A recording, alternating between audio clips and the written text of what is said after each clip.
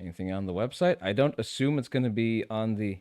Oh, the Vladimir Putin interview. Okay, it's up. It's up. It's up. It's up. It's up. Okay. The following is an interview with the president of Russia, Let me know Vladimir if Putin, the sound level is shot February satisfactory. 6, 2024, at about 7 p.m. in the building behind us, which is, of course, the Kremlin.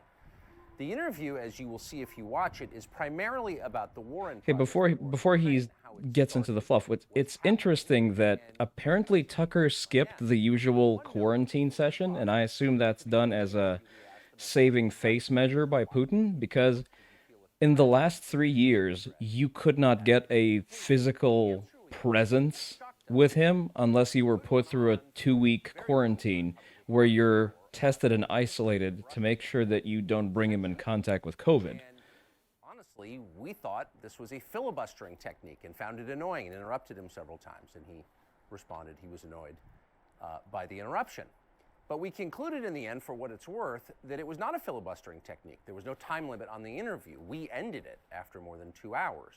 Instead, we're going to be here for a while. Seemed to us sincere, whether you agree with it or not. Vladimir Putin believes that Russia has a historic claim to parts of Western Ukraine. Well, he does believe that. So I'll give him that much. In that light, as a sincere expression. Putin said whatever. And with that, here it is. You want your live Tucker reaction? President, thank you. On February 22nd, 2020, I hope they don't give him voiceover. Your country in a nationwide address when the conflict in Ukraine started. And you said that you were acting because you had come to the conclusion that the United States, through NATO, might initiate a, quote, surprise attack on our country.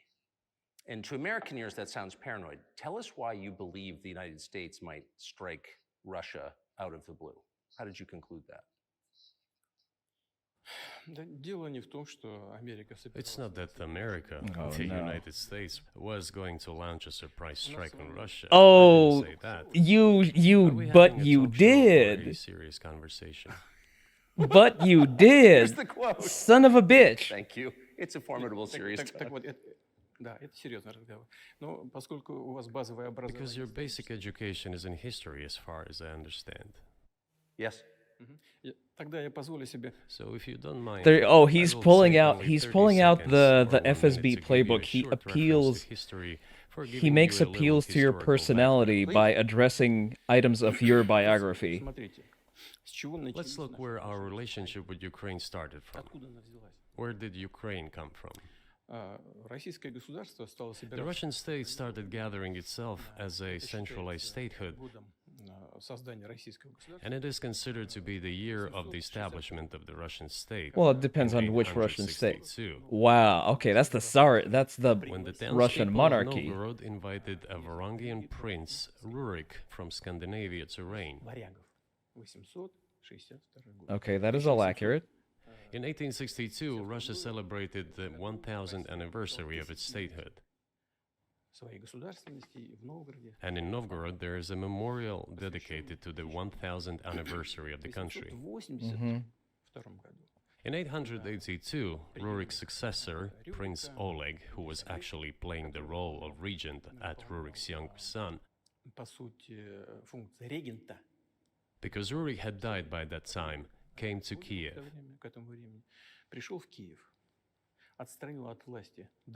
He ousted two brothers who apparently had once been members of Rurik's squad. So Russia began to develop with two centers of power, Kiev and Novgorod. The next very significant date in the history of Russia was 988. This was the baptism of Russia. I technically don't want to. It's not really relevant, so I'm going to talk over this part right now. What he's doing is another Russian spook technique. He's obfuscating, and he is essentially filibustering. He's diverting attention to a large swath of true but unrelated factoids, and then there's going to be a logical fallacy somewhere further up the road that's going to lead into the premise that he's trying to support. And rule of the prince. The centralized Russian state began to take shape. Back in the Middle Ages, Prince Yaroslav the Wise introduced the order of succession to a throne. But after he passed away, it became complicated for various reasons. Yeah, you had what's referred to as the smuta, which is The like throne was passed not directly from father to eldest son, but from the prince who had passed away to his brother, then to his sons in different lines. All this led to the fragmentation and the end of Rus as a single state. well, There was nothing there special wasn't. about it. So there The wasn't. same was happening then in Europe. That's not entirely accurate. It didn't end Russian statehood. State became an It overemphasized city states, like they had in Greece. But the state of Russia did not dissolve. Came to Rus, plundered and ruined nearly all the cities. The southern part, including Kiev, by the way, and some other cities simply lost independence, while northern cities preserved some of their sovereignty. They had to pay tribute to the horde, but they managed to preserve some part of their sovereignty. I debate the fact. I think the unified Muscovite Russian Rus state was began to just take directly shape a with a subordinate state center of in the Moscow. Khaganate. The southern part of Russian lands, including Kiev, began to gradually gravitate towards another magnet, the center that was emerging in Europe. This was the Grand Duchy of Lithuania. It was even called the Lithuanian Russian Duchy, because Russians were a significant part of this population. They spoke the old Russian language and were Orthodox. But then That's a there was moot point because, unification, well, the union more than of the half Grand of Duchy Eastern of Europe Lithuania is and also the Kingdom of Orthodox. Poland. Sorry. A few years later, another union was signed, but this time already in the religious sphere. Some of the Orthodox priests became subordinate to the Pope. Thus, these lands became part of the Polish-Lithuanian state.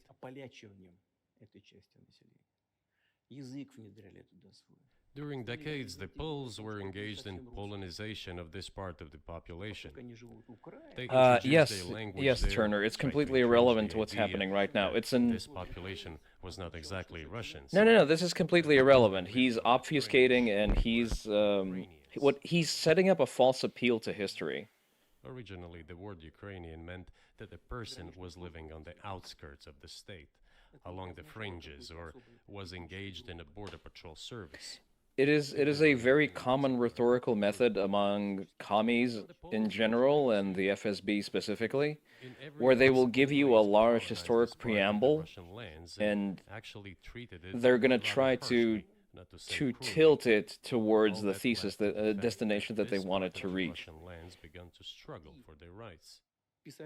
They wrote letters to Warsaw demanding that their rights be observed and people be commissioned here, including to Kiev. I beg your pardon, can you tell us what period? I'm losing track of where in history we are. The Polish oppression of Ukraine. It was in the 13th century.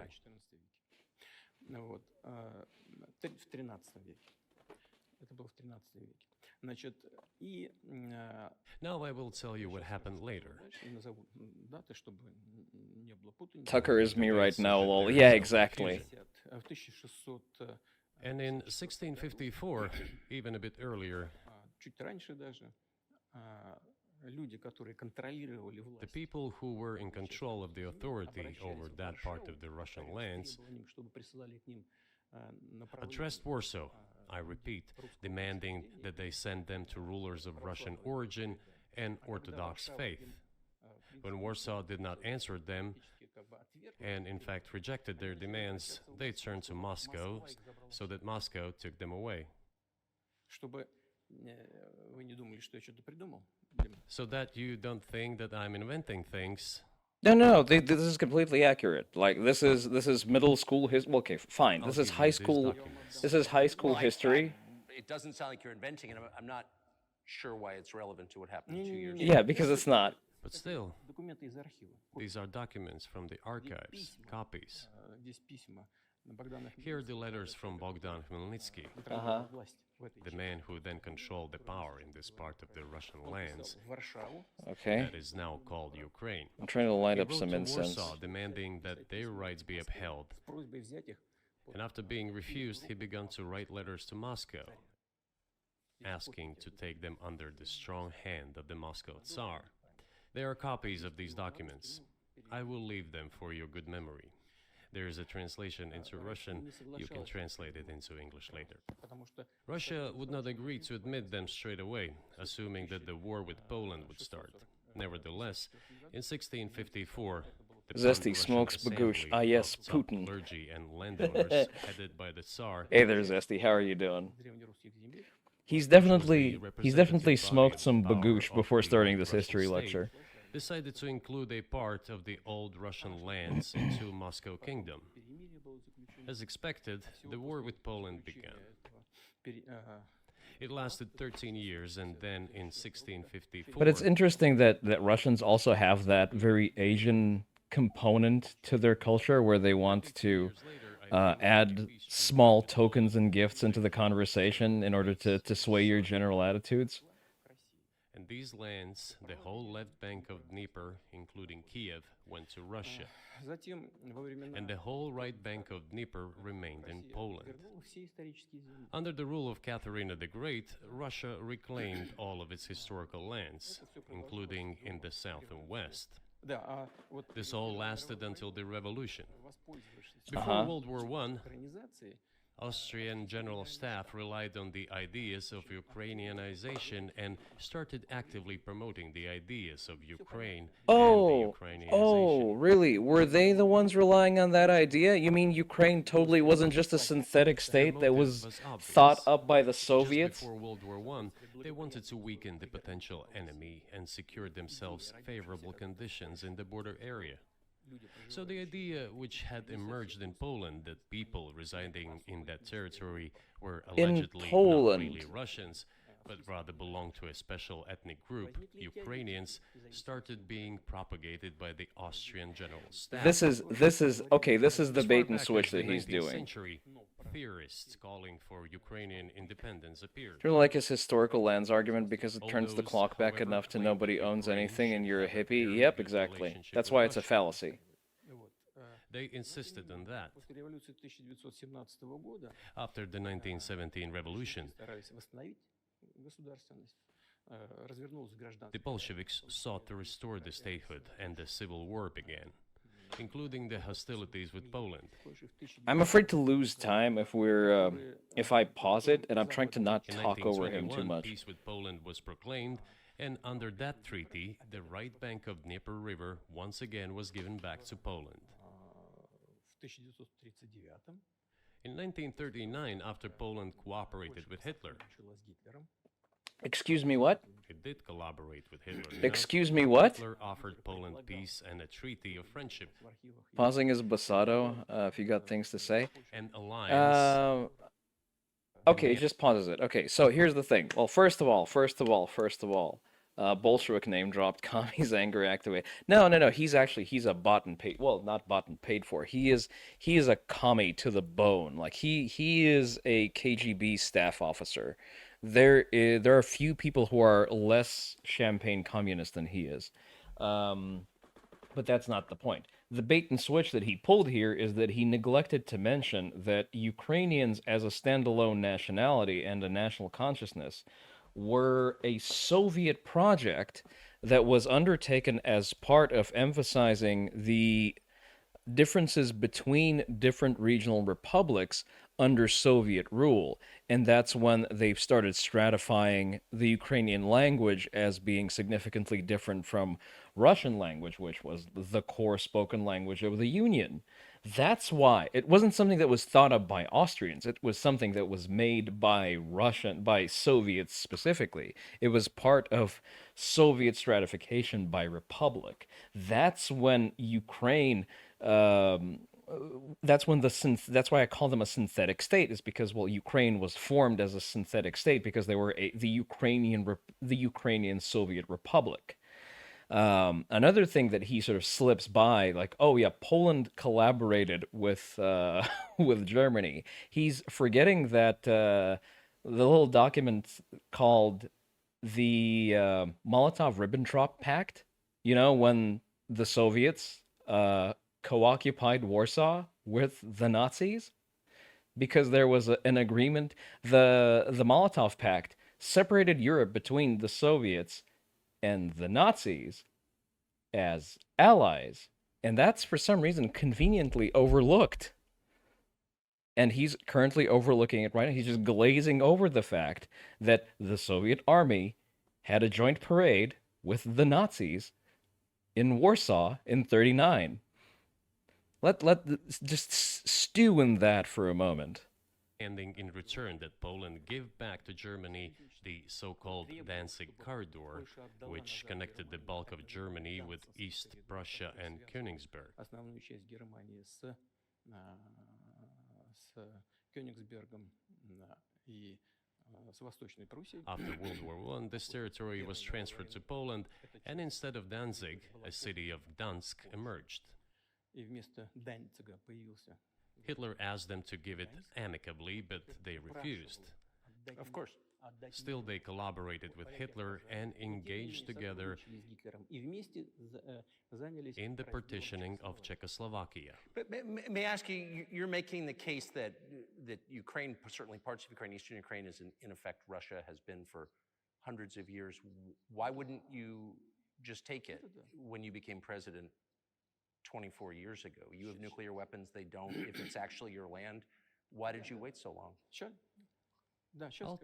What? I'm coming. Okay, sure. This briefing is coming to an end. It's an interesting Might be line of boring, questioning. but it It's not explains boring. many I things. just don't know how it's relevant. It does sound like a mess. I would prefer it to be in subtitles. Good.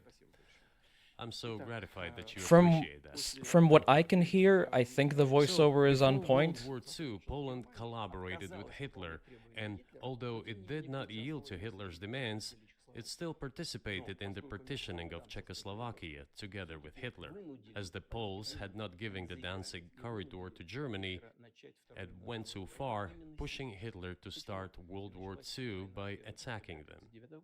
Why was it Poland against whom the war started on 1st September 1939?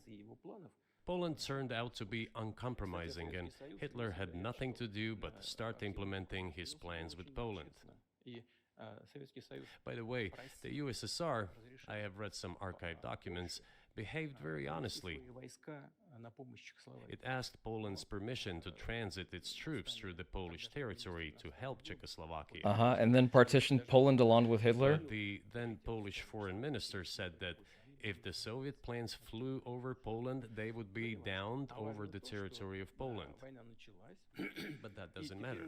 What matters is that the war began, and Poland fell prey to the policies it had pursued against Czechoslovakia, as under the well-known Molotov-Ribbentrop Pact. Part of the territory, including Western Ukraine, was to be given to Russia. Thus, Russia, which was But then that's not named as collaborating. USSR, regained its historical lands. Oh, hold the fuck up. Hold the fuck up. No, it's not. No, it's not. Russia is not the Soviet Union.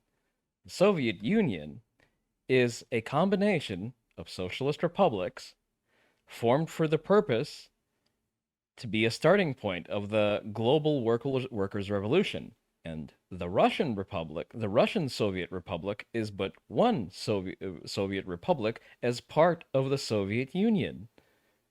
That is the founding charter. After the victory in the Great Patriotic War, as we call World War II, No. That's also a fallacy. That is also a fallacy. The Great Patriotic War started in 1942. World War II started in 1939, when the Soviets partitioned Poland as the allies of Nazi Germany. And only after Nazi Germany attempted a blitzkrieg on their own ally did the Great Patriotic War start, and Russia was thrust into actual combat engagements on, well, tentatively on the side of the Allies. all those territories were ultimately enshrined as belonging to Russia, to the USSR. As for Poland, it received, apparently in compensation, the lands which had originally been German. The eastern parts of Germany These are now western lands of Poland. Yes, that was part of. Of course, Poland regained access to the Baltic Sea and Danzig, which was once again given its Polish name. So this was how this situation developed. Still entirely In irrelevant, by the way. 1922, when the USSR was being established, the Bolsheviks started building the USSR and established the Soviet Ukraine, which had never existed before. Right. As I've previously said. Stalin insisted that those republics be included in the USSR as autonomous entities. For some inexplicable reason, Lenin, the founder of the Soviet state, insisted that they be entitled to withdraw from the USSR. And again, for some unknown reasons, he transferred to that newly established Soviet Republic of Ukraine some of the lands together with people living there, even though those lands had never been called Ukraine, and yet they were made part of that Soviet Republic of Ukraine. Those lands... That is accurate, and that's because the plan was to use that as a staging land for a further encroachment of the communists on the world through gradual revolution of neighboring states, and therefore unifying the entirety of the world under a Soviet Union by adding new Soviet republics to the Union. To the Union. That is by design. Included the Black Sea region, which was received under Catherine the Great, and which had no historical connection with Ukraine whatsoever. Even if we go as far back as 1654, when these lands returned to Russian Empire, that territory was the size of 3 to 4 regions of modern Ukraine, with no Black Sea region. That was completely out of the question. In 1654. Exactly. I love that the look Tucker gives him as the what the fuck are you talking about? You obviously have encyclopedic knowledge of this region, but why didn't you make this case for the first 22 years as president? But that's not encyclopedic knowledge, that's high school history in Russia. That Ukraine wasn't a real country.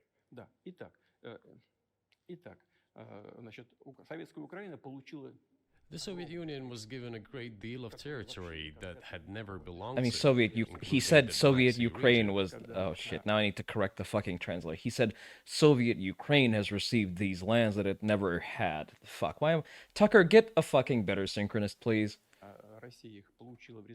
At some point, when Russia received them as an outcome of the Russo-Turkish Wars, they were called New Russia or Novorossiya. Weren't they called Malorussia? That does not matter. What matters is that Lenin, the founder of the Soviet state, established Ukraine that way. For decades, the Ukrainian as he did Soviet the Caucasus republics. developed as part of the USSR. And for unknown reasons, again, the Bolsheviks were engaged in Ukrainianization. It was not merely because the Soviet leadership was composed to a great extent of those originating from Ukraine. Rather, it was explained by the general policy of indigenization pursued by the Soviet Union. Same things were done in other Soviet republics. This involved promoting national languages and national cultures, which is not bad in principle. That is how the Soviet Ukraine was created. After the World War II, Ukraine received, in addition to the lands that had belonged to Poland before the war, part of the lands that had previously belonged to Hungary and Romania. So Romania and Hungary had some of their lands taken away and given to the Soviet Ukraine, and they still remain part of Ukraine. So in this sense, we have every reason to affirm that Ukraine is an artificial state that was shaped by Stalin's will. Do you believe Hungary has a right to take its land back from Ukraine, and that other nations have a right to go back to their 1654 borders?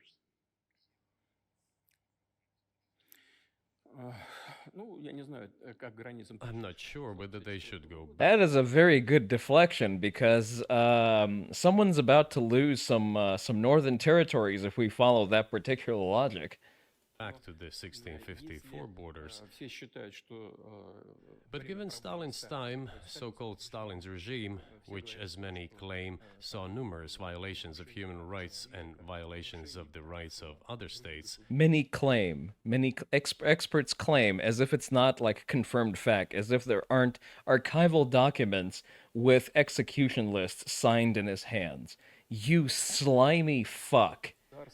То в этом смысле, конечно, вполне можно, ну, если не говорить о том, что они имеют на это право. Tucker probably has an earpiece. No. So same as Putin has an earpiece to translate synchronous with a synchronist translating what Tucker is asking him. I assume Tucker just has a more modern and less visible earpiece that's being translated back to him, which is it's usually done that way, or he just has an off-screen interpreter. One may say that they could claim back those lands of theirs while having no right to do that. It is at least understandable. Have you told Viktor Orban that he can have part of Ukraine? Никогда не говорил. Never. I've never told him, not a single time. У нас с ним даже на этот счет не было никаких разговоров.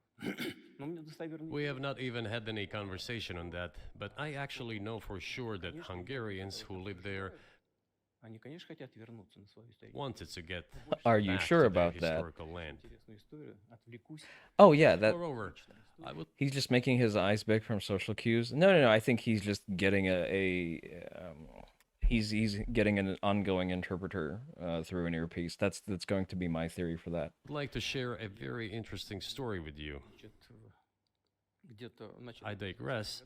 It's a personal one. из, Somewhere in the early I'm sorry, I 80s, can't help. I went on a road trip in a car from then Leningrad across the Soviet Union through Kiev.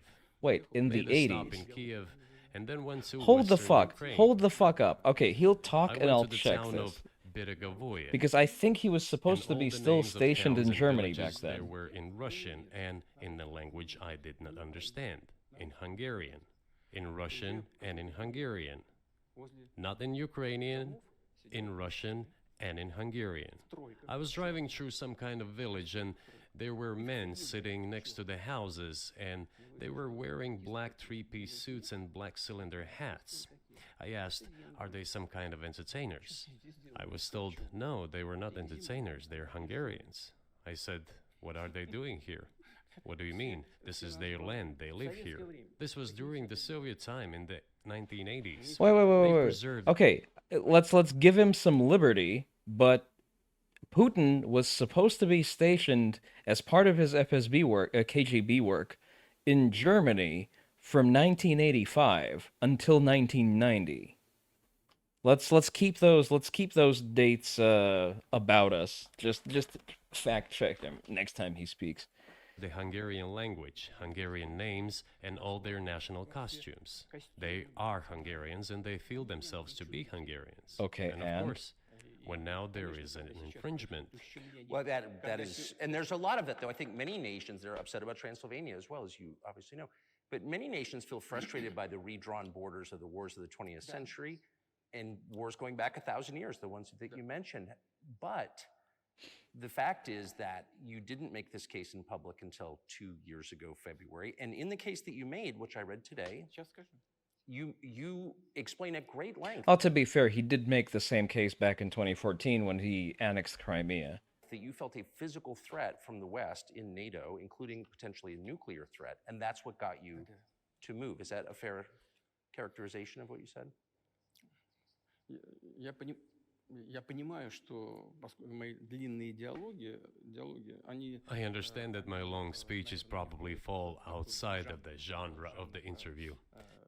That is why I asked you at the beginning, are we going to have a serious talk or a show? Так что не обижайтесь You на said меня, a serious talk. Ну так вот. So No, he's calling you on your bullshit. He's pointing out the fact that the things that you're trying to list off are not really relevant and pushing back on you on you filibustering the question. bear with me, Подошли please. к тому моменту, когда... We're coming to the point where the Soviet Ukraine was established. 1991 год. Then, in 1991, But if I may stop, this is a very common speech pattern amongst FSB, those who have been in this among Russian spooks, if they don't like the direction in which if you're trying to steer them towards speaking directly to the things that you're trying to discuss, they will push back with like small jabs at, oh, damn it, I thought you're an intelligent man. I thought we were having a real conversation here, man. the Soviet Union collapsed, and everything that Russia had generously bestowed on Ukraine was dragged away by the latter. I'm coming to a very important point Wait, of wait, wait, today's agenda. excuse me, hold the fuck up. 19 Поскольку мои длинные диалоги, они I understand that my long speeches probably fall outside of the genre of the interview. That is why I asked you at the beginning, are we going to have a serious talk or a show? Так что не обижайтесь You said на меня, a пожалуйста. serious talk. Ну так вот, So bear with me, подошли please. к тому моменту, когда We're coming to the point where the Soviet Ukraine was established. Then, in 1991, the Okay. Soviet Union collapsed, Okay. подарок от and России everything that Russia had generously bestowed on Ukraine was No. So he literally said everything that Russia had gifted to Ukraine. No, it hadn't gifted Ukraine shit. The Soviet Union has collapsed into the republics that comprised the Soviet Union. There was no gifting. There were independent countries, now sovereign countries, scouring to get as far the fuck away from the Soviet umbrella as they could. There was no gifting involved. They're separate republics, equal under the Soviet Constitution. And since the Soviet Union has dissolved, the parts have parted with everything that they had within their managed territory. There was no gifting there. dragged away by the в latter. целом, вот я подхожу сейчас к очень важному I'm моменту. coming to a very important point of today's agenda. Этот Yeah, разрыв, except for except for the nukes that Ukraine also had at the moment of partition. He's probably going to touch upon it in a moment, but if he won't, I'll make sure to at least cursorily describe the process for those. распад Советского Союза. Thank you. After all, the collapse of the Soviet Union was effectively initiated by the Russian Я не leadership. знаю, чем Okay. тогда руководствовалось руководство России. Но I do not understand what the Russian leadership was guided by at the time, but I suspect there were several reasons to think everything would be fine. первое. Ну, во-первых, я думаю, что руководство России исходило из того, что First, фундаментальные I think that then Russian leadership believed that the fundamentals of the relationship between Russia and Ukraine were, in fact, a common language. More than 90% of the population there spoke Russian. у каждого третьего какие-то родственные связи. Family ties. Every third person there had some kind of family or friendship ties.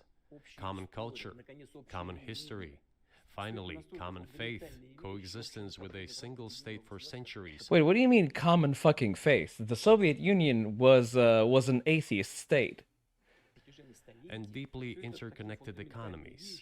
Экономика очень сильно взаимосвязана. Okay. All of these were so fundamental. All these elements together make our good relationships inevitable. Yeah, you think you could just peacefully coexist and trade, The second point is a very important one. like like they did for As an 30 American years. citizen and your viewers to hear about this as well. Uh-huh.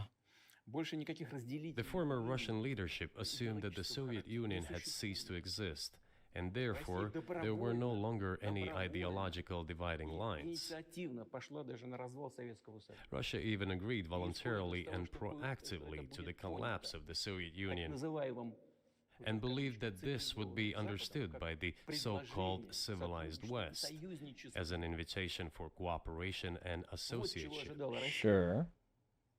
That is what Russia was expecting, both from the United States and the so-called collective West as a Sure, it was expected up to the extent where money was also lended in order to prop up the fledgling Russian free market, where Russia had a realistic bid to enter NATO, still under Putin's purview, mind you.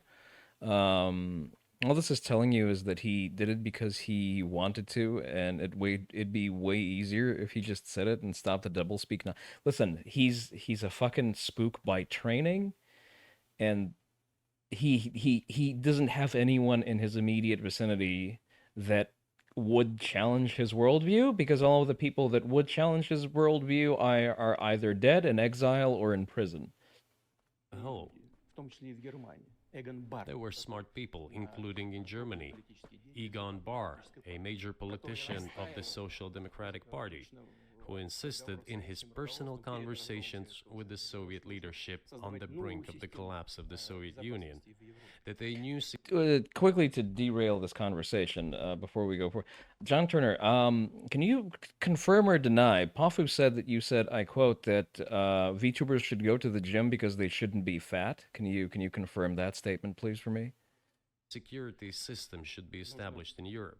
Помочь объединиться Германии, но Help should be given to unify Germany, будет входить Соединенные but a Штаты, new system should be also established to include the United States, Canada, Russia, and other Central European countries. Oh, you mean like G8? But NATO needs not Yeah, confirmed. Based. Give this man a VIP, mods, or I'll do it myself after the stream. Ah, fuck it. I'll do it right now. Just a second. Give me a moment to get to my control panel. I never doubted you. Where the fuck do I do that? Sorry, I just need to real quickly do that. Add new.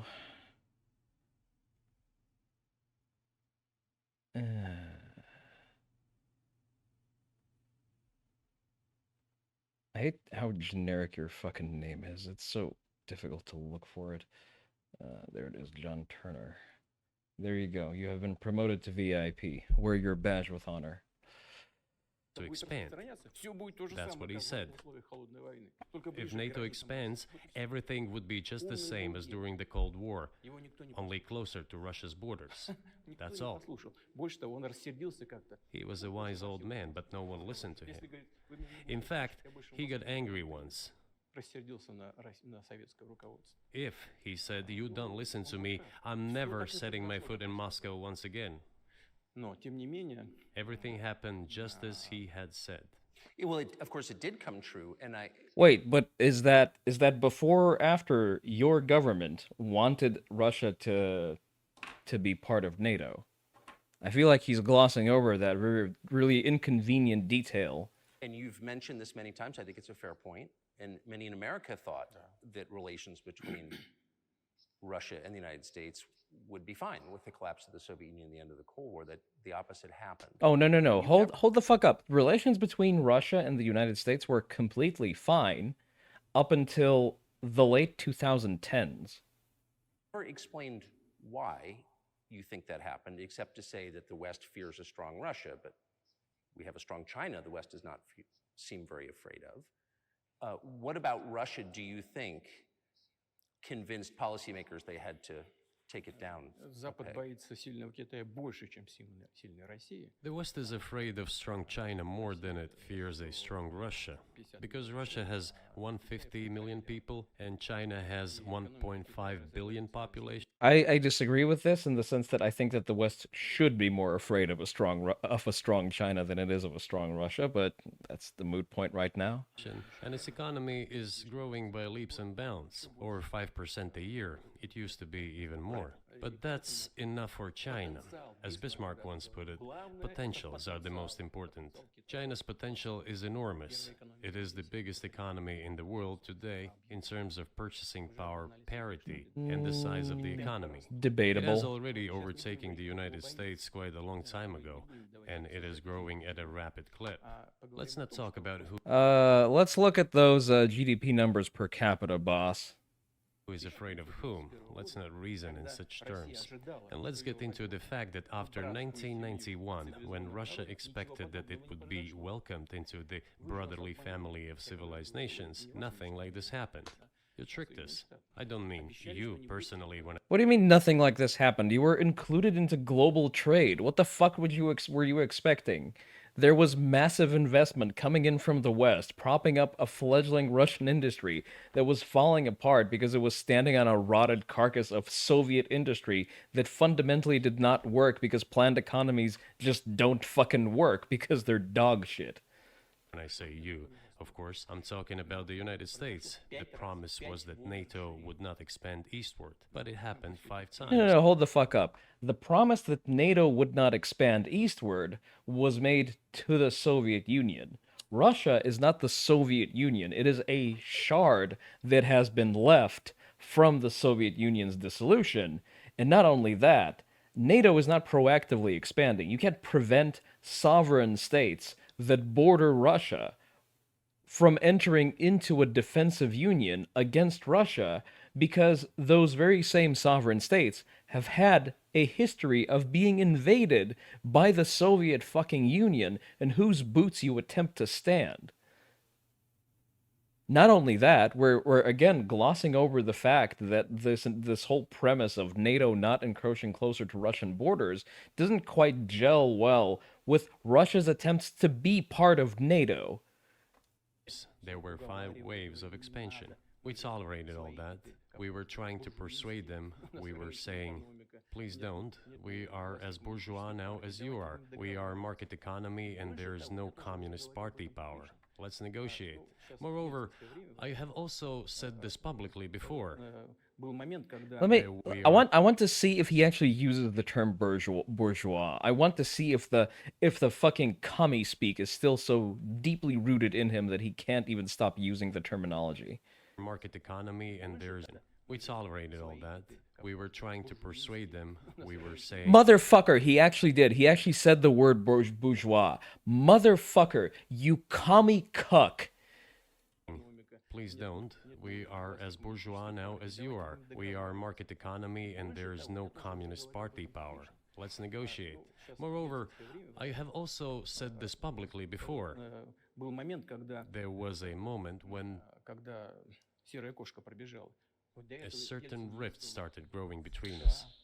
Before that, Yeltsin came to the United States. Remember, he spoke in Congress and said the good words.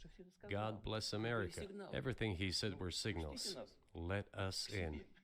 Remember the developments in Yugoslavia before the Yeltsin was lavished with praise? As soon as the developments in Yugoslavia started, he raised his voice in support of Serbs, and we couldn't but raise our voices for Serbs in their defense. I understand that there were complex processes underway there, I do, but Russia could not help raising its voice in support of Serbs, because Serbs are also a special and close to us nation, with Orthodox culture and so on. It's a nation that has suffered so much for generations. Well, regardless, what is important is that Yeltsin notice just the wide swath of whataboutism that he's currently engaging in. He's trying to obfuscate like his fucking life depends on it. Like, what the fuck does that have to do with anything? Oh yeah, let's bring up the Yugoslavian genocide, which, by the way, last I checked, was perpetrated by neither Russians nor Americans. Then what the fuck does anything, nor Ukrainians, by the way, then what the fuck does it have to do with anything? Expressed his support.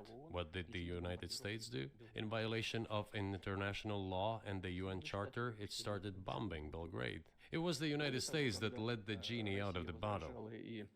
Moreover, when Russia protested and expressed its resentment, what was said? The UN Charter and international law have become obsolete. Now everyone invokes international law, but at that time they started saying that everything was outdated. Everything had to be changed. Indeed, some things need to be changed, as the balance of power has changed. It's true, but not in this manner. Yeltsin was immediately dragged through the mud, accused of alcoholism, of understanding nothing. Bitch, your own state media frequently drags Yeltsin through the mud, making frequent commentary on the fact that he was an incompetent, perma-drunk buffoon. Your own state media does that as part of the fucking psyop in an attempt to describe the 90s as some fucking dark age that I don't know, fucking people were walking around and fucking dogs and shit like that. Were the 90s rough? Yeah, sure, it's not great. You just came out of your fucking commie binge, and the 90s were essentially your hangover.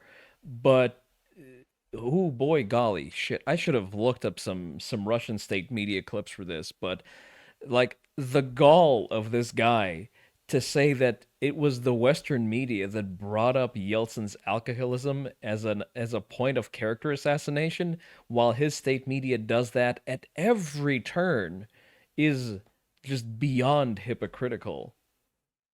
Of knowing nothing. He understood everything, I assure you. Well, Думаю, ладно, все. I became president in 2000. I thought, okay, the Yugoslav issue is over, but we should try to restore relations. Okay. Let's reopen the door that Russia had tried to go through.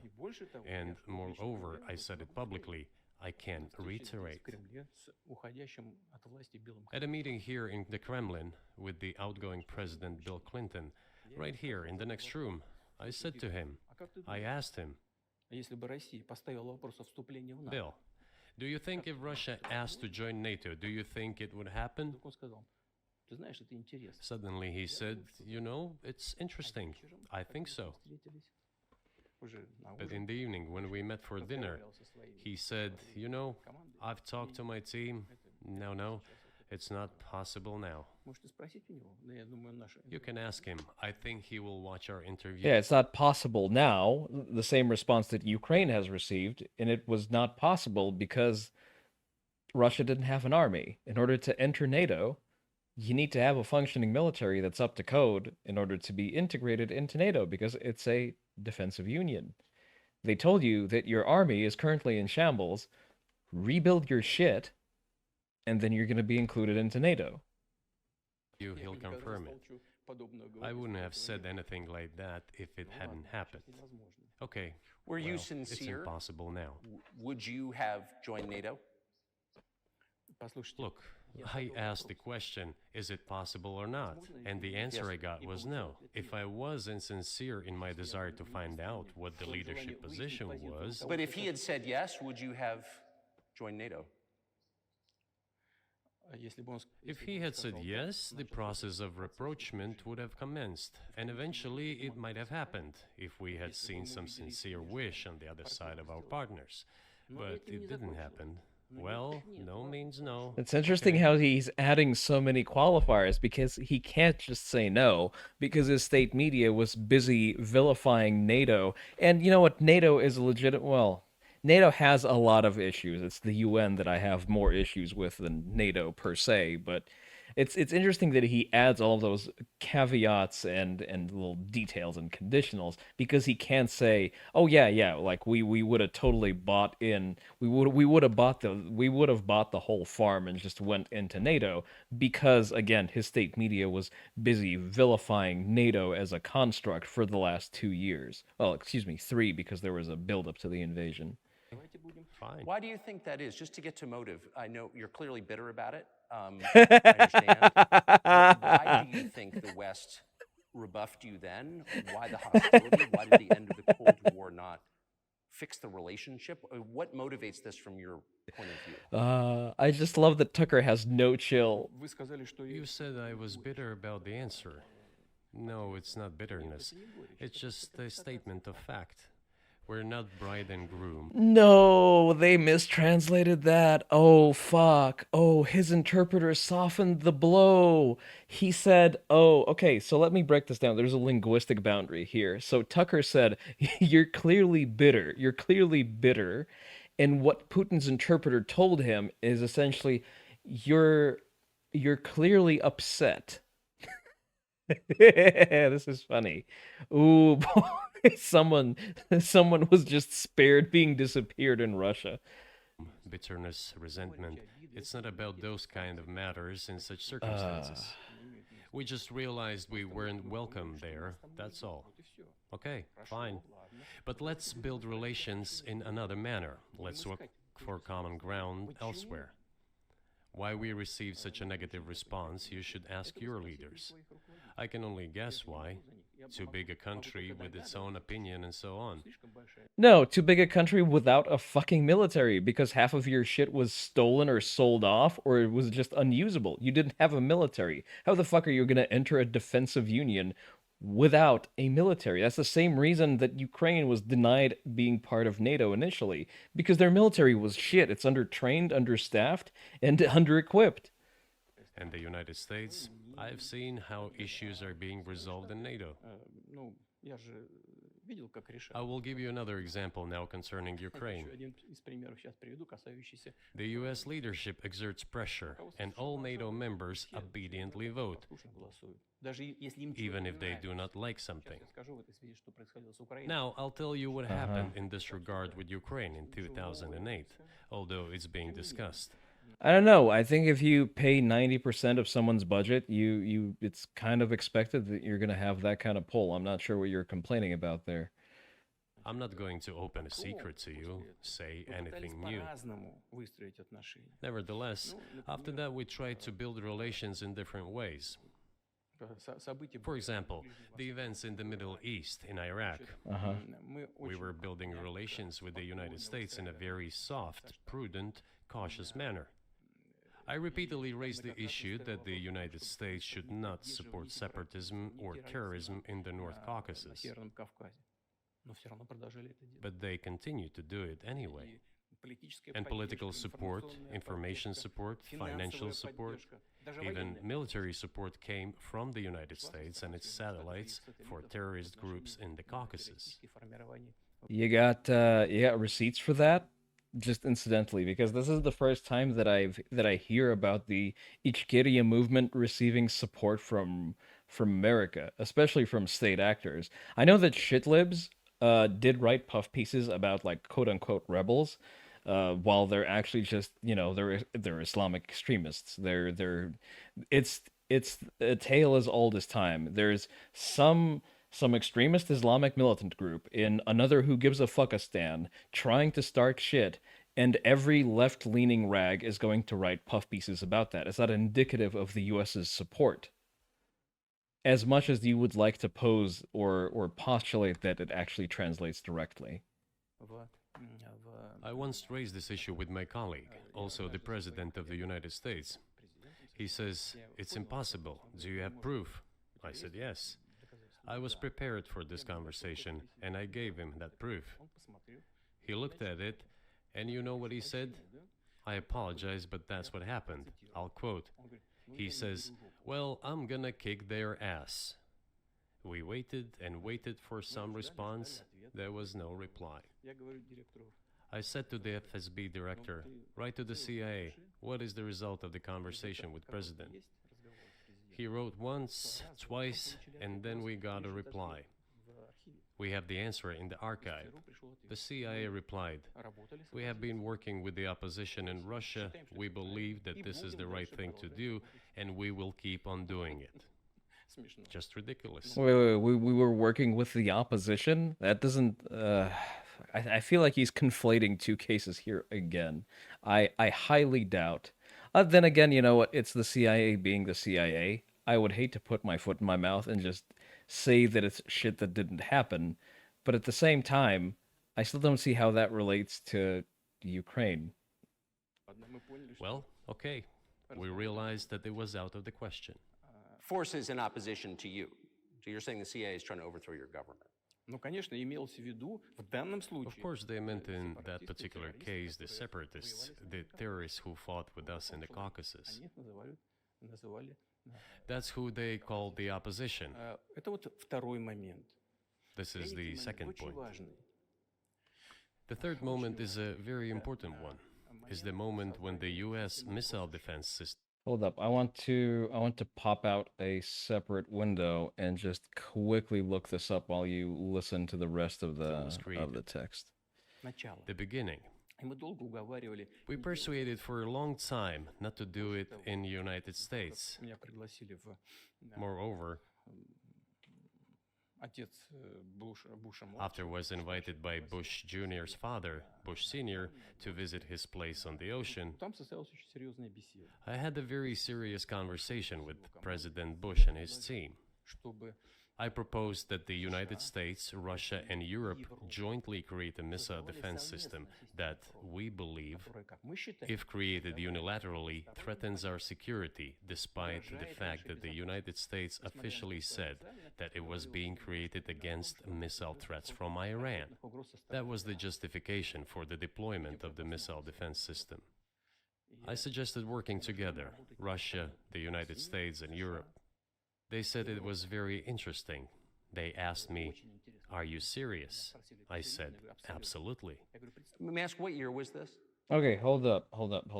I have this where we're gonna do some debunking real quick.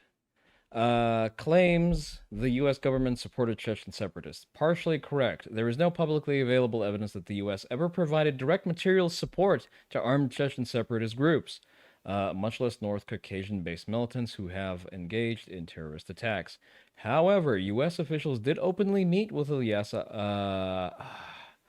Akhmadov, who is incidentally the father of no, wait, never mind. No, he's not. Who represented the Chechen separatist movement and whom the Russian government described as a terrorist. That is correct. Yes, because U.S. officials do meet with potential, just as it's appropriate for Tucker to meet with Putin in a climate where everyone is having a good screech about it. It is just as appropriate for U.S. officials to meet with notable militant groups, at the very least, to have an in to potentially mediate the conflict. Do I disagree with that approach? Do I err on the fact that if maybe they want to establish a caliphate anywhere, you just bomb the fuck out of them until they're no longer there? Yeah, that would be my personal go-to response. But unfortunately, a Democrat White House can't exactly pull that off.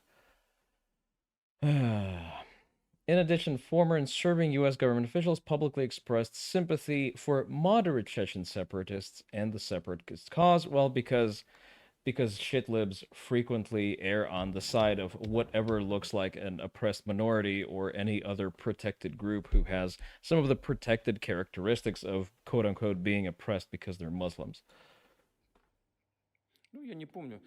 I don't remember. It is easy to find out on the internet when I was in the USA at the invitation of a Bush senior. It is even easier to learn from someone I'm going to tell you about. I was told it was very interesting. I said, just imagine if we could tackle such a global strategic security challenge together. The world will change. We'll probably have disputes, probably economic and even political ones, but we could drastically change the situation in the world. He says yes, and asks, "Are you serious?" I said, "Of course. We need to think about it," I'm told. I said, "Go ahead, please." Then Secretary of Defense Gates, former director of CIA, and Secretary of State Rice came in here, in this cabinet, right here at this table. They sat on this table. Me, the foreign minister, but okay. the Russian defense minister on that side. They said to me, "Yes, we have thought about it. We agree." I said, "Thank God, great, but with some exceptions." So Okay. twice you've described U.S. presidents making decisions and then being undercut by their agency heads. So it sounds like you're describing a system that's not run by the people who are elected. It's interesting that he would pull that thread. That's right, that's right. In the end, they just told us to get lost.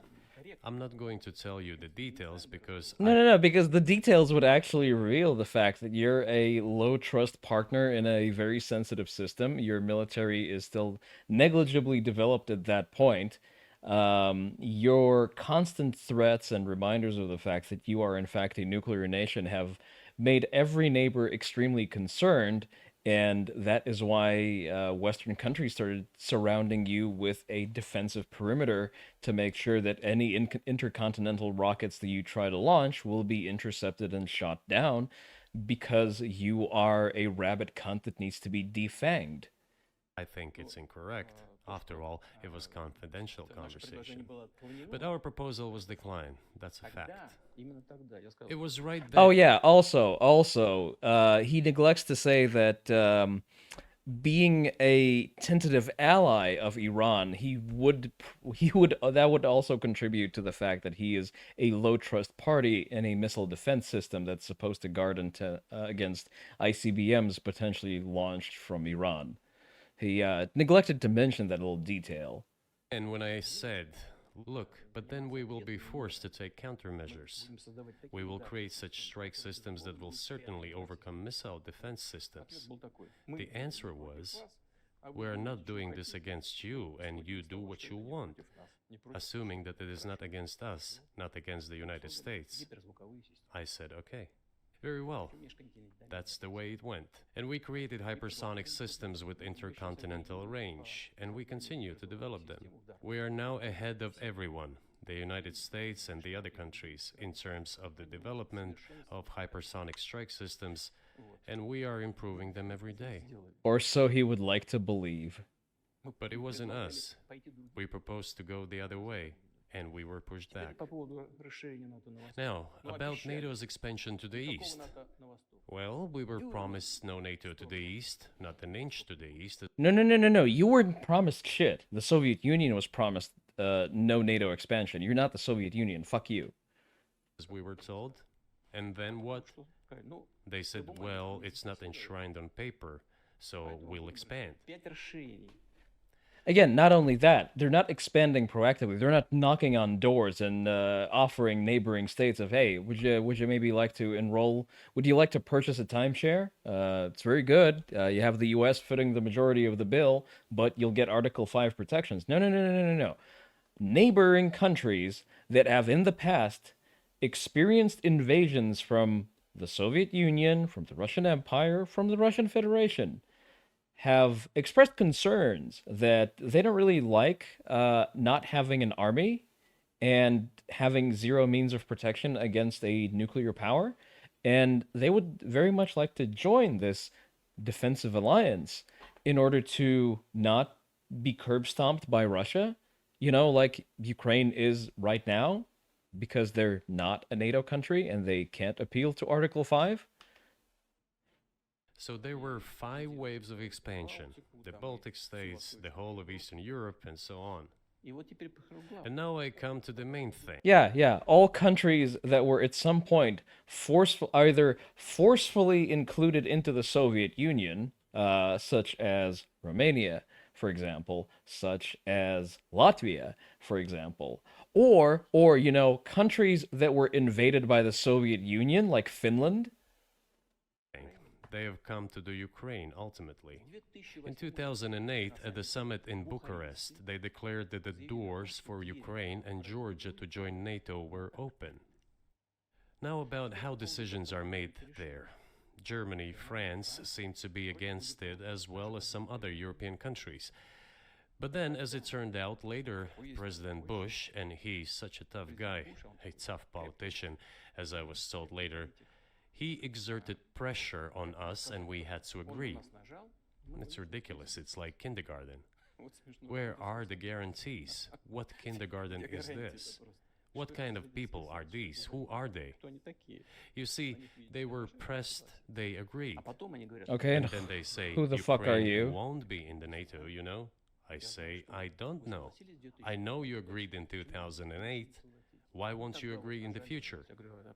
Well, they pressed us then. I say, why won't they press you tomorrow? And you'll agree again. Well, it's nonsensical. Oh, hey there, Middlebury. You didn't really miss much. We're currently breaking down. So what Putin essentially is doing, which is what I expected he would do, he's using methods from the KGB playbook. He's obfuscating and filibustering questions and trying to lead them into a different direction. In order to either then do a bait and switch with certain argumentations or historical facts, and then loop back into the thesis that he's trying to postulate. But Tucker is actually doing a very good job on pushing back with, what the fuck does this have to do with anything? So we're just doing little nitpicks and fact checks, and yeah, just generally having a jolly old time. How are you doing today? Who's there to talk to? I just don't understand. We're ready to talk. But with whom? Where are the guarantees? Doing good. None.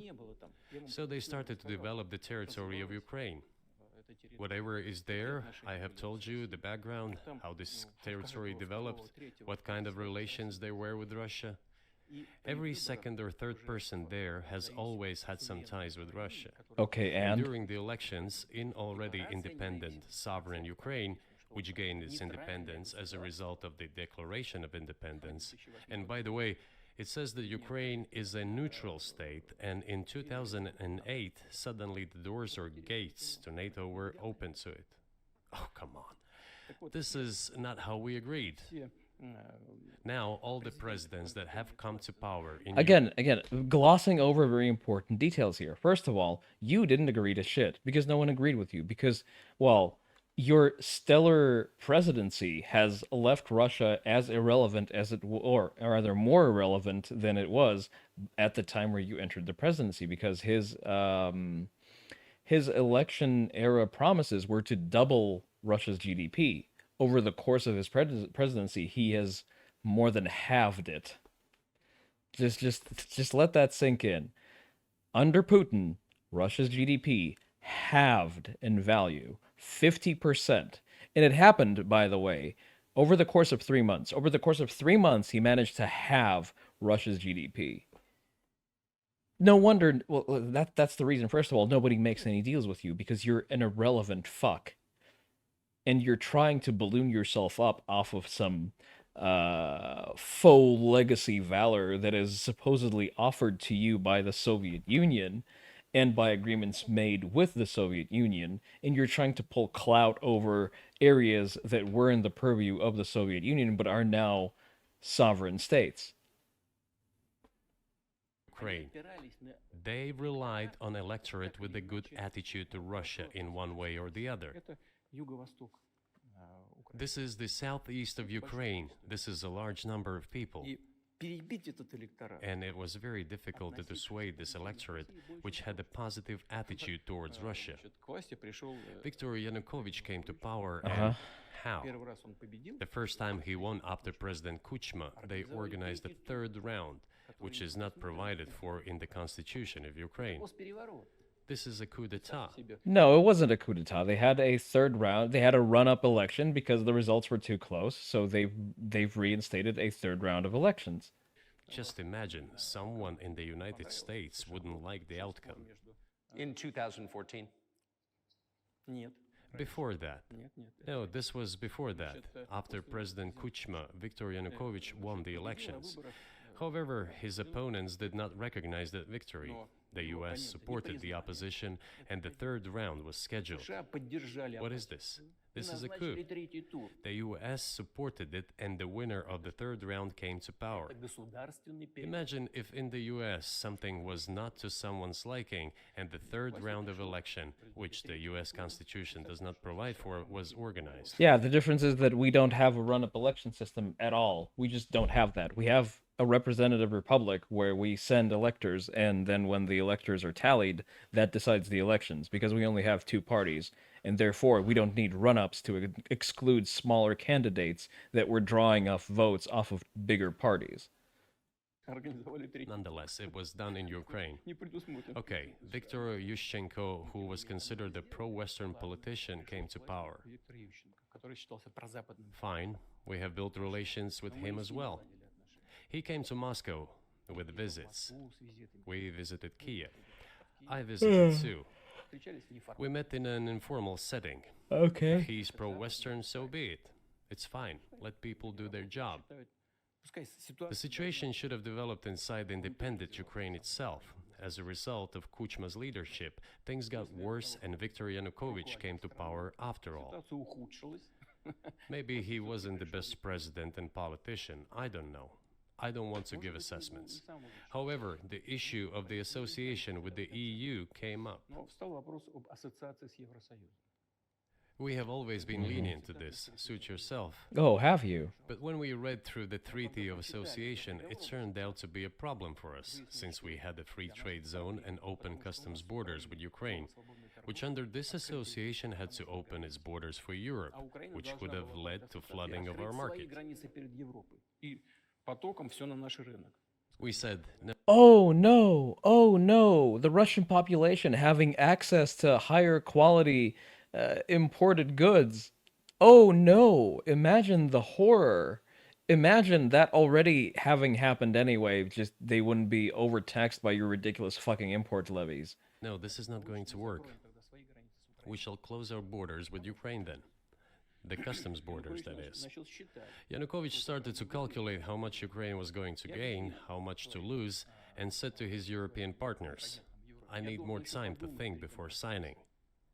The moment he said that, the opposition began to take destructive steps, which Oh, interesting, interesting. He's conveniently glossing over the fact that Yanukovych ran on the EU association, like that was his electoral promise. And the reason that he backpedaled wasn't because Putin threatened to close the free transit border. It was because Putin offered him a low interest loan, if I'm recalling correctly, to the effect of $2 billion. Something that would be relevant on a state level, because that's what happened immediately after. Putin publicly offered him a gigantic low interest loan, and then the EU deal was called off, and then there was a student protest in the Maidan Square that was violently suppressed by SWAT. And by violently, I mean they rushed out a SWAT team to beat the fuck out and detain out of students. And suppressing that particular protest is what sparked the initial wave of protests that was then spun up. Then you had the fucking State Department involved, which also was a bad move, but it was backing a winning horse that already had enough momentum to throw. You've been so lost this whole interview. Has not done anything to ease you on the ex-KGB being world leaders. Wait, hasn't done anything to ease you on ex-KGB being world leaders. I mean, he's still very much of KGB stock. His media training is straight out of the fucking 80s. His talking points are, to quote a man greater than myself, fucking commie gobbledygook.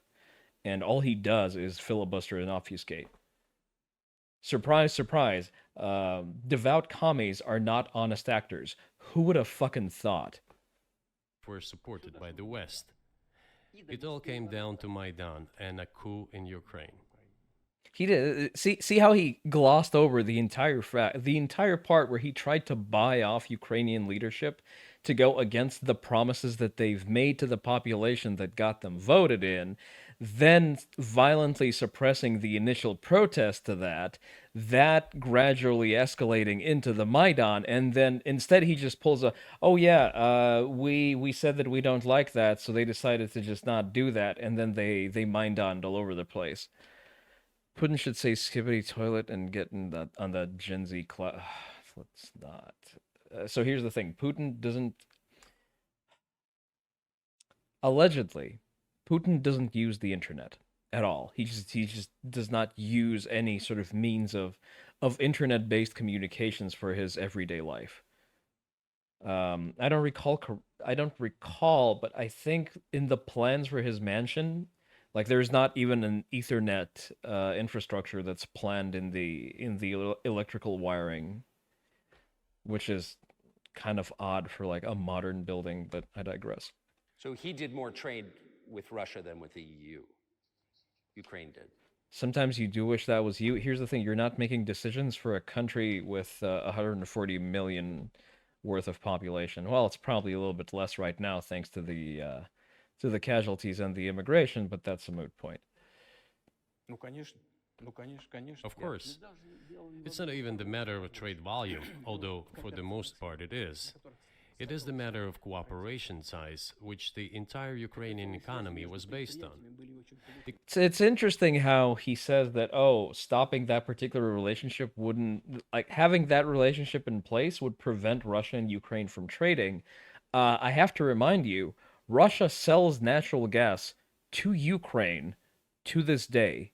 There is currently active trade between Gazprom, a completely state-owned entity, and Ukraine. Gazprom continues to supply natural gas to the Ukraine for money. They're still trading. No trade has stopped.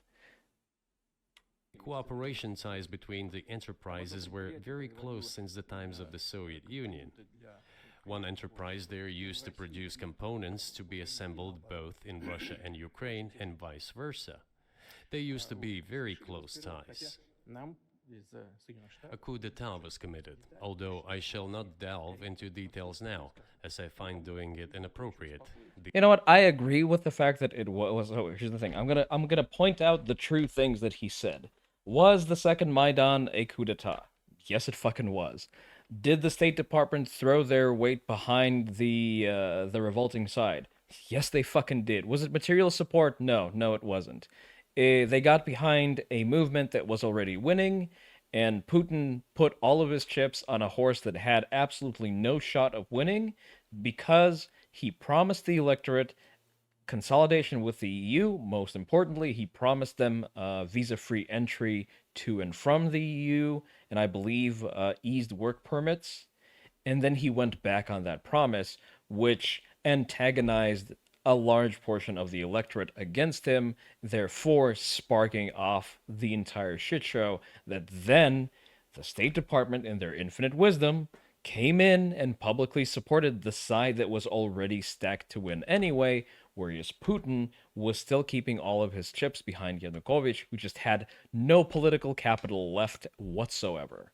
It's a question of Putin overplaying a hand that never had any shot of winning.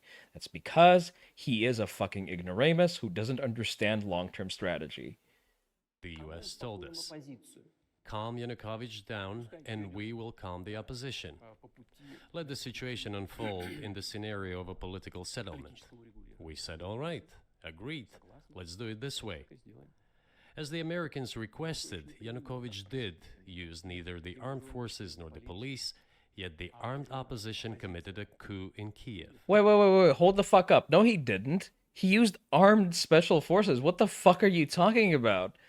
There were what the fuck is it called? It's some fucking avian name that they had for their special police units. Berkut is the special police units that are essentially like SWAT teams that had live ammo. What the fuck are you smoking, my man? I understand that you think that like no people younger than you exist, or rather older than you exist, or we just generally don't have a memory as long as you do. But I've literally seen this while it was unfolding. Провела госперевод. What is that supposed to mean? Как это понимать? Who do you think you are? Вы кто такие? I wanted to ask the then US leadership.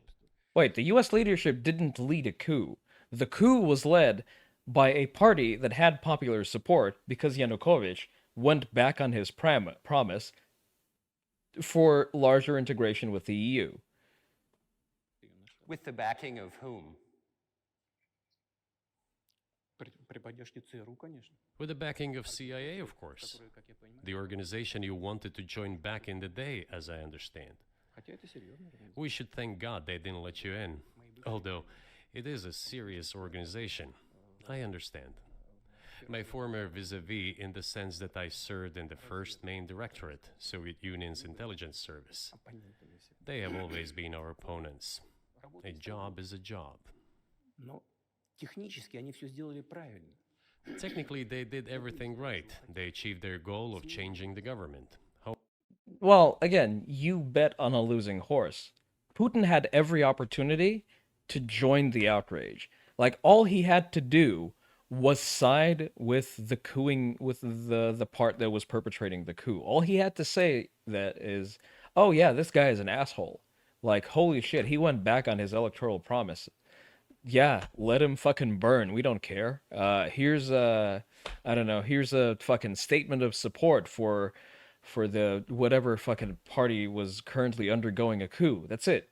That's it. You've cut your losses because you've dissociated from the toxic political asset that is currently causing the fucking coup and being forced out of office. But unfortunately, since he doesn't understand strategic planning or pivoting your tactics, that's what you get.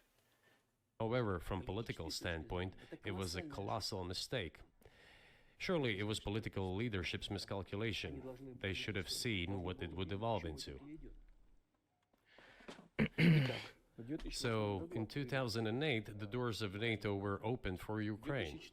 In 2014, there was a coup. They started persecuting those who did not accept the coup, and it was indeed a coup. They created a threat to Crimea, which we had to take under our protection. They launched the war in Donbass in 2014 with the use of aircraft and artillery against civilians.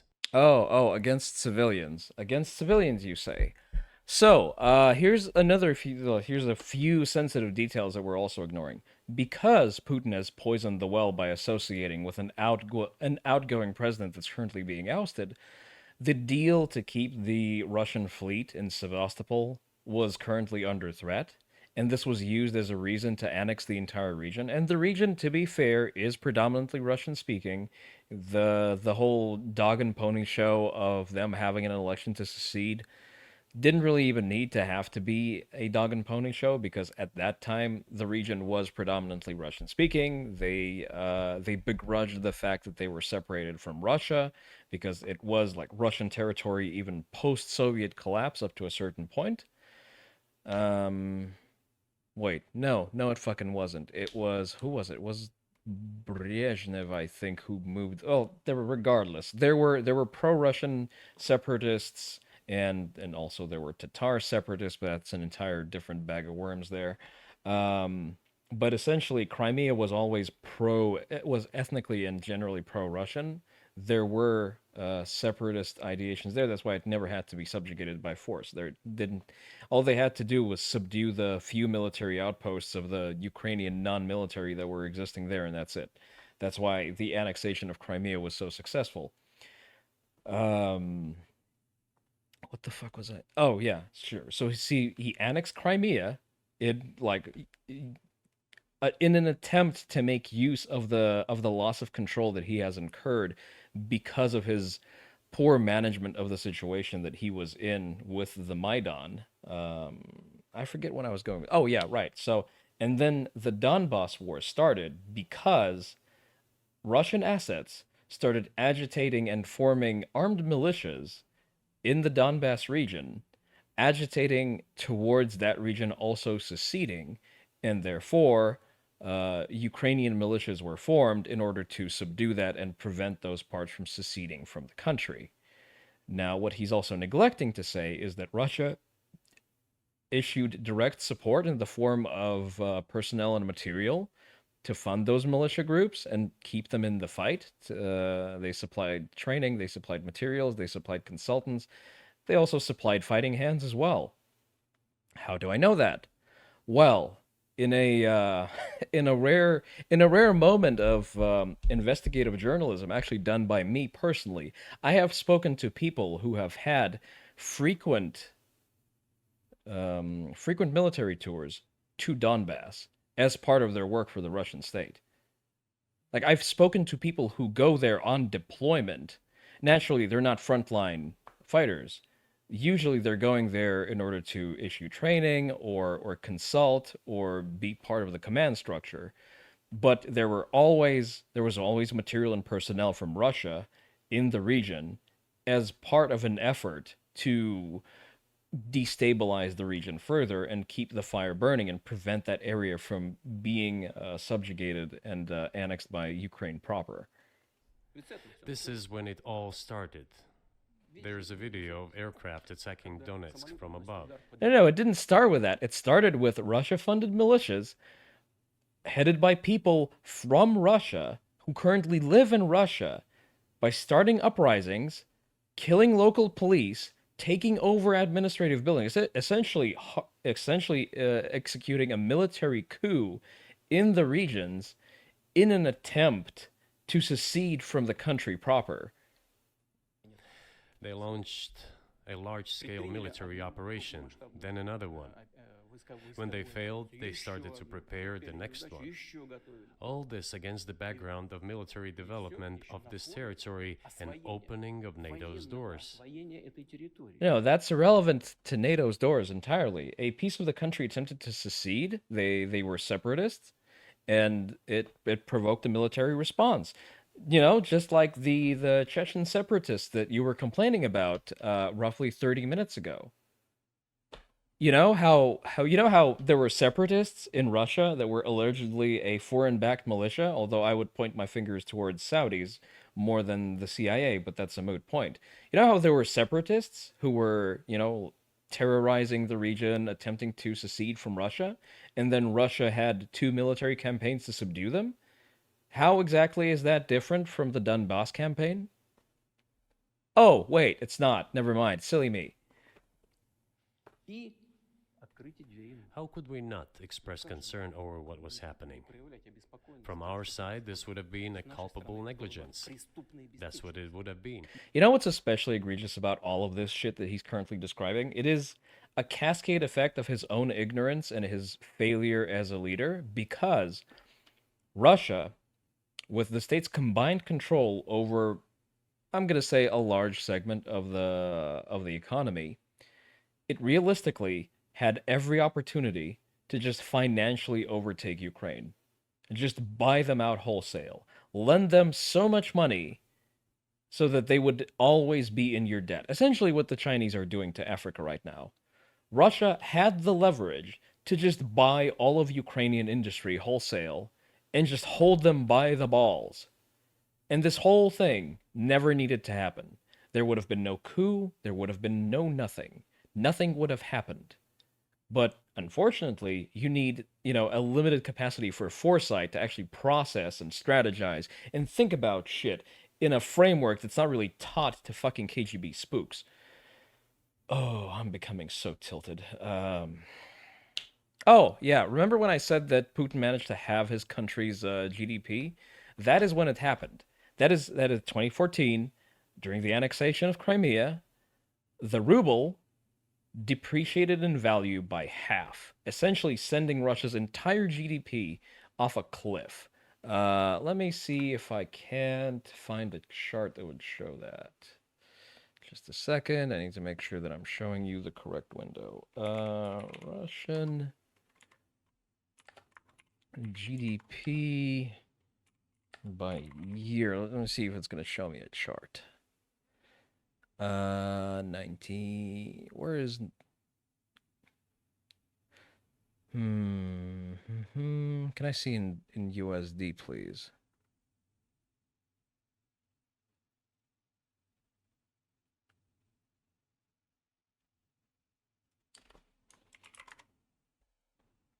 If I'm not going to be able to look it up, I'll get back to you. Where is? I'd like to see, let's see, 2012 to 2024. Okay, there it is. I have the window.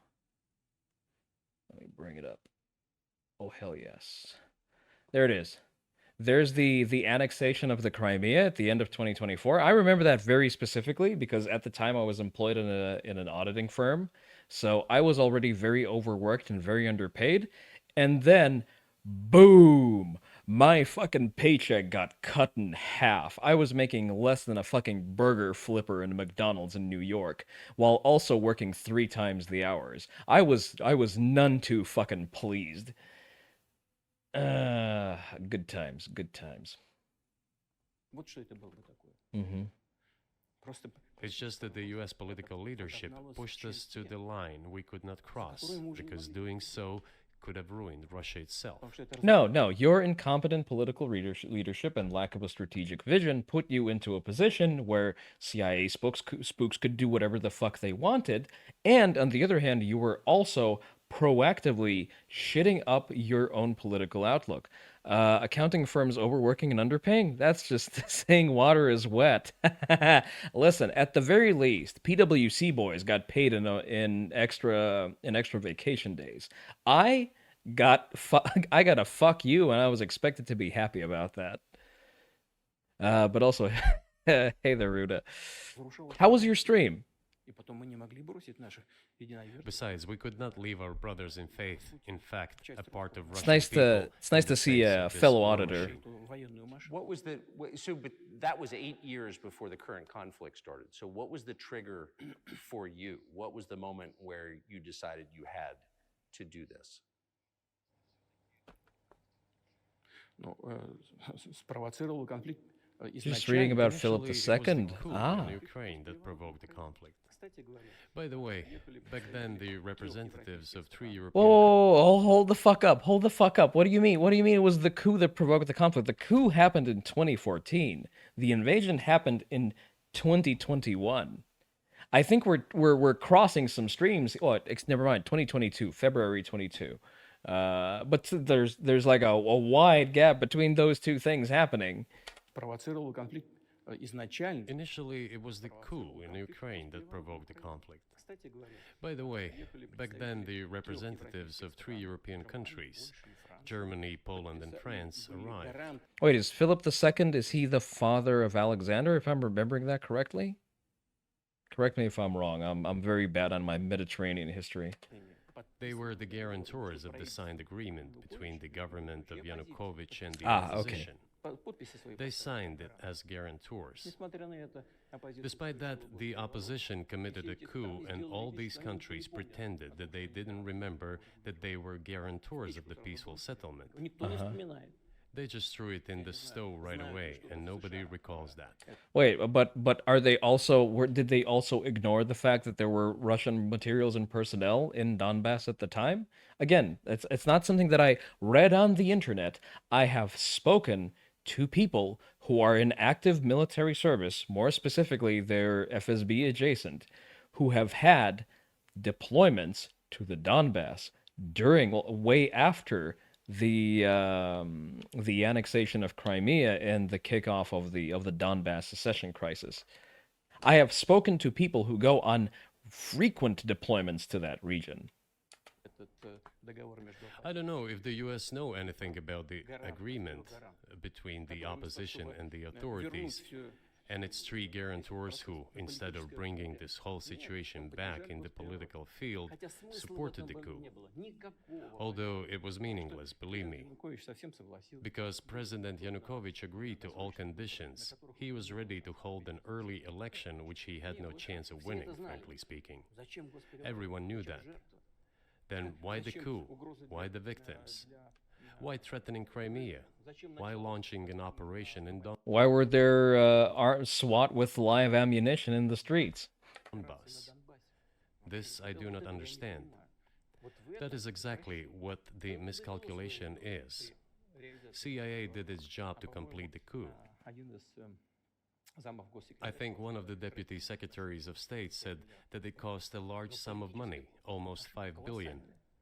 But the political mistake was colossal. Why would they have to do that? All this could have been done legally, without victims, without military action, without losing Crimea. We would have never considered to even lift a finger if it hadn't been for the bloody... Oh, that is such cockshit. That is such cockshit. You were knee deep in Ukrainian politics because every other candidate in the previous GIMP election was Russia backed or was just a Russian plant.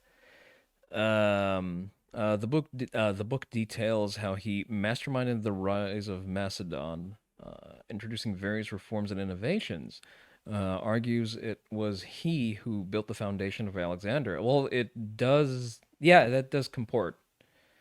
How's the debunking going? Yeah, well, we're in full debunking mode. Well, especially of the shit that Putin is saying, because so what he's doing, he's referencing like little minutia that people who don't speak or read Russian wouldn't catch because they weren't like following the news cycle that was spoken in Russian at that particular time. I, benefiting from the fact that I am a polyglot and have been paying attention to the news at that particular time, know that he is talking out of his ass. Specifically about the previous election, that he neglected to mention that he had several pro-Kremlin plans running alongside Yanukovych, and Yanukovych was the best funded Manchurian candidate in that particular scenario. Developments on Maidan. Because we agreed with the fact that after the collapse of the Soviet Union, our borders should be along the borders of former Union's republics. We agreed to that, but we never... Oh, sorry, I forgot to address that. Yeah, I agree with the fact that Philip II would have laid the foundation for Alexander, because Alexander, while How many languages do I? Okay, fine. Maybe I'm fluffing my dick a little too much by saying a polyglot. I speak Russian, well, English naturally, and approaching fluency in Japanese. I can understand Croatian, and Croatians can understand me. Um, I can sort of understand spoken Ukrainian. I can't fucking read it because whoever the fuck thought of their writing system is a retard.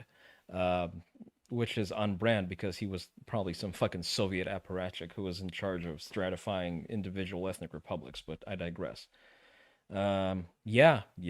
And with Japanese specifically, I lean more towards Kansai Ben, so I understand regional spoken older examples, older dialects of Japanese. Like I can go into rural Nara, for example, like the surrounding areas of rural Nara, and I'll be fine despite the fact that most elderly people there don't really speak standard Japanese. So I'll count that as like a language and a third. But shit, I forgot the original point I was making with this. Fuck. Fuck, let him speak. Never agreed to NATO's expansion, and moreover, we never agreed that Ukraine would be in NATO. And who the fuck asked you? Ukraine is a sovereign state, sovereign from Russia because you both are splinter nations from the defunct Soviet Union. Who the fuck is supposed to ask you? Без всяких разговоров с нами. We did not agree to NATO bases there without any discussion with us. For decades, we kept asking, don't do this, don't do that.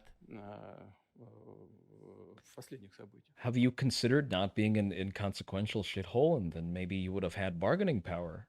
Во-первых, And what triggered the latest events? руководство Украины заявило, Firstly, the current Ukrainian leadership declared that it would not implement the Minsk agreements, which had been signed, as you know, after the events of 2014 in Minsk, where the plan of peaceful settlement in Donbass was set forth.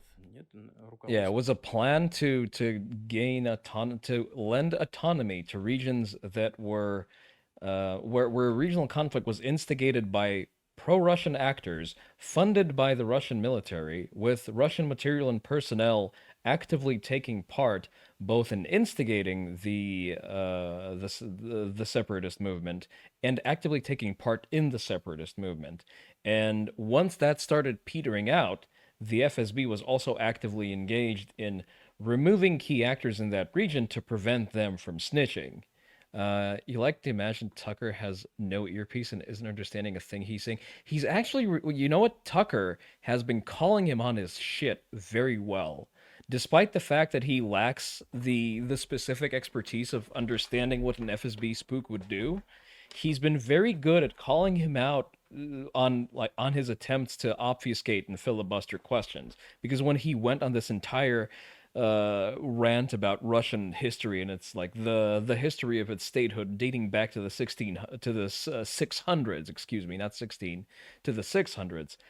He kept asking, but what the fuck does this have to do with anything?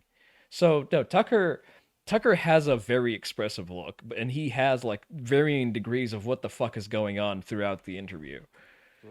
But no, the current Ukrainian leadership, foreign minister, all other officials, and then president himself said that they don't like anything about the Minsk agreements. иными словами, исполнять не собираются. Yeah.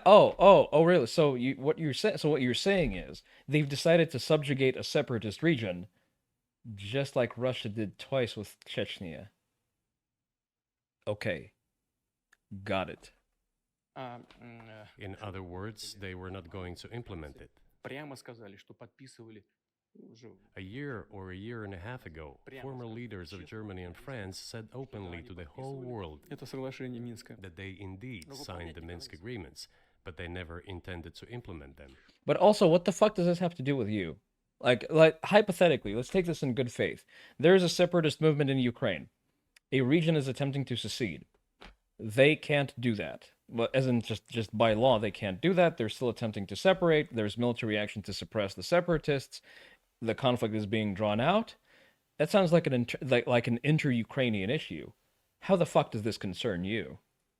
They simply led us by the nose. Was there anyone for you to talk to? Did you call a U.S. President, Secretary of State, and say, if you keep militarizing Ukraine with NATO forces, this is going to get This is going to be we're going to act. But they weren't militarized with NATO forces. The only thing that happened is that starting in, I'm going to say 2016, U.S. assets were sent over to start retraining personnel to make sure that they conform to certain spec ops requirements and connectivity. That's documented fact. Like Tim Kennedy was frequently in Ukraine training spooky boys. Мы постоянно об этом говорили. Мы постоянно об этом говорили. Мы обращались We talked about this all the time. We addressed the United States and European countries' leadership to stop these developments immediately, to implement the Minsk agreements. Frankly speaking, I didn't know how we were going to do this, but I was ready to implement them. These agreements were complicated for Ukraine. They included lots of elements of those Donbas territories' independence. That's true. However, I was absolutely confident, and I'm saying this to you now. I honestly believe that if we managed to convince the residents of Donbas, and we had to work hard to convince them to return to the Ukrainian statehood, then It's interesting. It's interesting that he would be the one that he would be the side convincing the population of Donbas to reunite with Ukraine after it was the Russian military and the FSB that instigated the separatist movement to begin with. gradually the wounds would start to heal. When this part of territory reintegrated itself into common social environment, when the pensions and social benefits were paid again, all the pieces would gradually fall into place. No, nobody wanted that. Everybody wanted to resolve the issue by military force only. But we could not let that Oh, you mean like Russia and Chechnya? Sure. happen. Why? Okay, but why? Why can't you let a sovereign country prevent a separatist movement by force like Russia did with Chechnya twice? Why not? And the situation got to the point when the Ukrainian side announced, no, we will not do anything. They also started preparing for military action. It was they who started the war in 2014. Our goal Wait. Hold the fuck up. Did Ukraine invade Russia in 2014? Did I miss that? to stop this war. And we did not start this war in 2022. This is an attempt to stop it. Do you think you've stopped it now?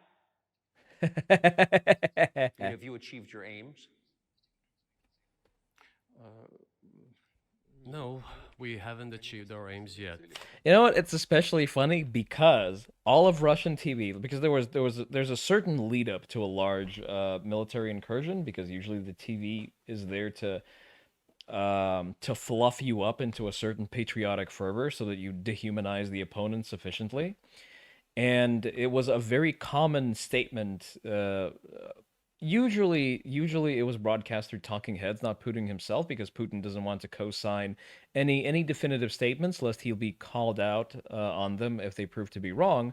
But the meme that was going around is that the Russian military could reach Kiev in 3 days in the event of military action, like Kiev in 3 days, easy peasy, easy GG, easy clap.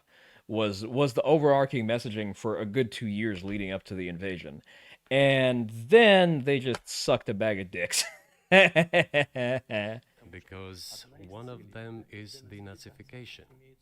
This means the prohibition of all kinds of neo-Nazi movements. That's interesting. Have you looked into, like the ethno-nationalists of Russia, that are actual neo-Nazi groups? Because you may want to look into that, because there are people with modified swastika tattoos and with like modified swastika memorabilia just openly wearing that shit in Moscow. That's different though, Kuro. Yeah. Because it's okay.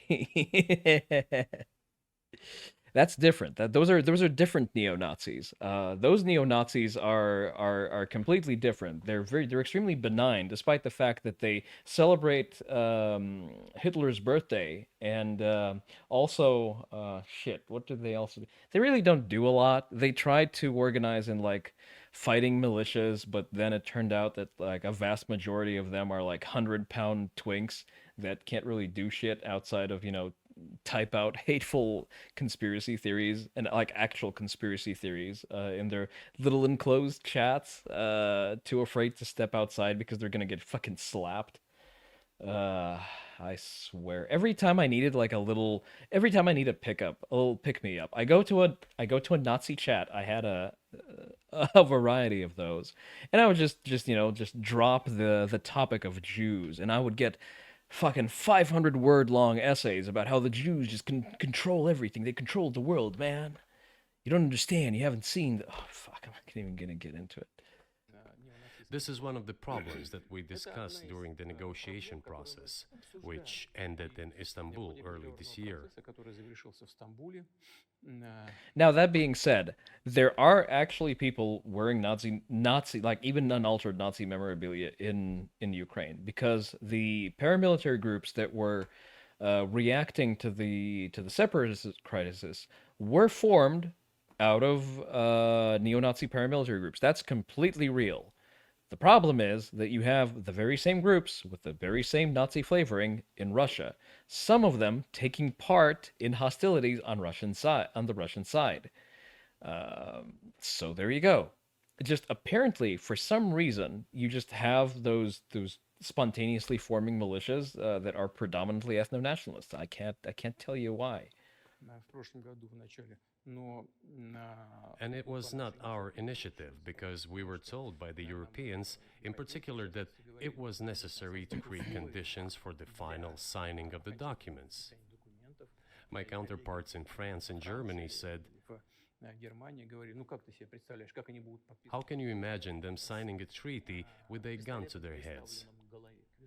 The troops should be pulled back from Kiev. I said, all right. We withdrew the troops from Kiev. You didn't withdraw shit. You were beaten back.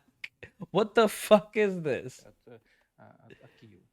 As soon as we pulled back our troops from Kiev, our Ukrainian negotiators immediately threw all our agreements reached in Istanbul into the bin and got prepared for a long-standing armed confrontation with the help of the United States and its satellites in Europe. That is how the situation has developed. Wait. So he's complaining about the fact that he invaded halfway into the country, started encircling the capital, received resistance, and then was beaten back to the current point to the current demarcation zone. He actually has the gall of complaining. This is the fucking not Dante Dwight. The fucking shit. I forget the name of the shooting there. Trayvon Martin. This is the Trayvon Martin shooting. Oh shit. The white man done shot him and got away with it. Yeah, they're missing the very important caveat of the fact that he was also beating the guy on the ground and cracking his fucking skull. Was it? Am I misremembering the name? Just a second. It was the Florida case with where I remember that Zimmerman was the shooter, and that's all I remember about was the name of the shooter. Um, but yeah, it's the same situation. Holy shit, they're fighting back. Imagine the gall. And that is how it looks now. No.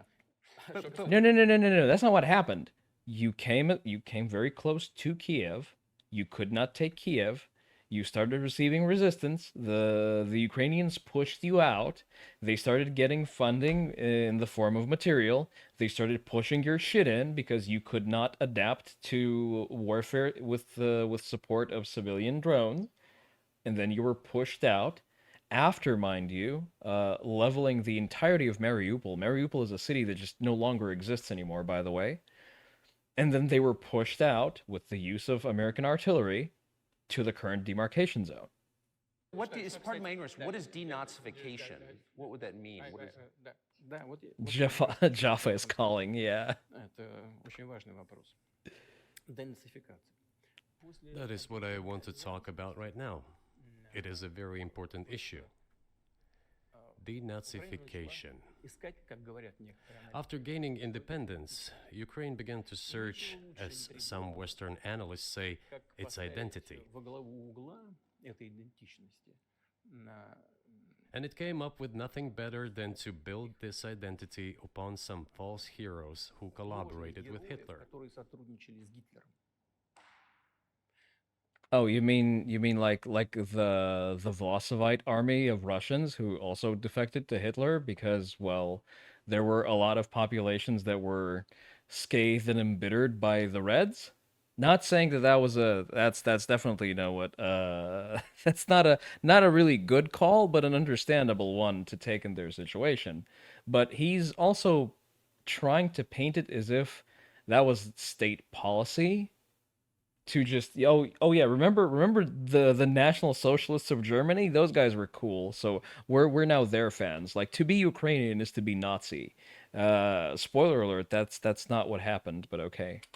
Я уже говорил, что I have already said that in the early 19th century, when the theorists of independence and sovereignty of Ukraine appeared, they assumed that an independent Ukraine should have very good relations with Russia.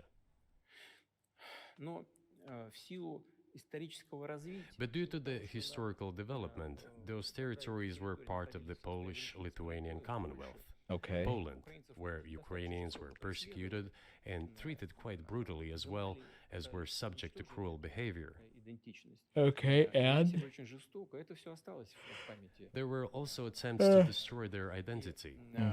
Когда началась Вторая мировая война, часть этой All this remained in the memory of the people. When World War II broke out, part of this extremely nationalist elite collaborated with Hitler, believing that he would bring them freedom. она начала сотрудничать с correct.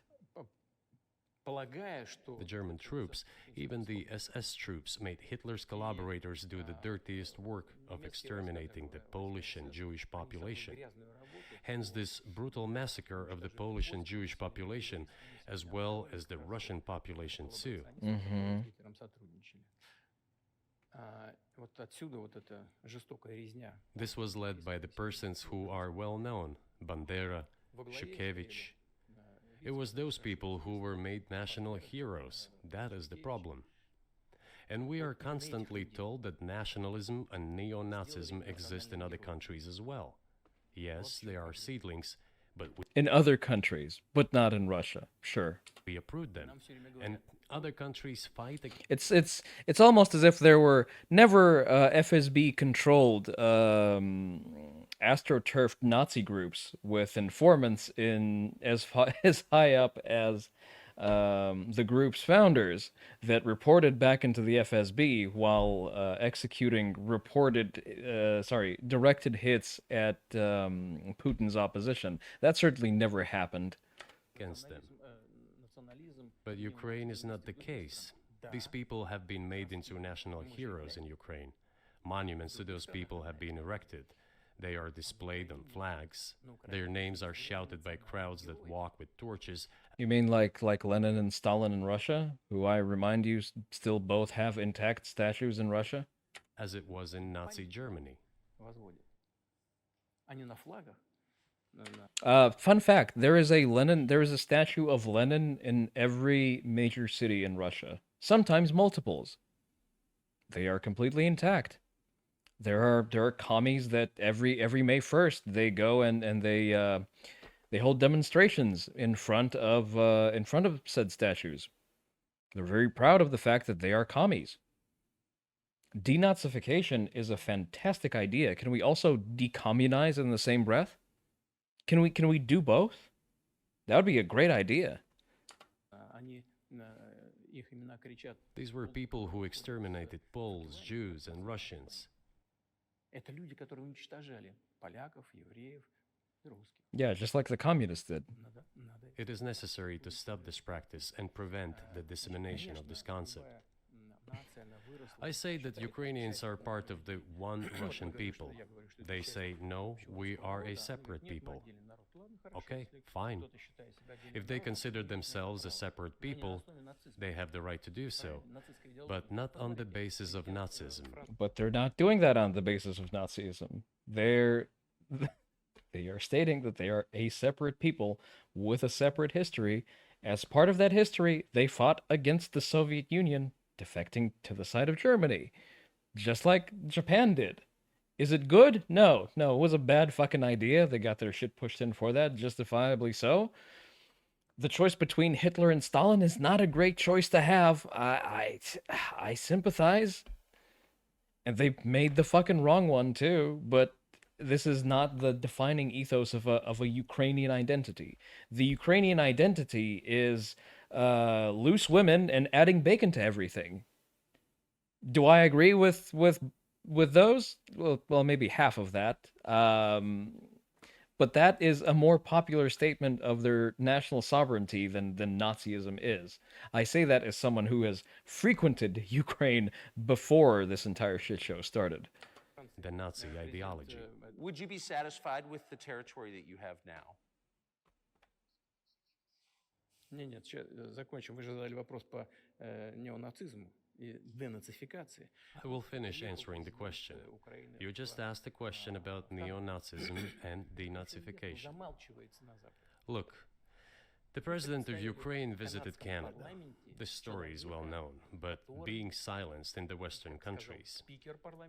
The Canadian Parliament introduced a man who, as the Speaker of the Parliament said, fought against the Russians during the World War II.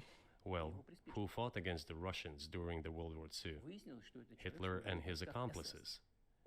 It turned out that this man served in the SS troops. He personally killed Russians, Poles, and Jews. I would question the last part of that statement, as I have not seen confirmation of that. However, it is true. It is true. Canada has injected themselves into this conversation where they had nothing the fuck to do with it, and they got egg on their face, and he is now calling out the shit. Like, I'm sorry, but you've in your support of the current thing, you've overenthusiastically sought out an actual Vlasovite collaboratist who was fighting on the side of the SS, and then you gave him a standing ovation in the Canadian Parliament. There is nothing to debunk here. It is completely accurate. The Canadians just did that. The SS troops consisted of Ukrainian nationalists who did this dirty work.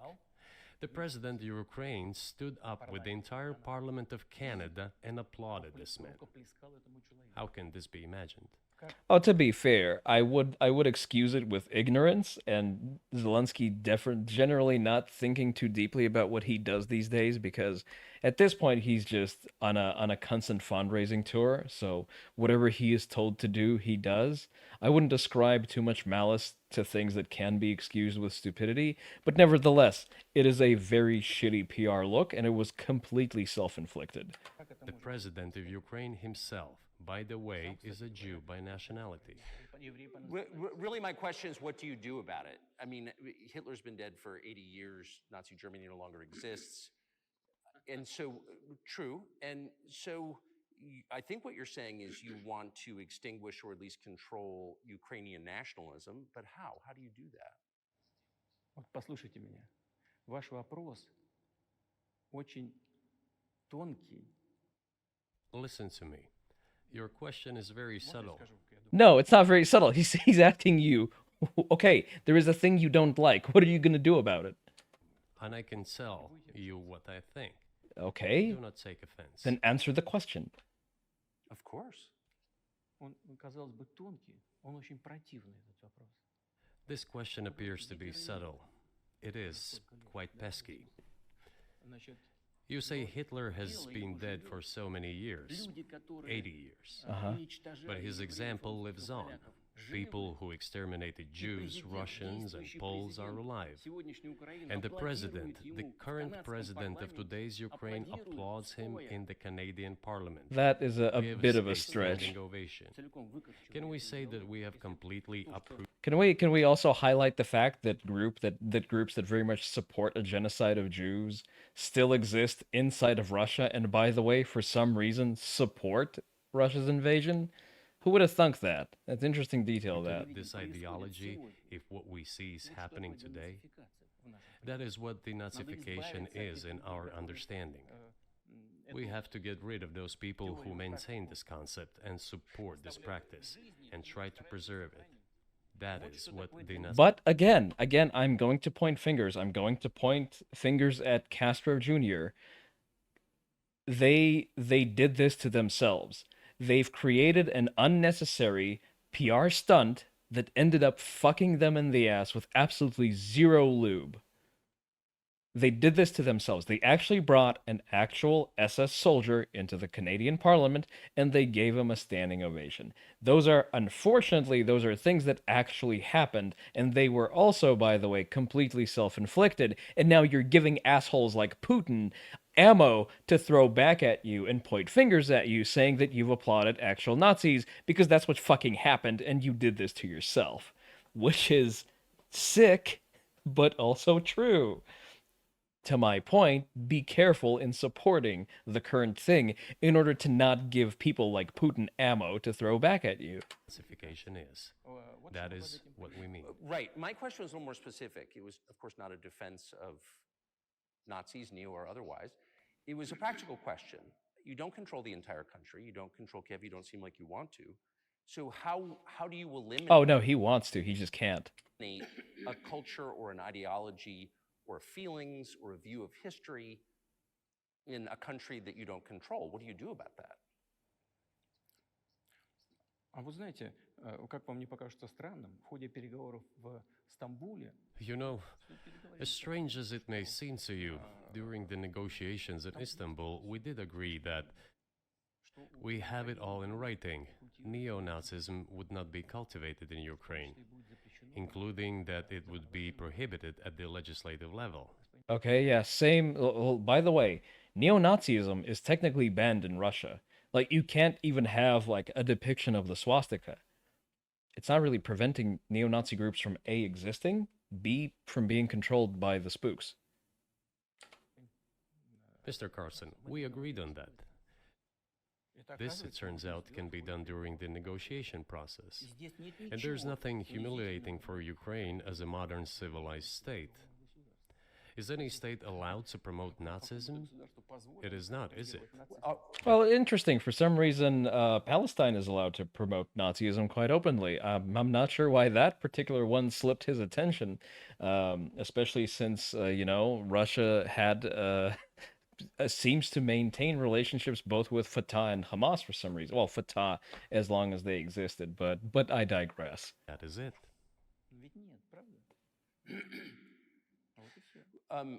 Will there be talks, and why haven't there been talks about resolving the conflict in Ukraine? Peace talks. Они были, они дошли до очень высокой стадии согласования позиций, сложно. They have been. They reached a very high stage of coordination of positions in a complex process, but still they were almost finalized.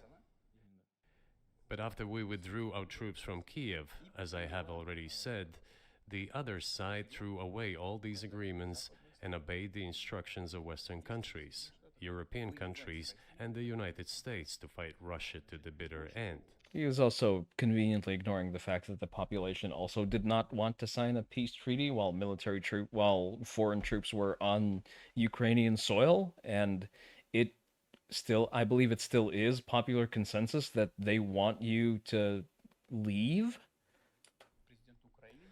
Moreover, the president of Ukraine has legislated a ban on negotiating with Russia. He signed a decree forbidding everyone to negotiate with Russia.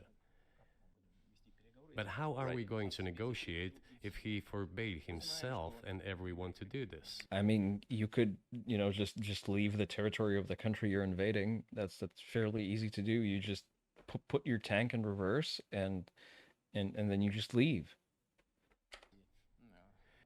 We know that he is putting forward some ideas about this settlement, but in order to agree on something, we need to have a dialogue.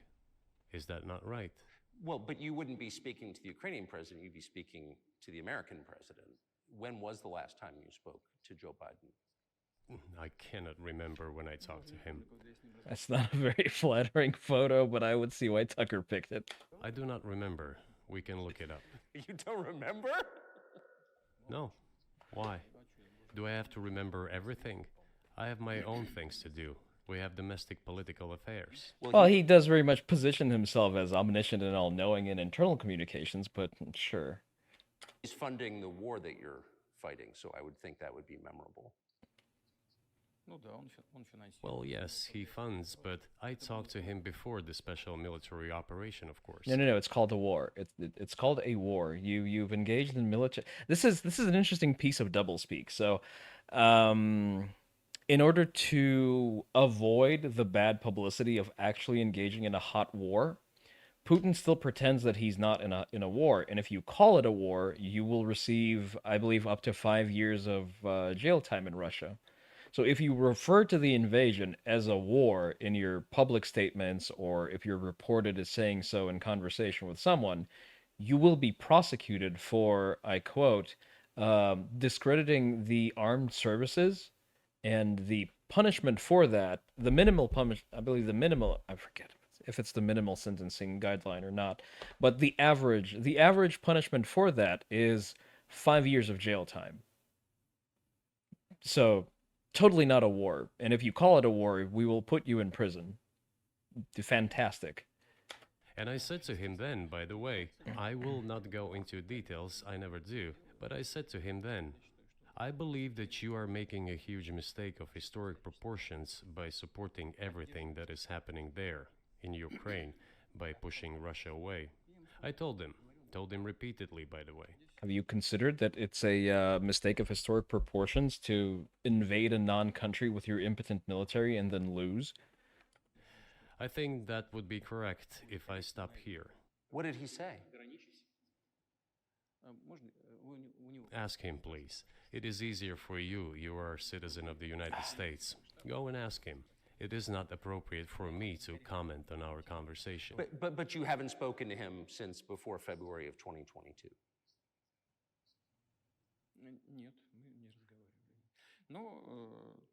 No, we haven't spoken. Certain contacts are being maintained, though. Speaking of which, do you remember what I told you about my proposal to work together on a missile defense system? Yes. You can ask all of them. All of them are safe and sound, thank God. Okay. The former president, Condoleezza, is safe and sound. But what the fuck and does that I have to think do with Mr. anything? Gates and the current director of the intelligence agency, Mr. Burns, the then ambassador to Russia, in my opinion, are very successful ambassador. They were all witnesses to these conversations. Ask them. Okay, but how is that relevant? Same here. If you are interested in what Mr. President Biden responded to me, ask him. At any rate, I talked to him about it. I'm definitely interested, but from the outside, it seems like this could devolve or evolve into something that brings the entire world into conflict and could initiate a nuclear launch. And so, Oh no! Oh no! Why are you feeding into his bullshit? Okay. Quick disclaimer: there is no scenario in which the Ukrainian war is going to escalate into a fucking nuclear war, because first of all, the Ukraine lacks nukes to reciprocate. No one is going to go bat for them, and I don't think Russia is going to use nukes for two main reasons. Out of the ones that still function, the chain of making that decision to initiate and launching a live ICBM with a nuke goes through enough people that Putin is going to get sabotaged, because nobody wants that.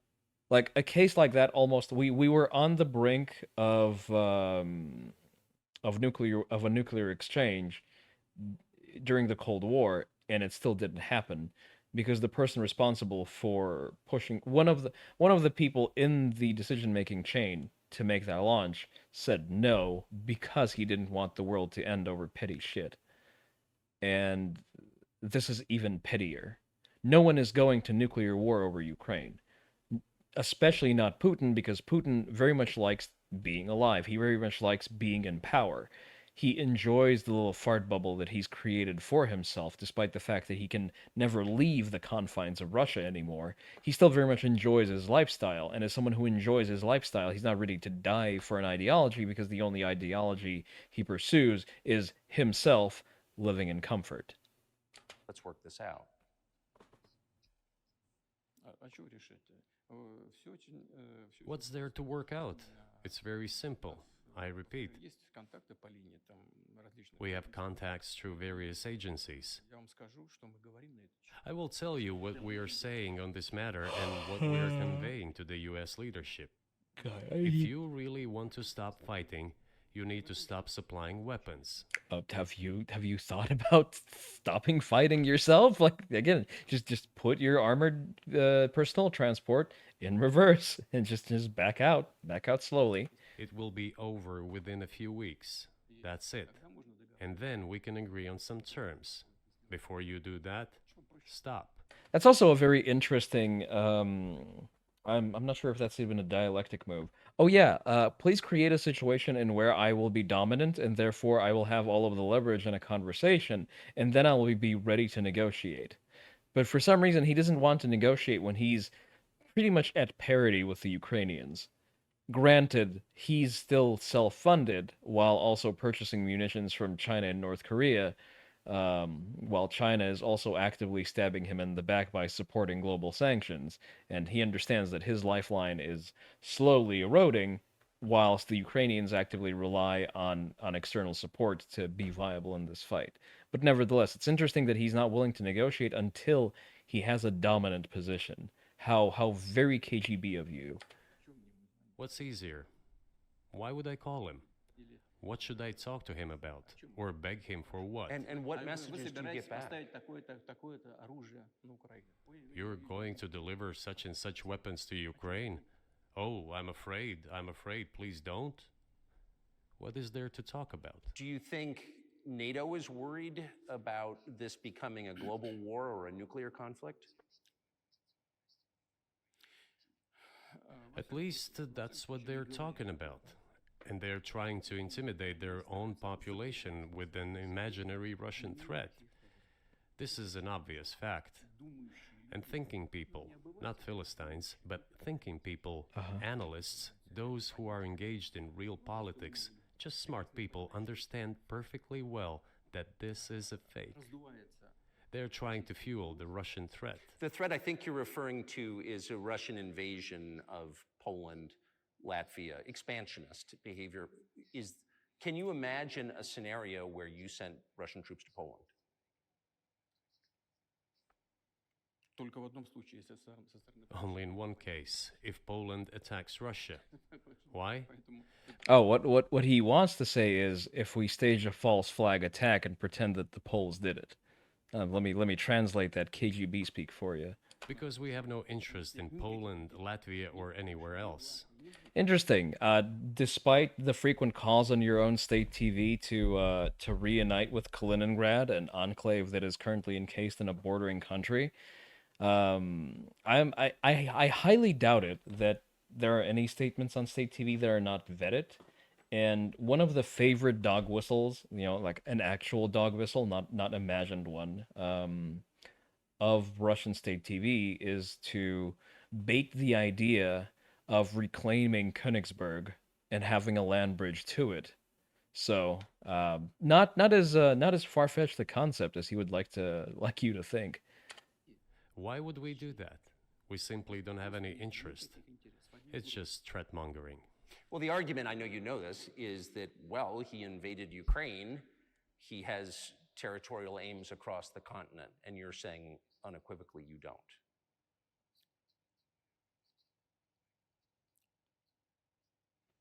Это абсолютно исключено. Look at him fucking lie. Look at him establish eye contact as he fucking says that. It is absolutely out of the Не question. должен быть никаким аналитиком. You just don't have to be any kind of analyst. It goes against common sense to get involved in some kind of a global war. Глобальная война поставить на грань. And a global war will bring all humanity to the brink of destruction. It's obvious. Oh no, he doesn't want a local war. There are So that's correct. He doesn't want a global war. He wants to be permitted to run roughhouse in local wars where he's going to slowly encroach on territories where he has enough powers to do so. are certainly means of deterrence. They have been scaring everyone with us all along. Tomorrow, Russia will use tactical nuclear weapons. Tomorrow, Russia will use that.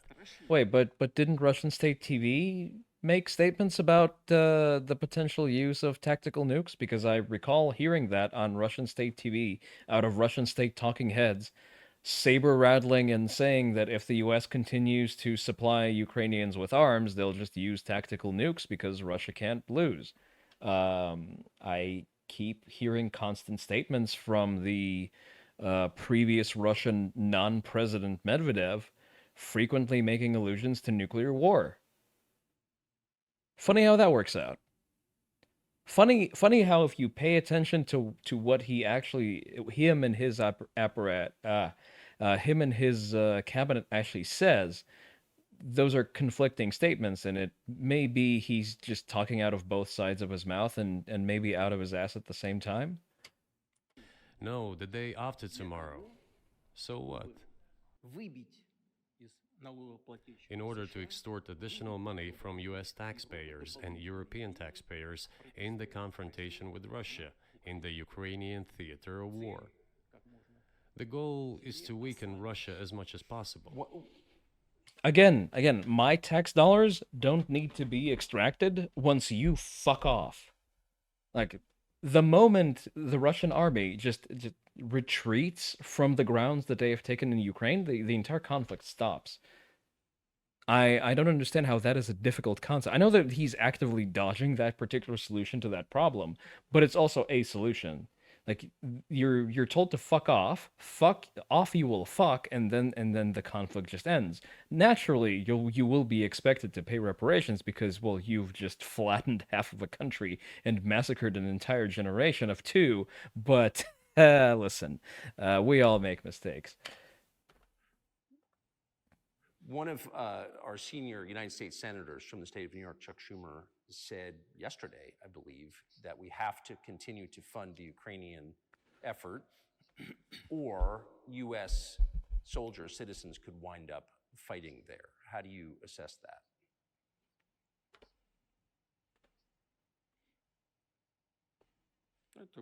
это провокация. This is a provocation, and a cheap provocation at that. Американские солдаты должны воевать. I do not understand why American soldiers should fight in Ukraine.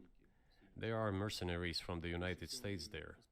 The bigger number of mercenaries comes from Poland, with mercenaries from the United States in second place, and mercenaries from Georgia in third. It's interesting how he devalues that with saying that they are mercenaries when a lot of people pay an upward of $200,000 of their own money just to get there and don't really get paid anything else. Like, Blackwater is not there because if Blackwater was there, Putin's boys would have been flattened years ago, and this entire thing would have been resolved with the 1991 border restored. There are no he's pointing fingers at Blackwater that is just not there entirely because of the aforementioned reasons. Robert RFK Jr.'s son just volunteered and went to fight a war that he believes is for the side that he believes is just in that war. And he did so as a volunteer, and he paid his own money to be smuggled into Ukraine. So no, I reject the statement of those being foreign mercenaries out of hand because it's dog shit.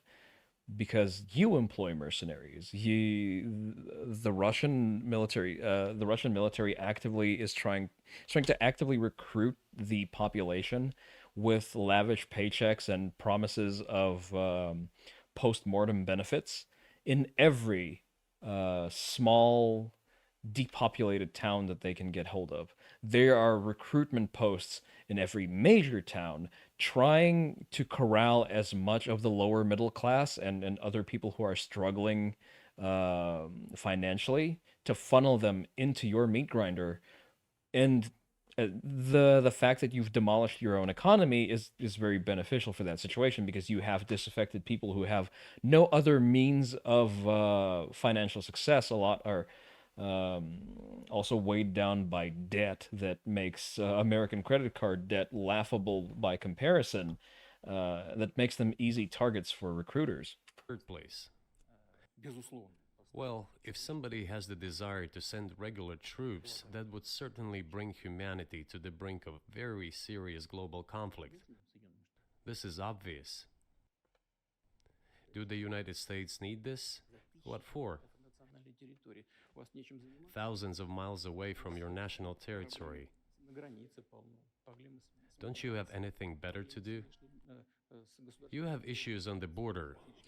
Listen, I agree with the fact that we should not send boots on the ground into a local conflict, which Ukraine is. But at the same time, his argument is of a bully. Why are you interjecting in a situation that I've created, and why are you getting in the way of me running Roughhouse and what I perceive as to be my area of influence, which it very much is not. I am sorry, Vladdy boy, but this is now a U.S. satellite, and you have done everything in your power to make Ukraine a U.S. satellite. Congratulations, a winner is you. But to that point, he's going to now try deflecting back at Tucker. He's going to talk about like American problems. Oh, look at your own issues. Why the fuck are you even getting involved in this regional thing? And just to preempt his argument, because Pax Americana is still a thing. We are still an America first world order. I'm sorry to tell you that, but you are still inconsequential and you will still take your marching orders from the US. Tough shit. If you want that to change, stop being an inconsequential shithole.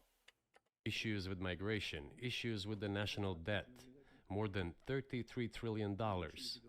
You have nothing better to do, so you should fight in Ukraine? Понимая ситуацию, которая складывается. Wouldn't it be better to negotiate with Russia? Make an agreement, already understanding the situation that is developing today, realizing that Russia will fight for its interests to the end? So it's actually very interesting because there were covert consultations with Russia throughout the current war, and the concession was that just please retreat and keep Crimea. To which Putin said, no, I have territorial gains and I want to keep my territorial gains, and I want that to be accepted as part of Russia. That was his statement in the attempts by the U.S. to mediate the conflict. And realizing this, actually return to common sense, start respecting our country and its interests, and look for certain solutions. No, why the fuck would we? It seems to me that this is much smarter and more rational. Who blew up Nord Stream? You for sure. I was busy that day. Nate, do you have I actually think that the Ukrainians did it. There is a paper trail that shows that Nord Stream was blown up by Ukrainian operatives off of a private yacht or something to that effect. I did not blow up То есть Nord у вас- Stream. у Thank вас- you, though. У вас лично, может быть, есть алиби. У вас лично. You personally may have an alibi, but the CIA has no such alibi. Do you have evidence that NATO or the CIA did it? I honestly doubt that the CIA has operational excellence at this point to carry out a hit like that, if I'm going to be real, just based on their recruitment ads.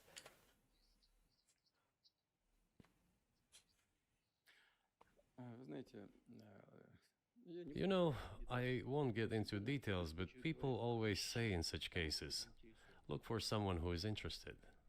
But in this case, we should not only look for someone who is interested, but also for someone who has capabilities. Because there may be many people interested, but not all of them are capable of sinking to the bottom of the Baltic Sea and carrying out this explosion. These two components should be connected. Who is interested and who is capable of doing it? But I'm confused. I mean, that's the biggest act of industrial terrorism ever, and it's the largest emission of CO2 in history. Okay, so if you had evidence, and presumably given your security services, your intel services, you would, that NATO, the US, CIA, the West did this, why wouldn't you present it and win a propaganda victory? I like that he's calling him out on this shit. В войне пропаганды очень сложно. In the war of propaganda, it is very difficult to defeat the United States because the United States controls all the world's media and many European media. The ultimate beneficiary of the biggest European media are American financial institutions. Don't you know that? It's very interesting that Putin doesn't understand a delineation between large American money, like large American capital, and the American state. He thinks that those things exist together as a unified force, because that's how it is in Russia. There's not large capital in Russia that's not controlled by the state and by him, essentially. So it doesn't. The communist mind cannot comprehend that you have large swaths of private capital that do things of their own accord. So it is possible to get involved in this work, but it is cost prohibitive, so to speak. We can simply shine the spotlight on our sources of information, and we will not achieve results. It is clear to the whole world what happened, and even American analysts talk about it directly. It's true. Yes, but here's a question you may be able to answer. You worked in Germany, famously.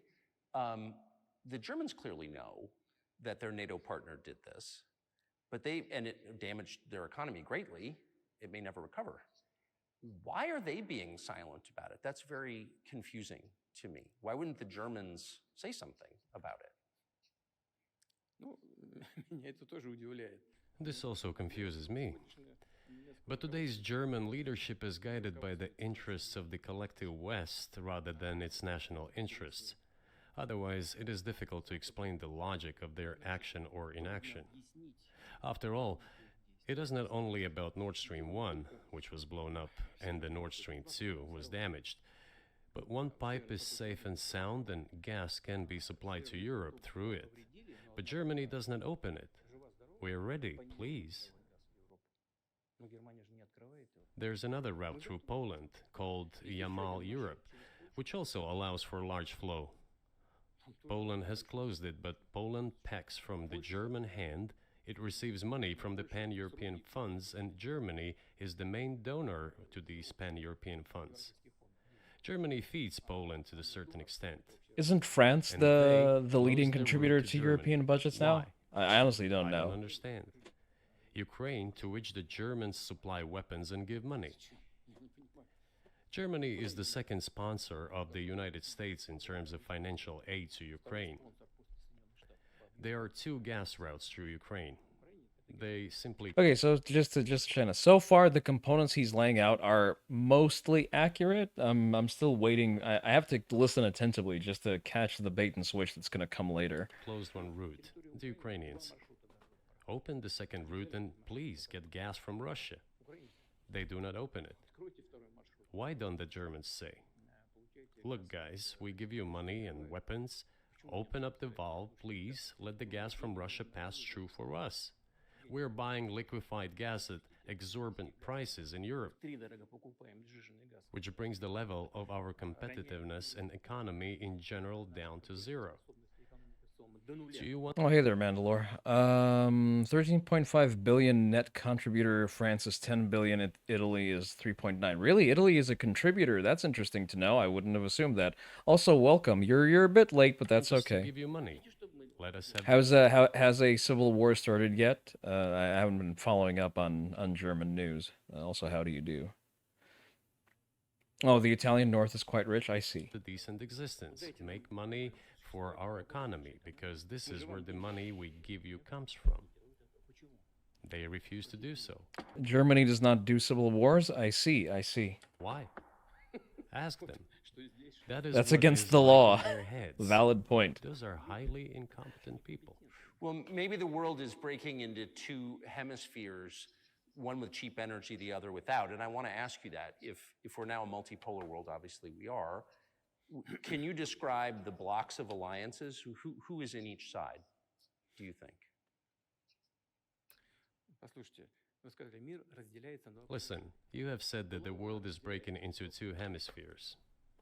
A human brain is divided into two hemispheres. Okay, and? One is responsible for one type of activities, the other one is more about creativity and so on. But it is still one and the same head. The world should be a single whole. Security should be shared rather than meant for the golden billion. That is the only scenario where the world could be stable, sustainable, and predictable. Until then, while the head is split in two parts, it is an illness, a serious adverse condition. It is a period of severe disease that the world is going through now. I mean, if you personally decided to be less cancerous, that would not have to be the case, but sure, what the fuck do I know? But I think that thanks to honest journalism, this work is akin to work of the doctors. This could somehow be remedied. It's very funny to hear him mention honest journalists when once the war popped off, they've instantly shuttered the largest oppositional news outlet called Echo Moskwy. The conservative leader announced that he wants a green conservative next government in 2 years. All hope is now lost. Economy will never return, and our state will spiral into collapse. Thinking about getting your papers ready so that you can leave your country faster. I mean, if you have to do it, you have to do it, man. Far be it for me to cast shade on you. Look for greener pastures, move to Cyprus, or wherever your work may carry you. Wait, so is the what the fuck is it called? Fucking AFD is the party that's being prosecuted for potentially winning too hard? Are they off the ballot completely? Well, let's just give... But yeah, Putin's comment about honest journalism is very funny. He's probably going to point towards like the extradition of Assange, and while very wrong in principle, may I remind you that Putin has had journalists assassinated. He's had journalists jailed. He's dismantled. He's dismantled entire oppositional outlets at the wave of a pen, right after the war has started. So, can you please spare us the postulating about honest journalism? One example, the U.S. dollar, which has kind of... No, but they are pushing to ban the AFD, the only non-left green party. That's well. So are they pushing to ban it? But can they feasibly do it before the election? United the world in a lot of ways, maybe not to your advantage, but certainly to ours. Is that going away as the reserve currency, the universally accepted currency? How have sanctions, do you think, changed the dollar's place in the world?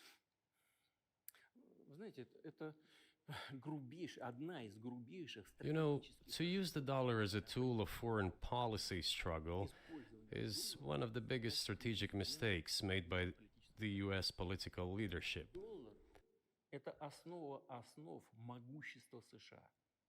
The dollar is the cornerstone of the United States power. I think everyone understands very well that no matter how many dollars are printed, they are quickly dispersed all over the world.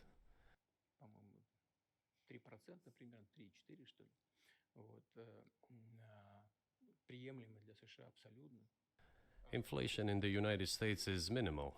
It's about 3 or 3.4%, which is, I think, totally acceptable for the US. But they... Oh, he does that. He does say that from his own perspective, since he's had like 10% inflation for the last 5 years. What was I gonna say? So, like, I agree with half of that statement. I think a lot of the sanctions that were laid on by Europe were, if not useless, they were more harmful, and they were propping up the Russian regime and harming the people. Because, for example, detaching Russian banks from the SWIFT only means that people now can't get their money out of Russia, and therefore they can't leave. Same with barring certain banks from transacting in the dollar. it ends up in the same problem. You can't get dollars out of Russia, and because well, it creates a an imbalance of cash flows, and it results in people being unable to just get out of the country with their money. And the same would apply to Visa and Mastercard not processing transactions to and from Russia as part of their overall structure, because that also further limits people inside Russia from leaving, which is fucking stupid and achieves nothing other than shackling more people to Putin. That being said, it doesn't really detract from the buying power of the dollar because the dollar is still the reserve currency. And if I roll in with a fucking stack of hundreds into Moscow, you bet I'm going to find a use for those, and I'm going to be able to transform that into liquid currency very quickly. I will, however, have a lot of trouble converting that back to dollars and leaving with them, which is the primary issue there. The left is organizing protests against the right together with the government. They're laying the groundwork by trying to create casus belli. That's disgusting. They won't stop printing. What does the debt of $33 trillion tell us about? It is about the emission. Как только политическое руководство приняло решение использовать доллар в качестве инструмента политической борьбы, Nevertheless, it is the main weapon used by the United States to preserve its power across the world. As soon as the political leadership decided to use the US dollar as a tool of political struggle, a blow was dealt to this American power. I would not like to use any strong language, but it is a stupid thing to do. I just said that he's completely off the rocker. The China situation should not leave our gaze. They have big economic domestic problems. Now would be the time to take Taiwan so that the Chinese people look somewhere else. Oh, as in they're gonna try to use that as a small victorious war. I think they had every intention to do that, and the intensity with which Russia sucked a bag of dicks while attempting to do pretty much the same thing has cooled their appetites significantly. Yeah, like the Falkland Wars. Yeah, a small victorious war, because the Ukraine invasion was supposed to be the same thing. It was supposed to relieve tensions inside of Russia that were caused by galloping inflation and the general dissatisfaction of the people over lowering economic over local. Okay, let me try to word that. So it was a way to relieve tensions that were forming inside of Russia over the decrease of buying power and their general dissatisfaction with how the Kremlin handled COVID. That's why they needed a small victorious war in the form of the Ukrainian invasion, which sort of went tits up, and by doing so, it showed an example to China of, if you try this, you will not come out of this unscathed. And we understand that China that China received that message because, first of all, there was no material movement around Taiwan, and China has largely joined global sanctions that are applied to Russia. It's not really being talked up a lot, but there are major Chinese companies that no longer officially ship to Russia. There are Chinese banks that refuse to work with sanctioned Russian banks. And generally, China is not a Russian ally. China is also a lot bigger and richer than Russia, and Taiwan is a lot smaller. Yes, but the American Pacific Fleet is closer. That's the primary issue. The U.S. Pacific Fleet exists in order to pacify the region. If China attempts to start shit, they understand that they will be hit. That first of all, there will be there will be resistance on the ground. They will suffer economically for doing so, and along with that, they will also receive much more than a black eye from the Pacific Fleet, because there will be an engagement group within vicinity making an immediate response, and their objective is going to be to kill on sight for any target they identify as belonging to the PLA before political leadership has a chance to intervene. So while they still have plausible deniability, they will try to maximize damage as much as possible in the event of an invasion. So I think China, unlike Putin, the Chinese leadership understand long-term strategy. Since they are brought up in an environment where you play strategic board games, you're taught to calculate the downstream consequences of your decisions and actions. I think they understand that the combination is currently not there to make a move on Taiwan. And a grave mistake. сокращают запасы доллара сейчас. Все смотрят на то, что происходит, и начинают искать возможность. Look at what is going on in the world. Even the United States allies are now downsizing their dollar reserves. Seeing this, everyone starts looking for ways to protect themselves. But the fact that the United States applies restrictive measures to certain countries, such as placing restrictions on transactions, freezing assets, etc., But here's the thing. The US have always frozen transactions that have to do with, for example, terrorist states, like Iran. Because whenever you allow the free flow of capital from shitholes like Iran, they end up funding terrorist groups that do terrorist things. And that's not a new precedent. Not only that, Russia is not sanctioned as a country in terms of transacting in dollars. It's only specific banks, well, specifically Russia's largest and also state-owned bank, is the one that is sanctioned and prevented from transacting in the dollar outside of its borders. causes grave concern and sends a signal to the whole world. What did we have here?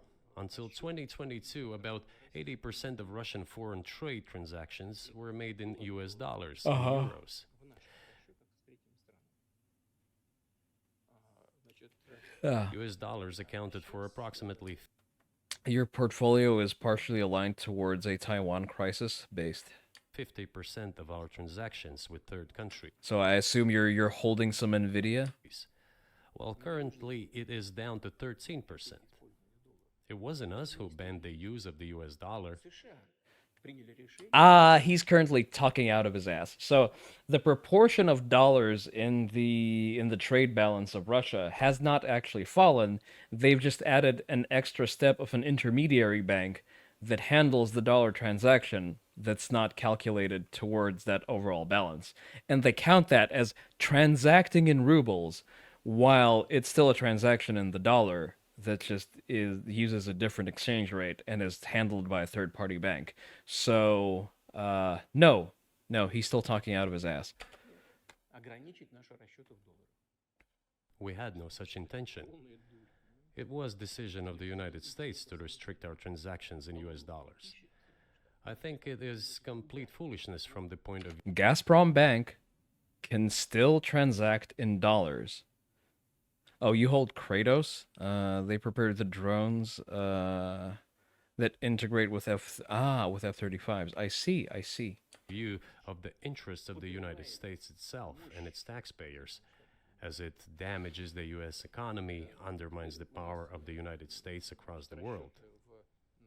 By the way, our transactions in yuan accounted for about 3%. Today, 34% of our transactions are made in rubles and about as much, a little over 34% in yuan. I mean, that doesn't sound like a flex. Like, oh yeah, we now accept Chinese funny money, and then the rest is made of our own funny money. Why did the United States do this? My only guess is self-conceit. They probably thought it would lead to full collapse, but nothing collapsed. Moreover, other countries, including oil producers, are thinking of and already accepting payments for oil in yuan. Do you even realize what is going on or not? Does anyone in the United States realize this? What are you doing? You are cutting yourself off. All experts say this. Ask any intelligent and thinking person in the United States what the dollar means for the US.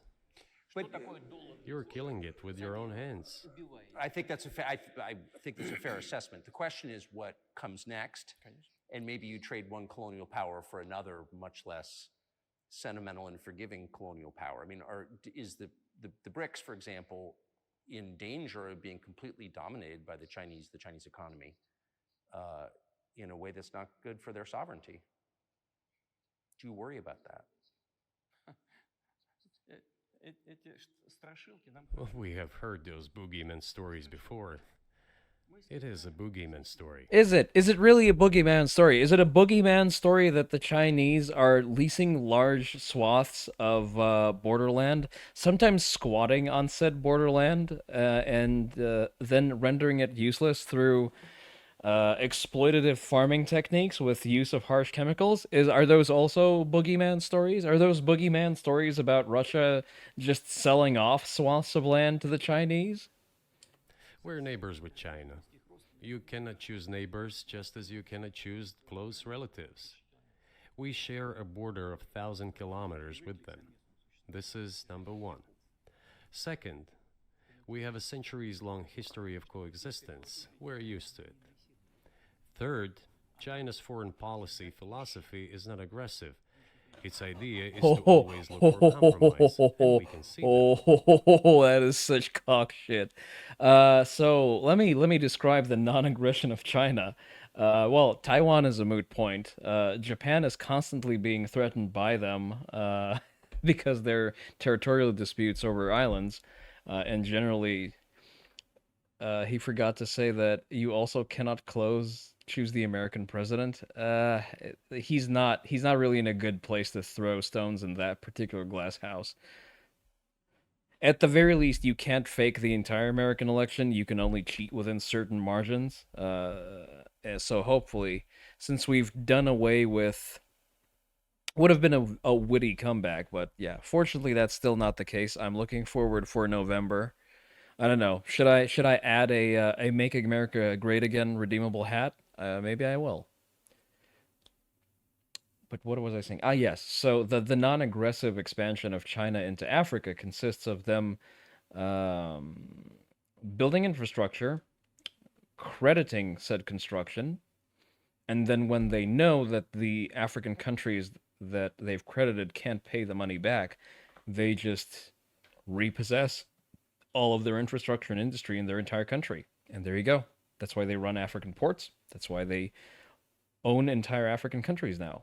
That doesn't strike me as very non-aggressive. It's very well executed. I wish the US has been doing the same, but it's not something that fits the definition of non-aggression in my book. The next point is as follows. We're always told the same boogeyman story, and here it goes again, through an euphemistic form, but it is still the same boogeyman story. The cooperation with China keeps increasing. The pace at which China's cooperation with Europe is growing is higher and greater than that of the growth of Chinese-Russian cooperation. Ask Europeans, aren't they afraid? Well, They might be, they I don't should know. be. But they are still trying to access China's market at all costs, especially now that they are facing economic problems. Chinese businesses are also exploring the European market. Do Chinese businesses have small presence in the United States? Yes, the political decisions are such that they are trying to limit their cooperation with China. It is to your own detriment, Mr. Tucker, that you are limiting cooperation with China. You are hurting yourself. It is a delicate matter, and there are no silver bullet solutions, just as it is with the dollar. So, before introducing any illegitimate sanctions, illegitimate in terms of the Charter of the United Nations, one should think very carefully. For decision makers, this appears to be a problem. Well, for one, I'm going to agree on the point that those sanctions, while they had to be applied, they are very incompetently designed. Because for the reasons that I've described previously, the only thing they do is that they lock Russian people in with Putin and deprive them of an ability to emigrate and therefore to bleed his country of people and of capital. So yeah, I'll agree on that point. Those are not very useful sanctions, but not for the reasons that he's trying to point out. So you said a moment ago that the world would be a lot better if it weren't broken into competing alliances, if there was cooperation globally. One of the reasons you don't have that is because the current American administration is dead set against you. Do you think if there were a new administration after Joe Biden that you would be able to reestablish communication with the US government? Or does it not matter who the president is? Сейчас скажу. Oh yeah, by the way, on the subject of great Chinese friendship, so when Putin was still saber rattling about his strategic nukes, um, Chinese newspapers started publishing articles about the locations of his fallout bunkers, noting their exact depth, and then listing the munitions that can reach those depths that China holds. Not so subtly telling him that, how about you don't? How about you shut the fuck up and just fight your losing conventional war? And then we won't have to JDAM you through a mountain to reach your fucking pansy ass bunker. How about that? And then magically, just like that, the saber rattling stopped. Ну, чтобы закончить предыдущий вопрос. У нас I will tell you, 200 миллиардов. but let me finish the previous thought. We, together with my colleague and friend, President Xi Jinping, set a goal to reach $200 billion of mutual trade with China this year. We have exceeded this level. According to our figures, our bilateral trade with China totals already 230 billion. Yeah, and most of that falls on Russia selling extremely undercut oil and gas, and China importing very shittily made overpriced goods to replace all of the European and American brands that have left. There are numerous videos online of people buying Chinese cars because what the fuck else are you gonna buy now? And them turning out to be extremely shit and not generally suited for Russian climates. So go figure. And the Chinese statistics says it is $240 billion. Очень важно. One more important thing, our trade is well balanced, mutually No, it's not. complementary in high tech, energy, scientific research and development. It is very balanced. As for BRICS, where Russia took over the presidency this year, the BRICS countries are, by and large, developing very rapidly. Look, if memory serves me right, back in 1992, the share of the G7 countries in the world economy amounted to 47%, whereas in 2022 it was down to, I think, a little over 30%. Нью-Йорке мировой экономики Is there a составляла lot? Oh no, there's The an BRICS entire. countries accounted for only 16% in 1992, but now their share is greater than that of the G7. It has nothing to do with the events in Ukraine. This is due to the trends of global development. Okay, let's take a quick break because I need to refill my drinks, and I think you do too. So let me quickly rename this waiting screen, and we're gonna take 5 minutes, okay? So I'm gonna go make myself some tea. You stand up, stretch, and renew your beverages as well. Okay, I'm not gonna wait for my tea water to heat up. Let's just start. I got myself something to drink, so I guess it'll take the edge off. And world economy, as I mentioned just now. And this is inevitable. This will keep happening. It is like the rise of the sun. You cannot prevent the sun from rising. You have to adapt to it. How do the United States adapt? With the help of force, sanctions, pressure, bombings, and use of armed forces. I think someone's projecting, but okay. This is about self-conceit. Your political establishment does not understand that the world is changing under objective circumstances. And in order to preserve your level, even if someone aspires, pardon me, to the level of dominance, you have to make the right decisions in a competent and timely manner. Such brutal actions, including with regard to Russia, and say other countries. Well, here's the thing. He thinks that Russia aspires to a position of dominance. Excuse me, but you still bear the fucking birth scar of 70 years of communism. You are nowhere near to being a relevant economy in the world. I think what Russia is world's 14th economy, if I'm remembering that correctly. Probably not. Fuck. Countries by GDP. Let's go. It can't be too high. Just a second. Uh, countries by GDP.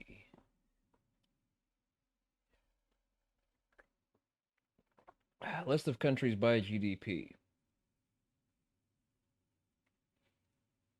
Wait until I go GDP per capita. That's going to be even funnier. Excuse me, 11th. I was I was 3 points off. Can I do GDP per capita just a second? By GDP per capita.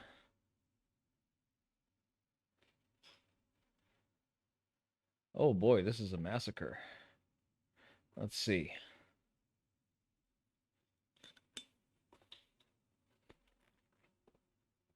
The US is 7th. That's we could do better. We could do better. Let's see. Where is Russia?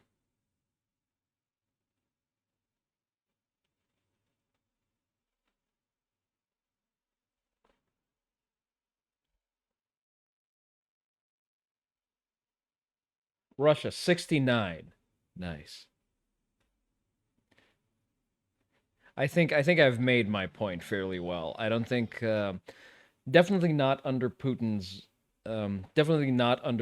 management will Russia become a relevant country or any kind of presence that should be accounted for. So while his incompetent leadership continues, I don't think they can even aspire to be a realistic pole of world power. Are counterproductive. This is an obvious fact. It has already become evident. You just asked me if another leader comes and changes something. It is not about the leader. It is not about the personality of a particular person. I had a very good relationship with, say, Bush. I know that in the United States, he was portrayed as some kind of a country boy who does not understand much. I assure you that this is not the case. I think he made a lot of mistakes with regard to Russia, too. I told you about 2008 and the decision in Bucharest to open the NATO's doors for Ukraine and so on. That happened during his presidency. He actually exercised pressure on the Europeans. But in general, on a personal human level, I had a very good relationship with him. He was no worse than any other American or Russian or European politician. I assure you, he understood what he was doing as well as others. I had such personal relationship with Trump as well. It is not about the personality of the leader. It is about the elite's mindset. Oh no, but it's very much about the personality because you didn't move on Ukraine under Trump because you knew that he would drop a fucking JDAM on your ass the moment you attempted to stir shit in Europe. Excuse me for a moment, I need to go take my tea water.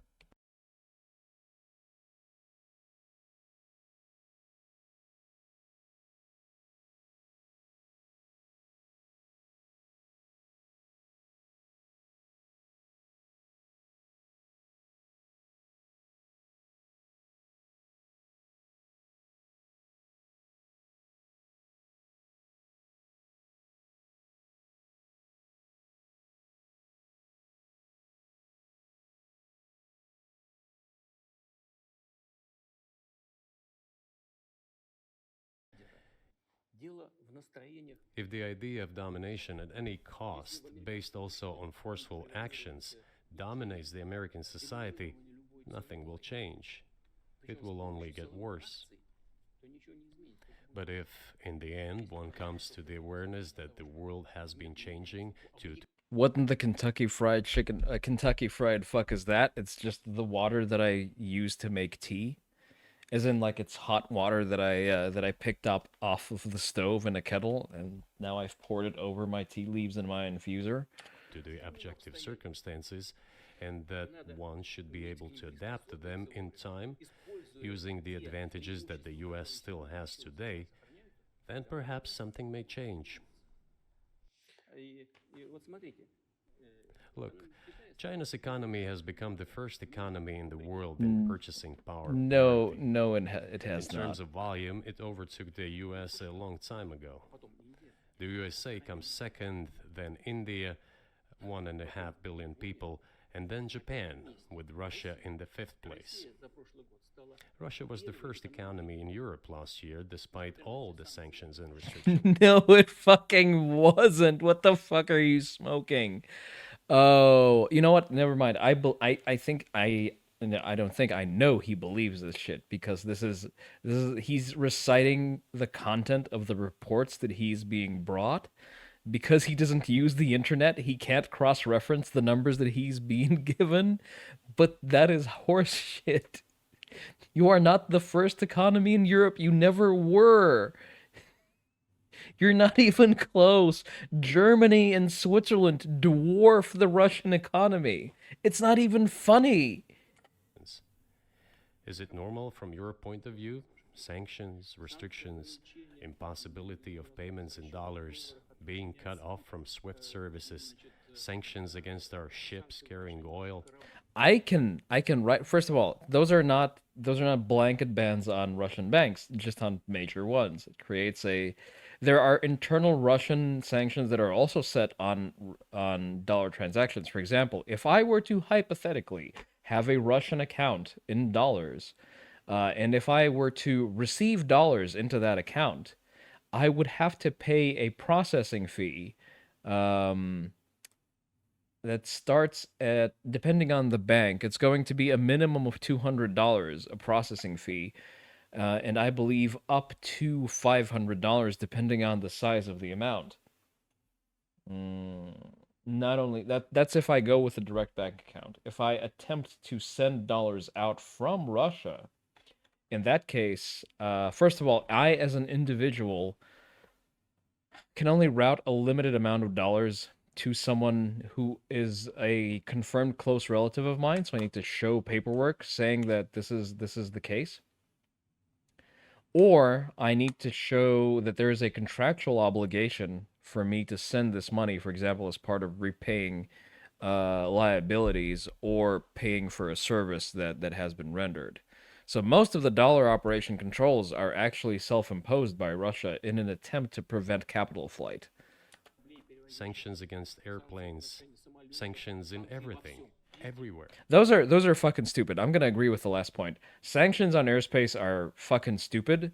They are a source of discomfort for me because I have shit to do in Russia and I can't reach it because the flight would cost me $3,000 and my business is not that like I don't have things to do there that are worth the $3,000 flight because I have to go through Europe. I need to change planes. Like I need to leave the international zone, collect my luggage in fucking Turkey, and then board a flight to Russia. It's so fucking stupid because you can't have connecting flights and because Canada, for some reason Canada blocked off their airspace to Russia. I don't know why, but they just fucking did it. And now I can't have my direct flights through any direction because before that I would have been able to fly through the pole. самое большое количество санкций в мире, которые применяются, это применяется против The largest number of sanctions in the world which are applied against Russia. First of all, that's not true. The largest amount of sanctions is applied to Iran, but that's besides the point. But also, didn't you recently annex a piece of your neighboring country and then invade them? And we have become Europe's first economy during this time. No, you fucking haven't. No. Ну, надо же подумать. The tools that US uses don't work. Well, one has to think about what to do.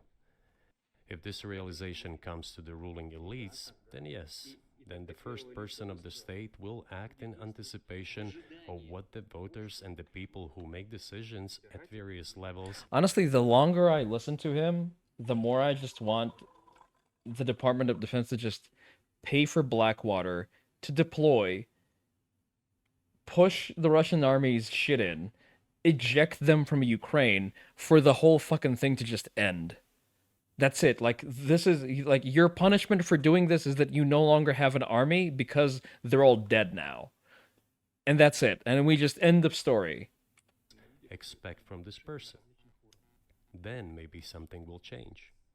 But you're describing two different systems. You say the leader acts in the interest of the voters, but you also say these decisions are not made by the leader, they're made by the ruling classes.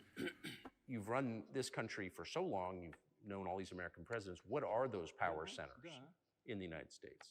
Stop that for a moment. Reminds you of your politicians. Make your own shit up, redefine every word until you can claim everything is fine. I would wager that some of your politicians were actually Soviet trained because there are a lot of GDR Germans, East Germans who are currently in power in Germany right now. Like you have ex-Stasi people still working in politics in Germany, so congratulations on that, I guess. Do you think? Like, who actually makes the decisions?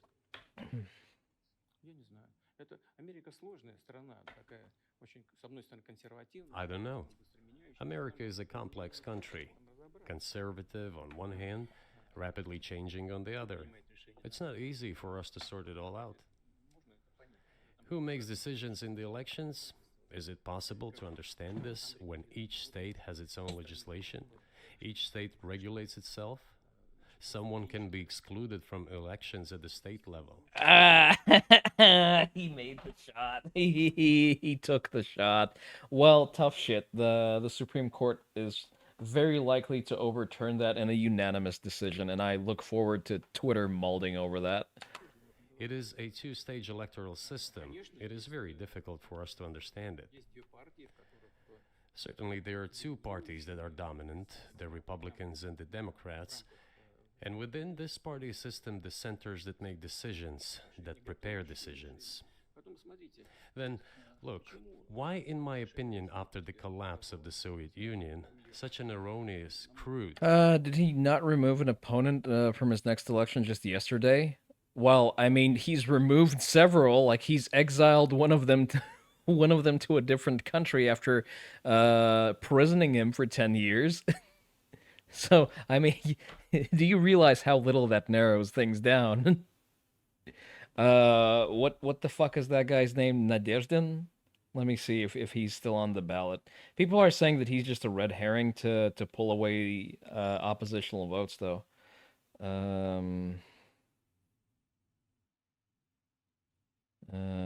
Just a second. I'm Googling this in Russian, so it doesn't really make sense to show. Oh shit, so he did. Okay, so so he did just deadass remove a competing candidate from the ballot. Never mind. Completely unjustified policy of pressure was pursued against Russia. After all, this is a policy of pressure. NATO expansion, support for the separatists in Caucasus, creation of a missile defense system. These are all elements of pressure. Okay, but have you considered not being a shithead that would have to be pressured into behaving? Pressure, pressure, pressure. Then, dragging Ukraine into NATO is all about pressure, pressure, pressure.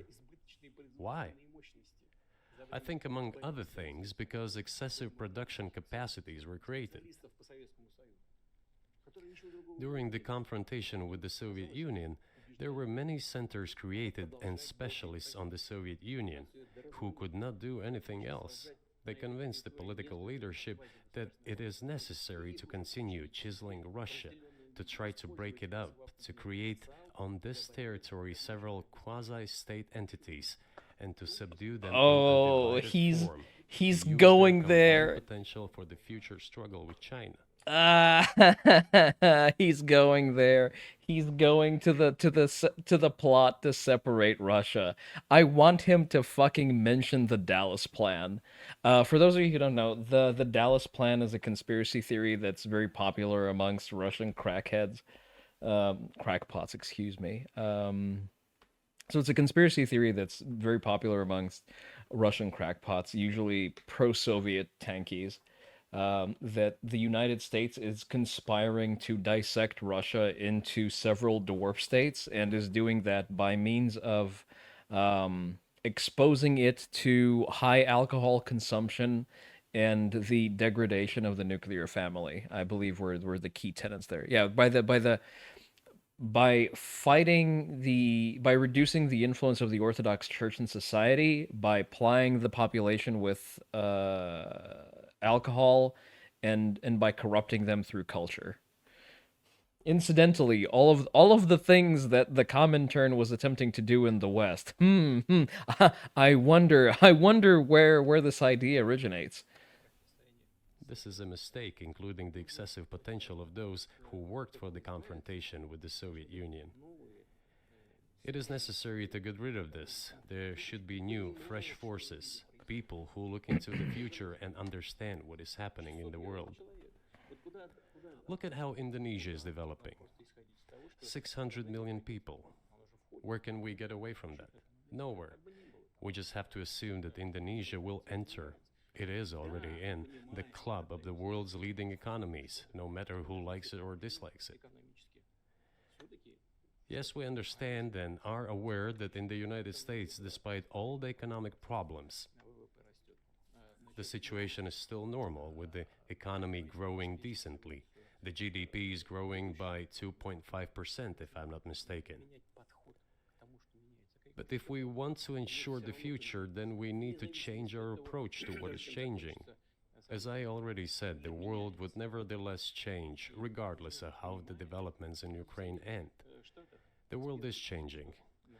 In the United States themselves, experts are writing that the United States are nonetheless gradually changing their position in the world. Okay, but what the fuck does this have to do with any? Sorry, I just caught myself that he's gone into that mode of pointless bloviating where he's just describing he's lobbing his talking points at you and not really making a point anymore. It is your experts who write that. I just read them. The only question is how this would happen, painfully and quickly, or gently and gradually. And this is written by people who are not anti-American. They simply follow global development trends. That's it. And in order to assess them and change policies, we need people who think, look forward, can analyze and recommend certain decisions at the level of political leaders. I just have to ask, you've said clearly that NATO expansion eastward is a violation of the promise you all were made in 1990. It's a threat to your country. Right before you send troops into Ukraine, the Vice President of the United States went to the Munich Security Conference and encouraged the President of Ukraine to join NATO. Do you think that was an effort to provoke you into military action? Мы просто, я еще раз повторяю, мы многократно предлагали... I repeat once again, we have repeatedly proposed to seek a solution. It's interesting how right before that happened, there was a joint training exercise with Belarus that was held at the point of the three-pronged invasion, and that this very same forces that were taking part in that quote-unquote training exercise were the ones that were the tip of the spear, the tip of the spear of that particular invasion, and that they had their parade uniforms folded up with them in their armored troop vehicles, because perhaps they were anticipating that excuse me. Perhaps they were anticipating the fact that there was a fifth column in place in Kiev to quickly dispatch any military personnel that's not collaborating with them, and then that entire plan didn't exactly happen, and it has pretty much nothing to do with threats and invitations to NATO, because at that time, if I recall correctly, the The mood of the room is that nobody wants to see Ukraine in NATO because it is a toothless quasi state without a proper functioning military that's also wildly corrupt.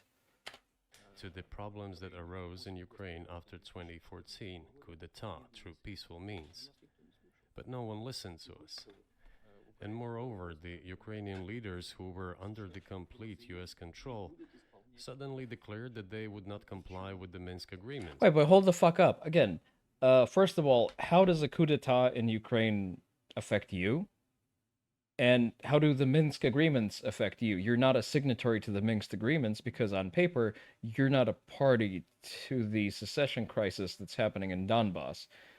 You actually are because Russian personnel and materials are actively being used there, and essentially the region is a money sink for Russia and is headed up by people who take marching orders from Russia, and you have people who are on military and security deployments to Donbass, but that's besides the point. I assume that we're not going to mention those, at least not openly. They disliked everything. The blocking of Crimea Canal was the only legitimate casus belli that he had, but he never mentions it. Kind of weird. That's because that happened after the invasion. The invasion started, and then the Crimean Canal, essentially it's not the Crimean Canal. So essentially the Turks, no, long before. I'm not sure what you're referring to because he has access to the Black Sea because he has Sevastopol as part of the annexation of Crimea. After it has been annexed, there were disputes about water and power supplies. Those were largely resolved. They built a land bridge from Russia to Crimea, which is I'm blanking on the name of that particular bridge.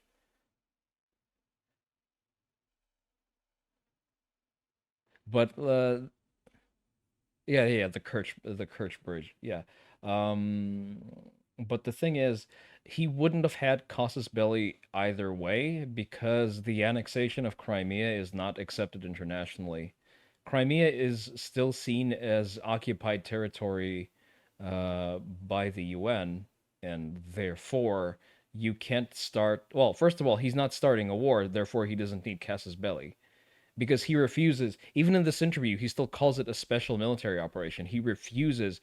He still pussyfoots around the word war. He doesn't say that he's engaged in a war. That's the thing. In Russia, up to this day, if you publicly state that this is a war as opposed to a special military operation, you will receive jail time. Cutting off drinking water to millions of people is a legitimate reason, regardless of who controls the cities. I believe they have a way to route drinking water to them, though, because again, there's a barge, and I believe there's a waterway underneath there's a pipeline underneath the bridge. So I think that's a non-issue because as of right now, the Crimea has a flow of drinking water.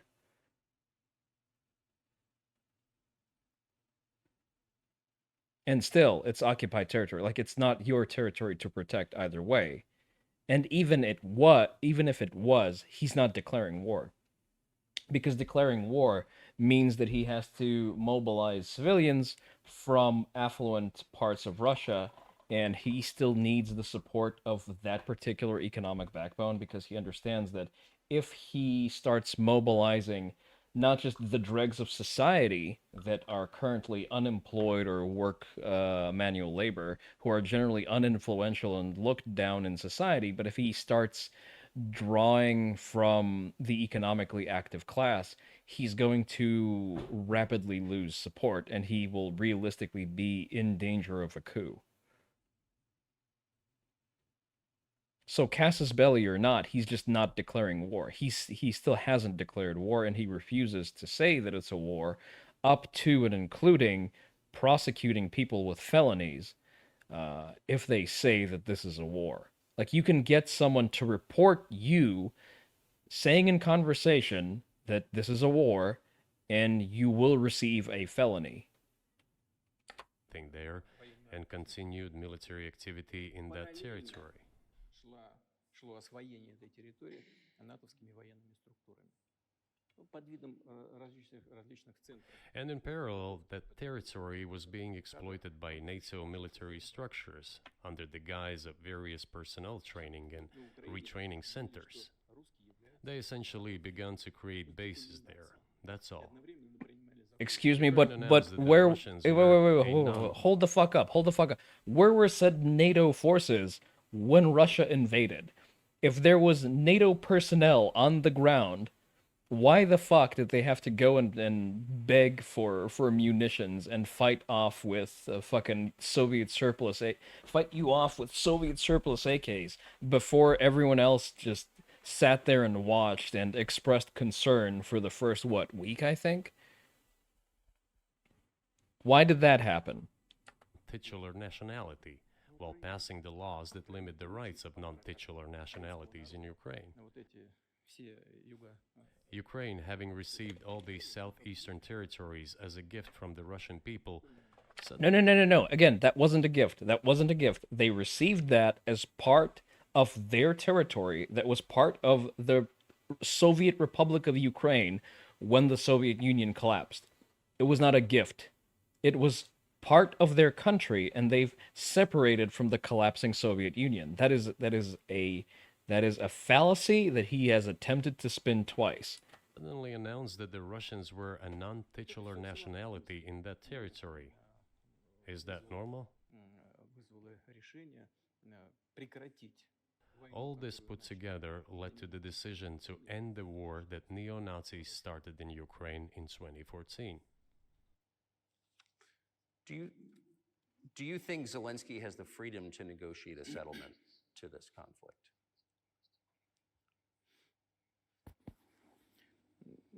I don't know the details. Of course, it's difficult for me to judge. But I believe he has, in any case, he used to have. His father fought against the fascists, Nazis, during World War II. I once talked to him about this. I said, Volodya, what are you doing? Why are you supporting neo-Nazis in Ukraine today, while your father fought against fascism? He was a frontline soldier. I will not tell you what he answered. This is a separate topic, and I think it's incorrect for me to do so. But as to the freedom of choice, why not? He came to power on the expectations of Ukrainian people that he would lead Ukraine to peace. He talked about this. It was thanks to this that he won the elections overwhelmingly. But then, when he came to power, in my opinion, he realized two things. Firstly, it is better not to clash with neo-Nazis and nationalists because they are aggressive and very active. You can expect anything from them. And secondly, the US-led West supports them and will always support those who antagonize with Russia. I disagree with that assessment. I think if at the point of the invasion, if the Ukrainians had not fought off the original invading force, and if Kiev had fallen, everyone would have just sat on their hands, everyone would have expressed concern, and they would have just let Russia walk all over the place, and they would have let them essentially annex the rest of Ukraine. That is my prediction here. They gave Ukraine what, like a week? They were expressing concerns, they were writing letters, strongly worded letters, mind you, but only when the Ukrainians managed to muster whatever military structures they had, whatever they activated, whatever militias they had, and actually pushed the Russians away from Crimea, is when the US and Europe started sending over arms, material, and support. They've essentially waited for them to prove that they're going to be worth the investment, and only then they threw their support behind Ukraine, and that is what I maintain. It is essentially the rule of the strong. If Putin had actually managed to take Crimea, to take Kiev, they would have just let him get away with it. That's it. They wouldn't have even sanctioned him as much as they did. It is beneficial and safe. So he took the relevant position despite promising his people to end the war in Ukraine. Well, he promised them to end the separatist war that you've instigated, by the way, and one of the ways, probably the most productive way to end the separatist crisis, is to subjugate the separatist regions. You know, like Russia did in Chechnya twice. Deceived his voters. But do you think at this point, as of February 2024, he has the latitude, the freedom to speak with you or your government directly about putting an end to this, which clearly isn't helping his country or the world? Can he do that, do you think? Ну, а почему нет? Он же Why считается not? главой государства. He considers himself head of state. He won the elections.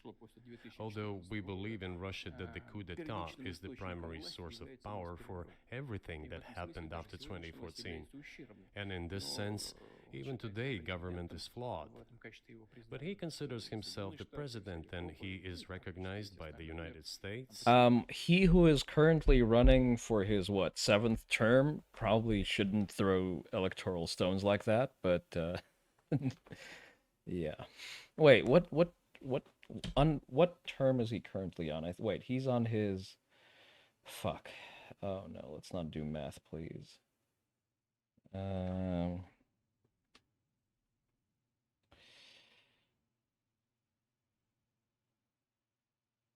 Because he reset the, like, his 3rd term came after Medvedev. Oh, right, excuse me. So he who is currently on his 4th presidential term probably shouldn't throw stones, and who's coming up on a 5th. All of Europe and practically the rest of the world in such a capacity. Why not? You can. We negotiated with Ukraine in Istanbul. We agreed. He was aware of this. Moreover, the negotiation group leader, Mr. Arahamiya is his last name, I believe still heads the faction of the ruling party, the party of the president in the Rada. He still heads the presidential faction in the Rada, the country's parliament. He still sits there. He even put his preliminary signature on the document I am telling you about. But then he publicly stated to the whole world, we were ready to sign this document, but Mr. Johnson, then the Prime Minister of Great Britain, came and dissuaded us from doing this, saying it was better to fight Russia. They would give everything needed for us to return what was lost during the clashes with Russia, and we agreed with this proposal. Look, his statement has been published. He said it publicly. Can they return to this or not? The question is, do they want it or not? Further on, President of Ukraine issued a decree prohibiting negotiations with us. That's not entirely accurate. If I recall correctly, the most up-to-date statement made by Zelensky is that we will negotiate peace when we return to the borders of 1991. Which, while ballsy, that's a big ask, is a valid position to take. It's a bold strategy, Cotton. Let's see if it plays out. Let him cancel that decree, and that's it. We have never refused negotiations, indeed. We hear all the time, is Russia ready? Yes, we have not refused. It was them who publicly refused. Well, let him cancel his decree and enter into negotiations. We have never refused. And the fact that they obeyed the demand or persuasion of Mr. Johnson, the former Prime Minister of Great Britain, seems ridiculous and very sad to me. Because, as Mr. Arahamiya put it, we could have stopped those hostilities with war a year and a half ago already. But the British persuaded us and we refused this. Where is Mr. Johnson now? And the war continues. That's a good question. Where do you think he is and why did he do that?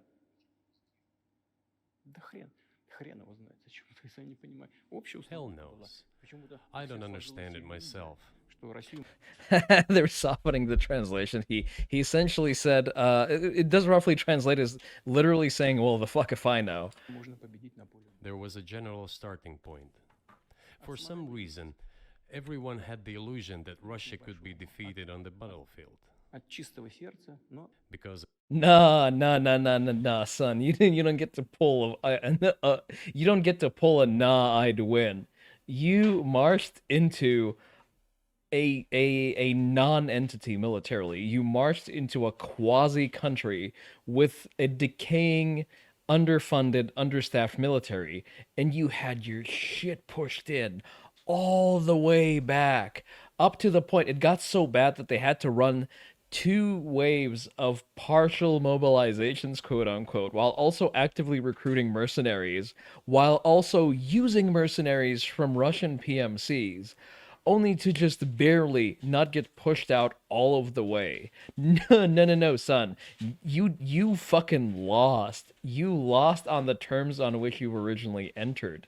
You failed to subjugate a fucking non-country militarily. Because of arrogance, because of a pure heart, but not because of a great mind.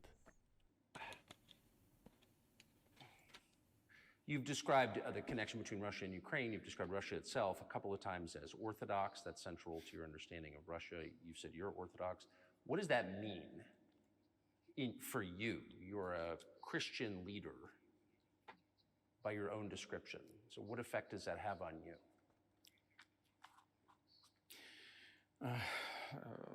It's a very ironic statement given that the official Russian Orthodox Christian Church essentially exists as the extension of the FSB, but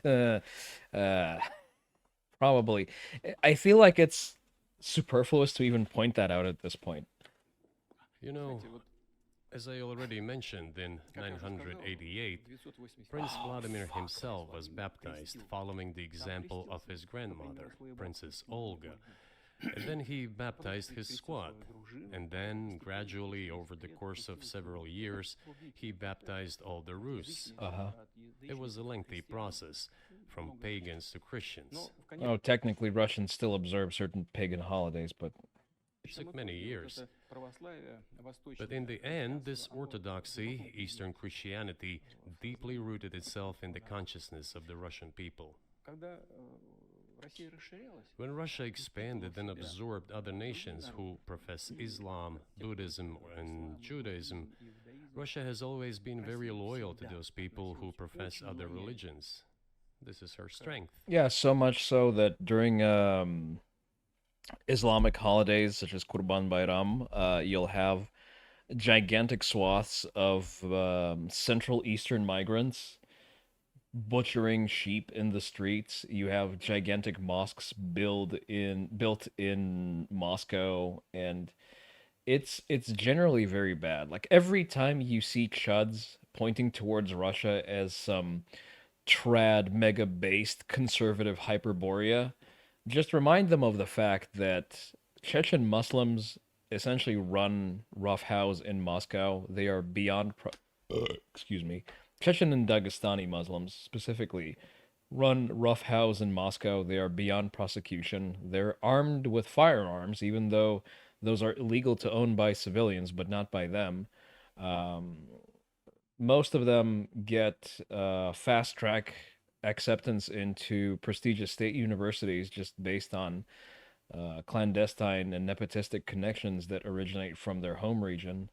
They actively facilitate cheating on standardized testing in those regions, therefore giving an upper hand to students from those regions when they enroll. And Russia effectively has open borders for work migrants from other poorer Central Asian nations, and this spurs gigantic criminality.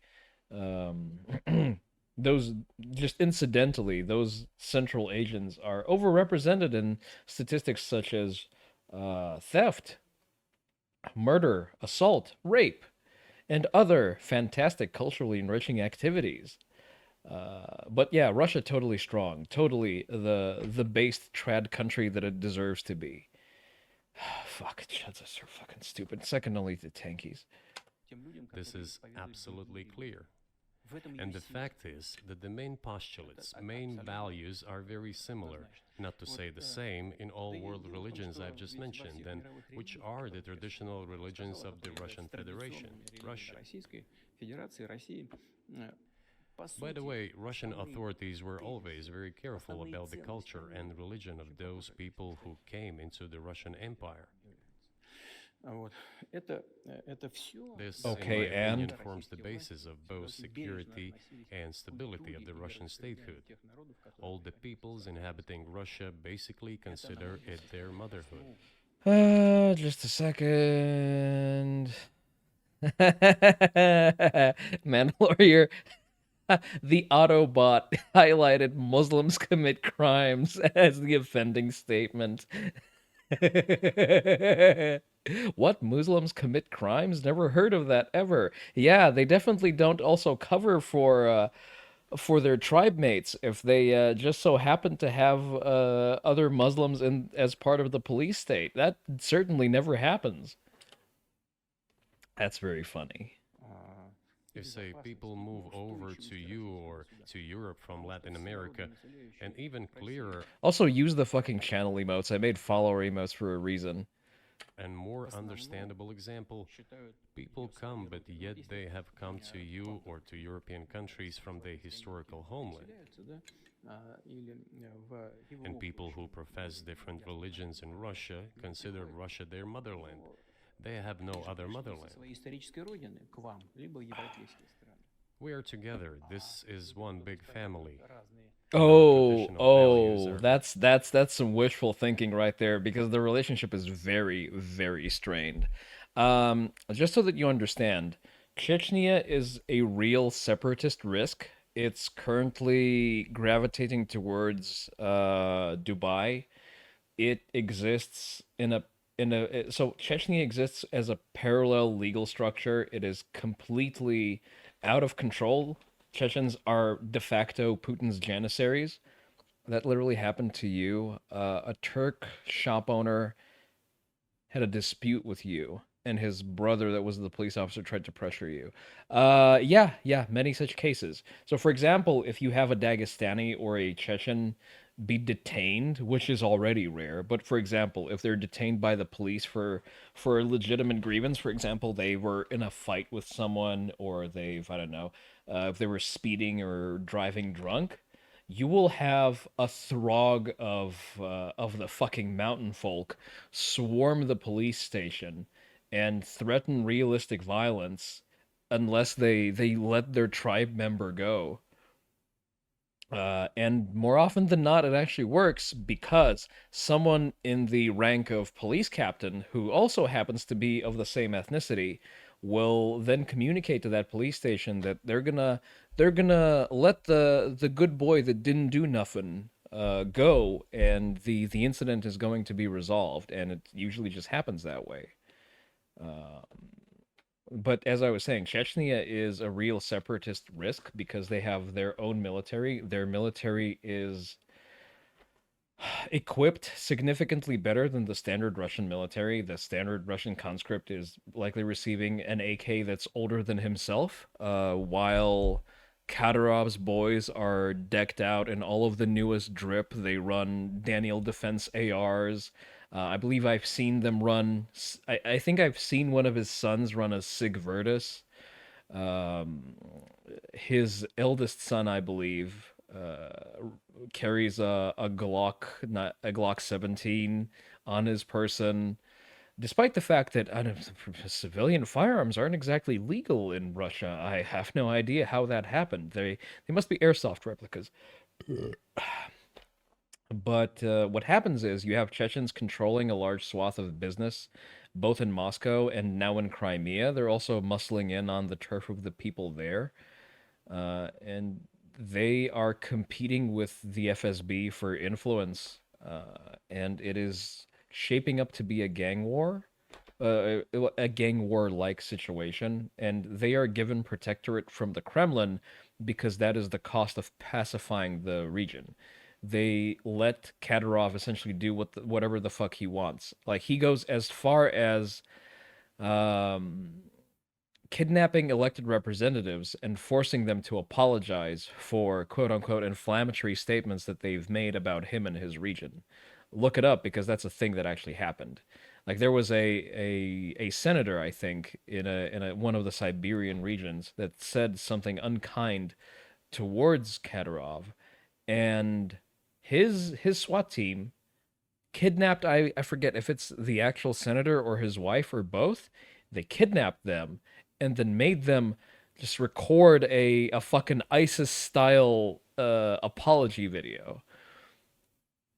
And it spurred like a wave of memes about people saying sorry, essentially.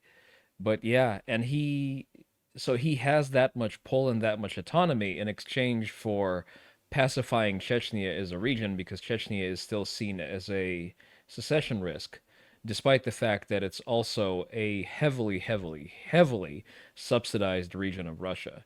So there you go. The more you know.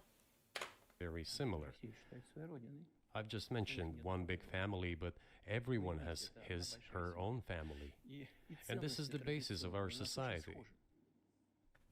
And if we say that the motherland and the family are specifically connected with each other, И если мы говорим, что родина и семья it is indeed the case, since it is impossible to ensure a normal future for our children and our families unless we ensure a normal, sustainable future for the entire country, for the motherland. устойчивое Okay, and That is why patriotic sentiment is so strong in Russia. let's Can I- let's not big it up. There's first of all, there's big divergence in what patriotism is seen like. There's not one brand of patriotism. There are genuine patriots of Russia that despise Putin with every fiber of their soul because for some reason they're not very happy with the man who has turned their country into an inconsequential, rotting shithole. See, патриотизм. the one way in which the religions are different is that Christianity is specifically a nonviolent religion. Jesus says, turn the other cheek, don't kill. How can a leader I dispute that statement, by the way. That's a mistranslation of early Christianic teachings, but I'm not going to get into that. who has to kill of any country, how can a leader be a Christian? How do you reconcile that to yourself? Oh, yeah, by the way, you have members of the Orthodox Russian Church explaining that it is just and religiously correct to kill Ukrainians because they are possessed by the devil. I wish I made that up.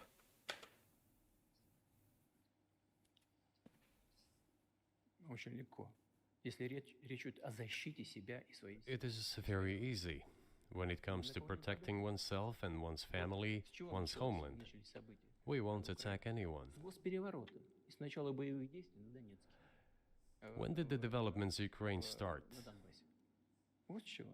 Since the coup d'etat and the hostilities in Donbass begun, that's when they started. Wait, hold the fuck up. But Donetsk is not Russia.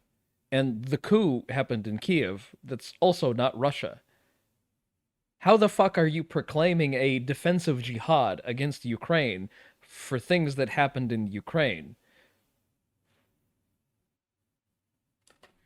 And we're protecting our people, ourselves, our homeland, and our future. Она не Wait, but how are you protecting your homeland by invading a neighboring country?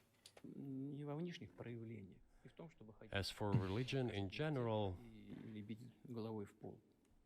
Она в сердце. you know, it's not about external manifestations. It's not about going to church every day or banging your head on the floor. Человек ориентирован. Or about having your political enemies assassinated or just starved to death in prison? Yeah, sure.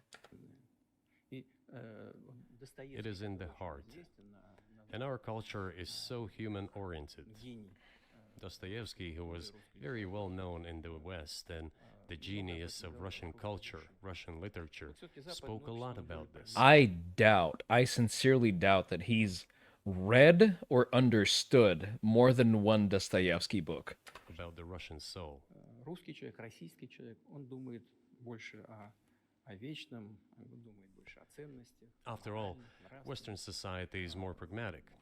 Russian people think more about the eternal, about moral values.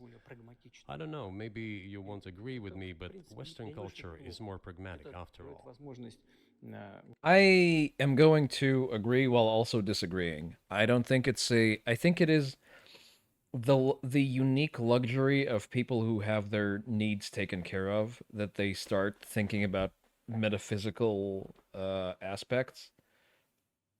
And it is not a unique trait of Russians. Have I met Russians that are very deep and cognitive in their attitudes? Yeah, sure.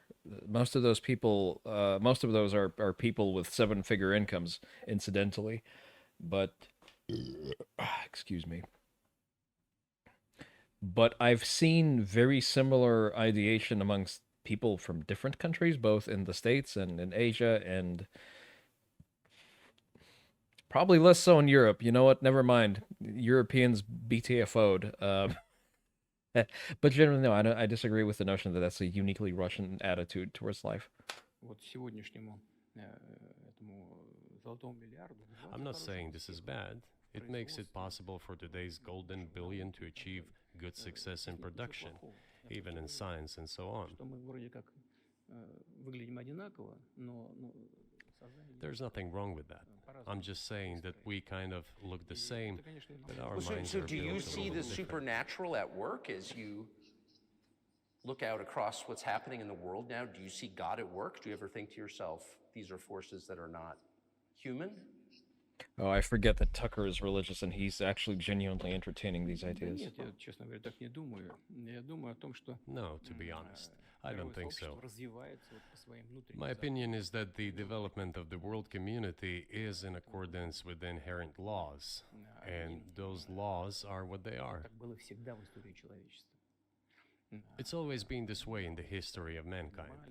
Развивались, Some размножались, nations and countries rose, became stronger and more numerous, and then left the international stage, losing the status they had accustomed to. Наверное, не нужно приводить эти примеры, но начиная There's probably no need for me to give examples, but we could start with the Genghis Khan and horde conquerors, the Golden Horde, and then end with the Roman Empire. человечества каждый It seems that there has never been anything like the Roman Empire in the history of mankind. потенциал варваров постепенно накапливался.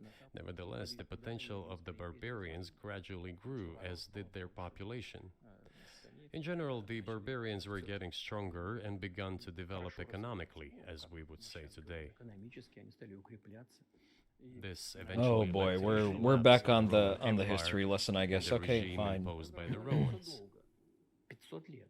Этот процесс However, ускорения Великой it took 5 centuries for the Roman Empire to fall apart. В сегодняшней ситуации The разница difference with what is happening now процессы изменений is that all the processes of change are happening at a much faster pace than in Roman times. You know what? It's valid. I will agree with half of that because it has nothing to do with anything. I'll entertain the idea, but counterpoint is that because the speed of communication is also faster now, you have large stable systems like the US that are also capable of reacting to these new challenges that are developing more rapidly with a higher degree, with a lower response time, essentially, because of the very same improvements in communication methods. So you have things, yes, new challenges are developing more rapidly, but it's also easier to, first of all, measure these changes, be aware of the fact that those changes are happening, and therefore mount a coordinated response to said changes. And that's why I think that the trend is generally going to buck, and we're heading more towards entropy rather than never-ending change. So when does the AI empire start, do you think? Oh, this is going to be good. This is going to be good. So here's the thing. Putin is a devout Luddite.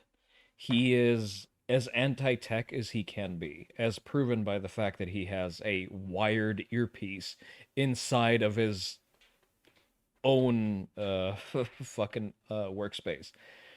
I think he's going to have some unkind words to say about AI, possibly because he barely understands what it is.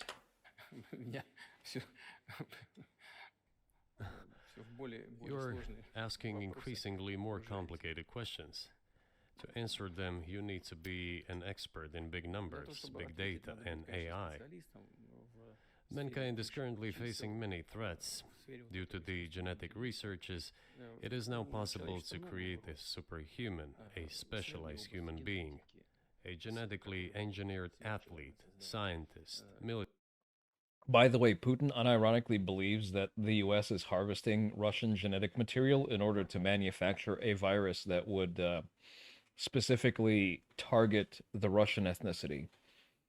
That is a thing that he has stated on the record. I don't believe if the genetically engineered virus part is real, but he's definitely stated that there are attempts to harvest Russian genetic material for research purposes. That is a statement that he has made on the record. Military man. There are reports that Elon Musk has already had a chip implanted in the human brain in the USA. Илон Маск внедрил уже чип в мозг какого-то человека. What do you think of that? Ну, Маска, я думаю, что Маска остановить Well, невозможно. I think there's no stopping Elon Musk. He will do as he sees fit. Надо искать Nevertheless, способы you need to find some common ground with him, search for ways to persuade him.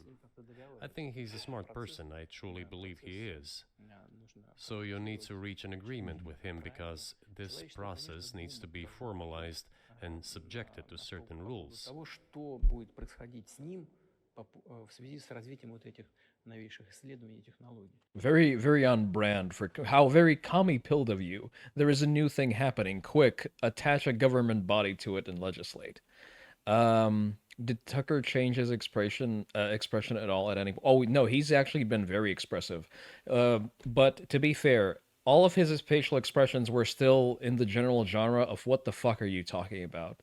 He's actually done a very good job on pushing back on Putin's attempts to obfuscate and go off on tangents. Also, hey there, Bully. I haven't seen you in a while. Humanity has to consider what is going to happen due to the newest development in genetics or in AI. One can make an approximate prediction of what will happen. Угрозу своему существованию от ядерного оружия все начали обладатели ядерного Once mankind felt an existential threat coming from nuclear weapons, all nuclear nations began to come to terms with one another since they realized the negligent use of nuclear weaponry could drive humanity to extinction. искусственного интеллекта, либо генетики, либо еще каких-то современных направлений, остановить которые It невозможно. is impossible to stop research in genetics or AI today, just as it was impossible to stop the use of gunpowder back in the day. Эти исследования все равно будут. Но когда человечество почувствует угрозу для себя, But as soon as we realize that the threat comes from unbridled and uncontrolled development of AI, or genetics, or any other field, the time will come to reach an international agreement on how to regulate these things. I appreciate all the time you've given us. I just got to ask you one last question, and that's about someone who's very famous in the United States, probably not here, Evan Gershkovich, who's the Wall Street Journal reporter. He's 32, and he's been in prison for almost a year. This is a huge story in the United States, and I just want to ask you directly, without getting into the details of it or your version of what happened, if as a sign of your decency, you would be willing to release him to us and we'll bring him back to the United States. Interesting.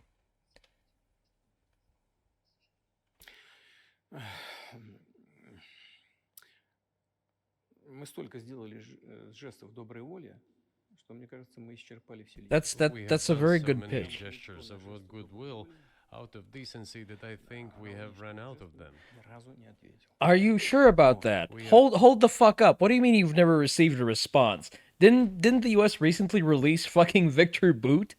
Never seen anyone reciprocate to us in a similar manner. Что мы However, in theory, we can say that we do not rule out that we can do that не исключаем того, что мы можем это if our сделать partners при take reciprocal steps. встречном движении со стороны наших. When I talk about the partners, I first of all refer In exchange for the gay basketball thrower. Oh fuck. The return of decency, everybody. Adults are back in charge. I'd like to remind you that was. Oh fuck! I'm gonna give myself a migraine thinking about that. Yeah, it's funny how we only got Brittany Griner, a fucking WNBA player, who went to a country that that knowingly fucking brought drugs to a country that prosecutes for that. Like, what would have happened if she had gone to Thailand instead of Russia? You know that they have the death sentence for that, and they don't extradite people to the U.S. either, and we don't really have any Thai convicts to trade for that. That was oh yeah. That was fantastic. I think the guy that he mentioned is not the only one who's currently in custody in Russia. There's a number of U.S. citizens that are there on bogus claims. Because it's funny because the other ones are at least debatable. They're in a gray zone. Brittany Grinder just brought drugs to a country where they're illegal and got hard time for it. There's no redeeming component to that. Refer to special services. Представители специальных служб. Special services are in contact with one another. They are talking about the matter in question. На то, чтобы не решить эту There is no taboo to settle this issue. Мы готовы её решать. We are willing to solve Там it. есть определенные условия, которые Yeah, But there are certain terms being discussed via special services по channels. партнерским каналам. yeah, it means that Russia is posing the gigantic ask, and the the Biden White House doesn't really have anything to reply back with, and they understand that they just have no leverage in that conversation because they've already fucking released Victor Boot. Спецслужбами. I believe an agreement can be reached. So typically, I mean, this stuff has happened for obviously centuries. One country. Can I quickly roll back? I want to Google the guy that he mentioned. Manner. Что мы However, in theory, we can With the Wall Street Journal reporter, he's 32. I just got to ask you one last question, and that's about someone who's very famous in the United States, probably not here, Evan Gershkovich, who's the. Evan Gershkovich. I'm gonna let the interview run, but I'm gonna Google him in the background. I mean, this stuff has happened for obviously centuries. One country catches another spy within its borders, it trades it for one of its own intel guys in another country. I think what makes, and it's not my business, but what makes this different is the guy's obviously not a spy, he's a kid. And maybe he was breaking your law in some way, but he's not a super spy, and everybody knows that. And he's being held hostage in exchange, which is true. With respect, it's true, and everyone knows it's true. So maybe he's in a different category. Maybe it's not fair to ask for somebody else in exchange for letting him out. Maybe it degrades Russia to do that. Вы знаете, ну, можно как Let's угодно говорить, что такое шпион, что quickly look at the case just so that we're more apprised of what the fuck we're discussing. Evan Gershkovich, arrest on March 29, 2020. What the fuck were you doing there in 23? Counterintelligence Department of the Federal Security Service detained him in Yekaterinburg while he was on a reporting trip for having information on a Russian defense enterprise. According to U.S. officials, his driver dropped him off at a steakhouse at 4 p.m. 2 hours later, his phone was turned off. Wall Street Journal hired a lawyer to find him at the FSB headquarters. Couldn't locate him. Of course you couldn't. Kremlin endorses his arrest hours later. Shit.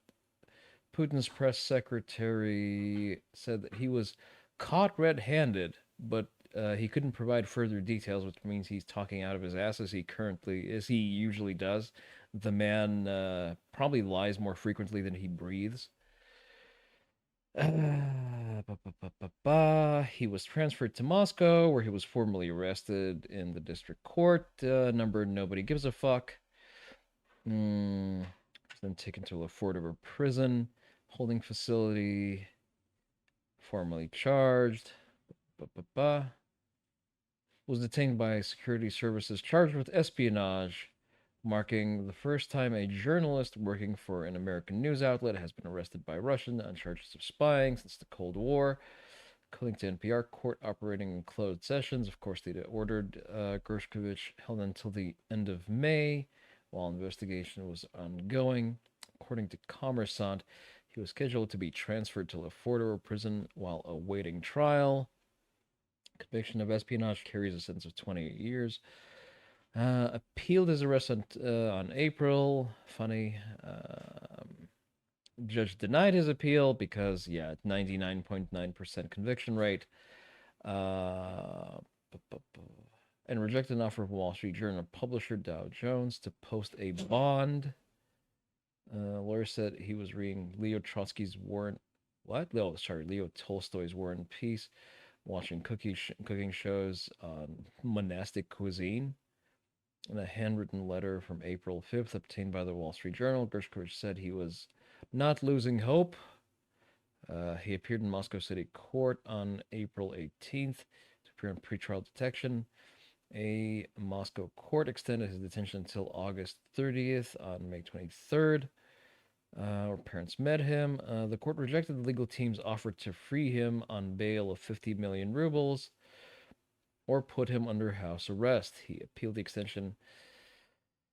Court denied. Well, what can I say? I don't know why the fuck are you traveling to Russia in 2023, but holy shit, yeah, the kid got railroaded probably as a negotiating token since they lost the ball tosser. You know, you can give different interpretations to what constitutes a spy, but there are certain things provided by law. If person gets secret information and does that in conspiratorial manner, then this is qualified as espionage. You know what could qualify as espionage in Russia? You collecting information from open sources such as newspapers and old archival data and compiling it, and they can arbitrarily decide that it constitutes privileged information because it contains some data about a submarine that's 50 years old, and now that's a military secret, and you have therefore now engaged in espionage. And that is exactly what he was doing. He was receiving classified, confidential information, and he did it covertly. From who? From who, though? Where did he? What information did he get, and from who? Maybe he did that out of carelessness or his own initiative. Considering the sheer fact this is qualified as espionage, the fact Also, it's very interesting that Snowden is awfully silent on the subject. Who would have thought that a two-bit spy who was double-crossed by the Chinese wouldn't really protest a journalist being arrested in the country that's currently providing him asylum from treason accusations in the U.S. Funny how that works out. has been proven, as he was caught red-handed when he was receiving this information. If it had been some far-fetched excuse, some fabrication, something not proven, it would have been a different story then. But he was caught red-handed when he was secretly getting confidential information. What is it then? But are you suggesting that he was working for the US government or NATO, or he was just a reporter who was given material he wasn't supposed to have? Those seem like very different things. Я не знаю, на кого он работал. Но повторю еще. What do you mean you don't fucking know? You've had the man in custody for in excess of a year almost. Who he was working for. But I would like to reiterate that getting classified information in secret is called espionage. So he's dodging the question. And he was working for the US Special Services, some other agencies. I don't think he was working for Monaco, as Monaco is hardly interested in getting that information. It is up to special services to come to an agreement. Some groundwork has been laid. There are people who, in our view, are not connected with special services. Let me tell you a story about a person serving a sentence in an allied country of the US.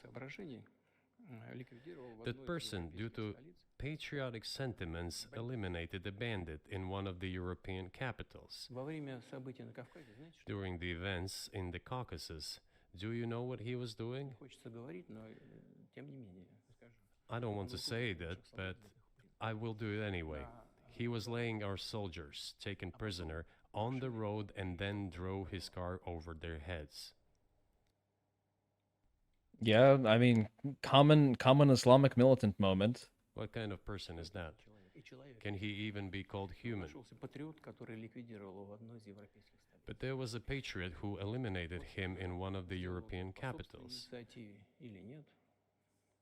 Whether he did it of his own volition or not, that is a different question. Yeah, but Evan Gershkovich didn't do that. I mean, that's a complete. Yeah. Well, he's trying to conflate two cases that are unrelated, where a Chechen hitman found a separatist and killed him. I believe that was in Berlin, if I recall correctly.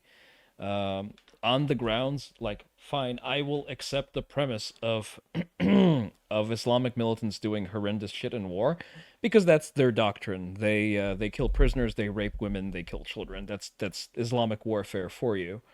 Mm. And yeah, there's that. And whenever you start fighting back, they start calling for a ceasefire. Funny how that works out. But okay, your guy took the fall because he couldn't execute the hit cleanly, but it was a hit on foreign ground, as opposed to a journalist who we're supposed to believe that he's received confidential information. Completely different. I mean, this is a Да, он не- 32-year-old like ну, он newspaper делал- да, он- reporter. He committed делал something другое. different. Да, он не просто журналист. Я повторяю еще раз, это журналист. He's который not получил just a секретную journalist. информацию на I этом reiterate, he's a journalist who was secretly getting Я confidential просто говорю про information. тех людей, которые Yes, it is different, but still, I'm Yes, and I maintain that receiving confidential information is materially different from carrying out a hit. talking about other people who are essentially controlled by the US authorities, wherever they are serving a sentence. идет диалог. There is an ongoing dialogue between the special services. This has to be resolved in a calm, responsible, and professional manner. And I assume this dialogue currently is going along the lines of, so you have 5 of our guys that are arrested for credit card fraud, for identity theft, and other things that hackers will typically do. And we would like them all let go, and then you will have this one journalist guy that we managed to nab on a fabricated charge. I'm pretty sure that is the conversation that's currently happening. They're keeping in touch, so let them do their work. Тот человек, о котором вы сказали, господин. I do not rule out that the person you refer to, Mr. Gershkovitz, may return to his motherland. By the end of the day, it does not make any sense to keep him in prison in Russia. We want the US Special Services to think about how they can contribute to achieving the goals our special services are pursuing. Look at this fucking cunt, again, obfuscating and not really making a direct statement of what he would hypothetically want, because the ask is going to be ridiculous, and the Biden admin lacks the balls to strong arm him into actually giving up a US citizen. Because if it were up to Trump, I'm pretty sure that he would receive a call the next day the journalist is jailed, explaining to him that he will unleash unholy fire on him, so that he will have to get a fucking restraining resolution from the UN if he doesn't release a US citizen back onto US soil. But I'm just theorizing here. Те проблемы, We are ready to которые talk. стоят перед нашим Moreover, the talks are underway. And there have been many successful examples of these talks crowned with success. договаривались. Probably this is going to be crowned with success as well, Ну, только надо договариваться. but we have to come to an agreement. I hope you let him out. Mr. President, thank you. Мне тоже хотелось. I also want him to return to his homeland at last. Я говорю, I'm absolutely sincere. ну, But повторяю, let me say диалог once идет. again, the Чем dialogue больше мы придаем continues. огласки, The more public we render things of this nature, the more difficult it becomes to resolve them. всё должно быть. Everything has to be done in calm manner. I wonder if that's В true закрытом режиме. with the war, though. Also, I mean, I guess I want to ask one more question, which is, and maybe you don't want to say so for strategic reasons, but are you worried that what's happening in Ukraine could lead to something much larger and much more horrible? And how motivated are you just to call the US government and say, let's come to terms?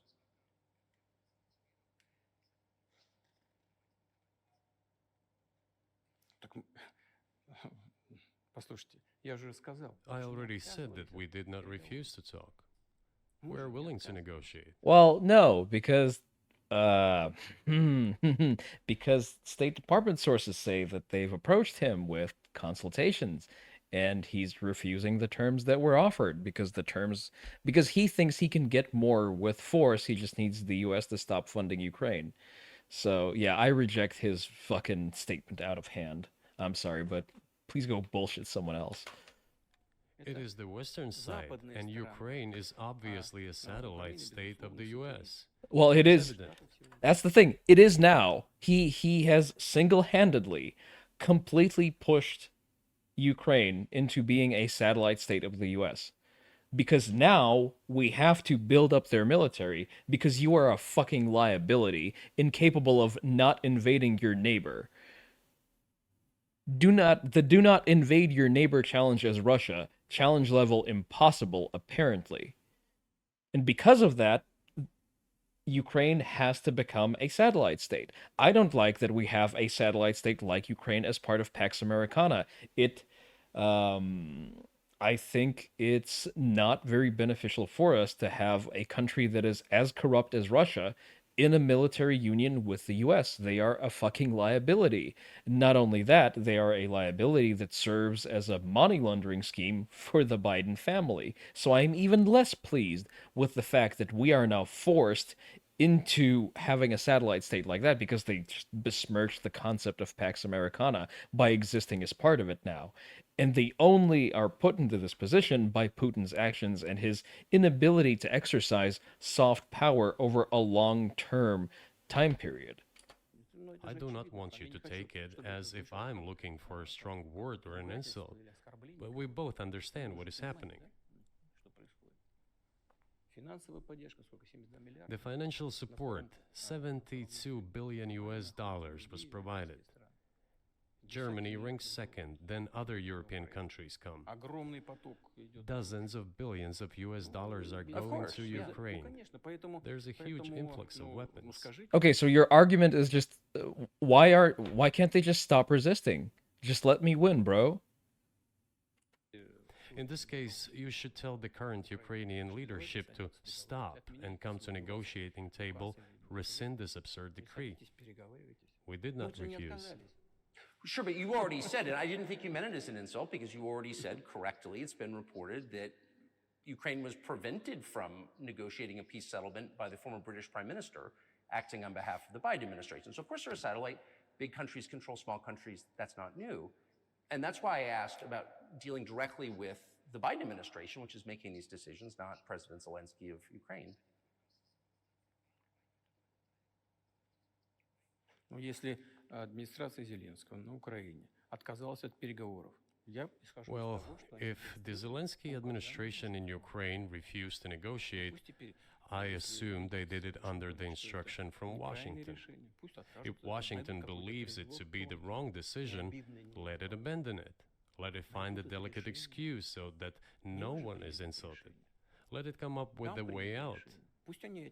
It was not us who made this decision, it was them. So let them go back on it. That is it. However, they made... Well, wait, hold the fuck. You made the decision to start a war that didn't reach your desired outcome, and now you're asking everyone around you to find an exit out of the pot of shit that you stirred. I don't think that's a very good faith argument. The wrong decision, and now we have to look for a way out of the situation to correct their mistakes. They did it, so let them correct it themselves. We support this. So I just want to make sure I'm not misunderstanding what you're saying. I don't think that I am. I think you're saying you want a negotiated settlement to what's happening in Ukraine.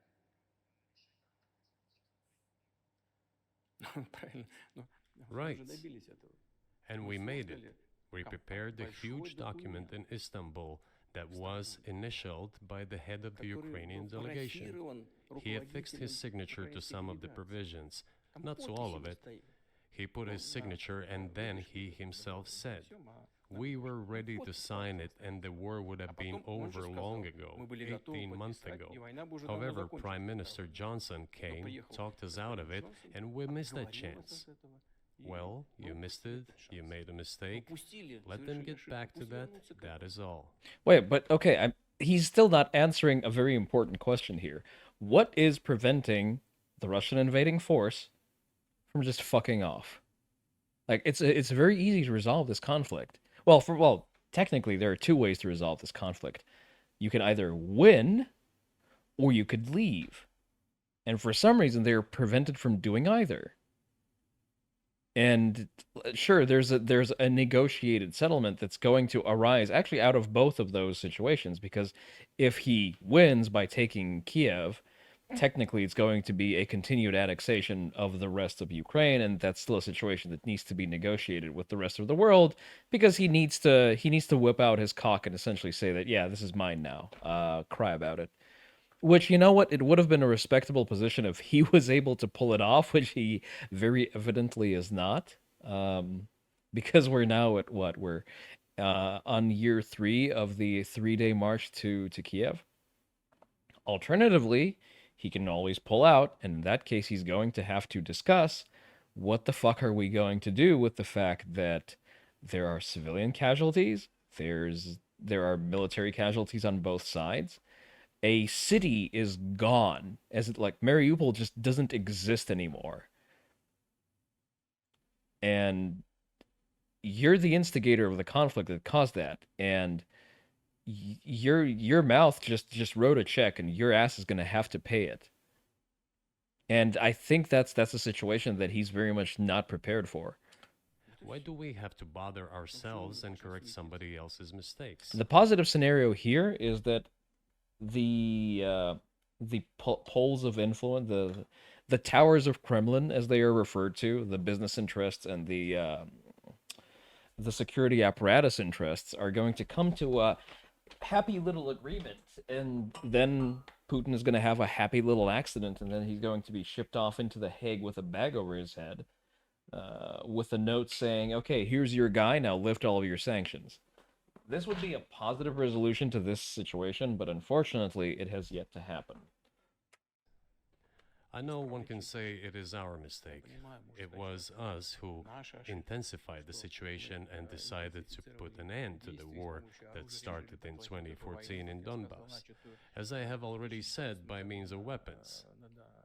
Let me get back to furthering. Again, a separatist war that was instigated by Russian personnel, by Russian provocateurs, and is sustained by Russian material and Russian service personnel that is frequently sent to deployments to the Donbass. History. I already told you this. We were just discussing it. Let us go back to 1991, when we were promised that NATO would not expand. You also remember how, as part of I believe that was the Warsaw Agreement, that that Ukraine is going to surrender their nuclear arsenal to Russia in exchange for Russia guaranteeing its territorial protections. Remember how that was also an agreement that was made with actually between Russia and the Ukraine, not between the Ukraine and the Soviet Union that no longer exists. To 2008, when the doors to NATO opened to the declaration of state sovereignty of Ukraine, declaring Ukraine a neutral state. Let us go back to the fact that NATO and US military bases started to appear on the territory of Ukraine. There is not a NATO base in Ukraine. Let me fact check myself. Shit. Just a second. Let me check. NATO base Ukraine map.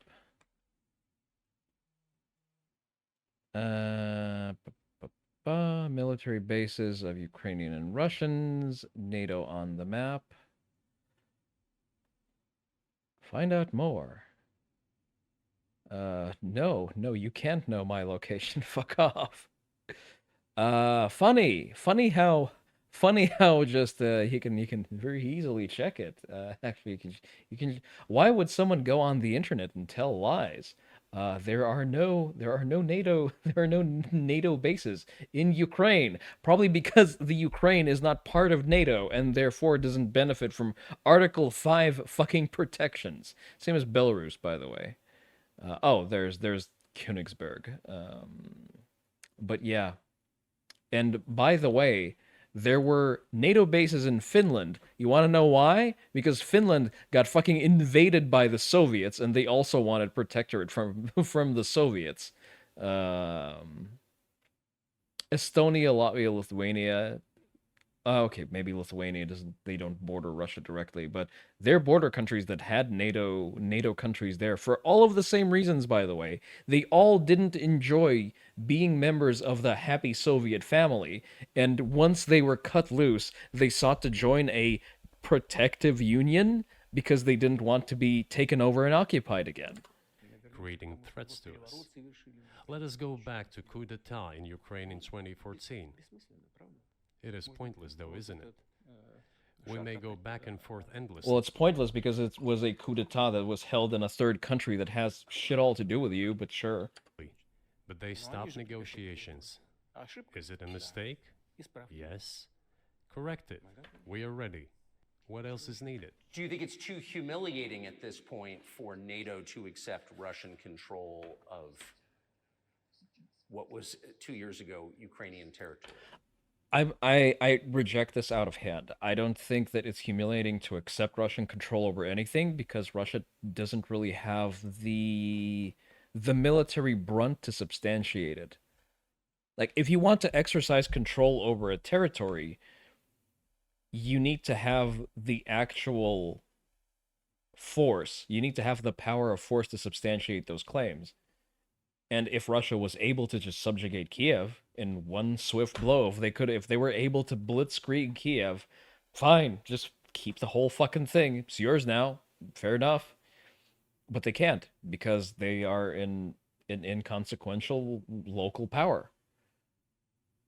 In a large part because of Putin's incompetent decision making. He has made Russia irrelevant and is now salty about it being irrelevant in the world stage. And I find that deeply hypocritical.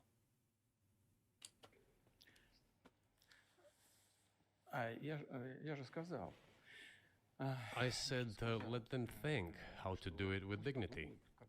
There are options if there is a will. Варианты есть. Но если желание. Up until now, there has been the uproar and screaming about inflicting a strategic defeat on Russia on the battlefield. Стратегического поражения России, поражения на Now they are apparently coming to realize that it is difficult to achieve, if possible at all. In my opinion, it is impossible by definition. It is never going to happen. It seems to me It's impossible by definition, and yet the Japanese were actually very successful in pushing your shit in. that now those who are in power in the West have come to realize this as well. это осознание пришло. Подумайте теперь. If so, if the realization has set in, they have to think what to do next. We are ready for this dialogue. Would you be willing to say, congratulations, NATO, you won, and just keep the situation where it is now? Ну, вы знаете, это предмет переговоров. You know, it is a subject matter for the negotiations. No one is willing to conduct, or to put it more accurately, Точнее сказать, хотят. they are willing but do not know how to do it. Я не только вижу, I know they want но я to. знаю, что It is not just I see it, but I know they do want it. But they are struggling to understand how to do it. They have driven the situation to the point where we are at. It is not us who have done that. It is our partners. That's opponents who have done that's that. a debatable statement, but sure. Well, now let them think how to reverse the situation. We're not against it. If it, I would say, to quote Duke Nukem, what we've got here is a failure to communicate, in the sense that Putin is, for some reason, under the impression that he is the leader of a country that has a sphere of influence that reaches outside of his own borders, while not really having the military might or the economic influence to actually exercise that power. And because of that, other countries are not taking him seriously, justifiably so. So, and we have China who's just enjoying him stir the pot, and benefiting from it from every direction, while, mind you, not taking sides in the engagement, despite his claims of the contrary. So, yeah, it's legitimately a case of someone someone being so isolated from independent information sources and subsisting on his own bottled farts for the last 15 years that I think he's put in a situation where he's probably just making decisions off of bad information, and the fact that he's getting horrendous results from his own decision making is not causing a paradigm shift in his thinking or in his actions. And this is resulting in the ultimate detriment to his country and to everyone around him. Like, the world is legitimately thrust into a very shitty situation because of his actions. And you can point fingers at NATO all you want. Like, once you follow every strand of his own reasoning, it still comes back to him being inept. Would be funny if it were not so sad. Да, было бы смешно, если бы не было так грустно. This endless mobilization in Ukraine, the hysteria, the domestic problems, sooner or later it. Oh yeah, Ukraine is the one that's having the endless mobilization, but hordes of young men are not fleeing to Georgia, Armenia, and Kazakhstan from Moscow. No, no, no. People are not paying an upward of $5,000 just to fly over to a neighboring CIS country to dodge your fucking draft. It will result in agreement. Истерика, там, внутренние проблемы. You know, this probably sounds strange given the current situation, Все равно мы договоримся. И but the relations between the two peoples will be может, даже rebuilt странно в anyway. сегодняшней ситуации прозвучит. It will take a lot of time, but they will heal. Между народами восстановится. Потребуется много времени. I'll give you very unusual examples. Совсем приведу вам необычный пример. There is a combat encounter on the На поле боя battlefield. происходит Here's a specific война. example. Ukrainian soldiers got encircled. This is an example from real life. Украинская Our soldiers were shouting to them, "There is no chance. Surrender yourselves.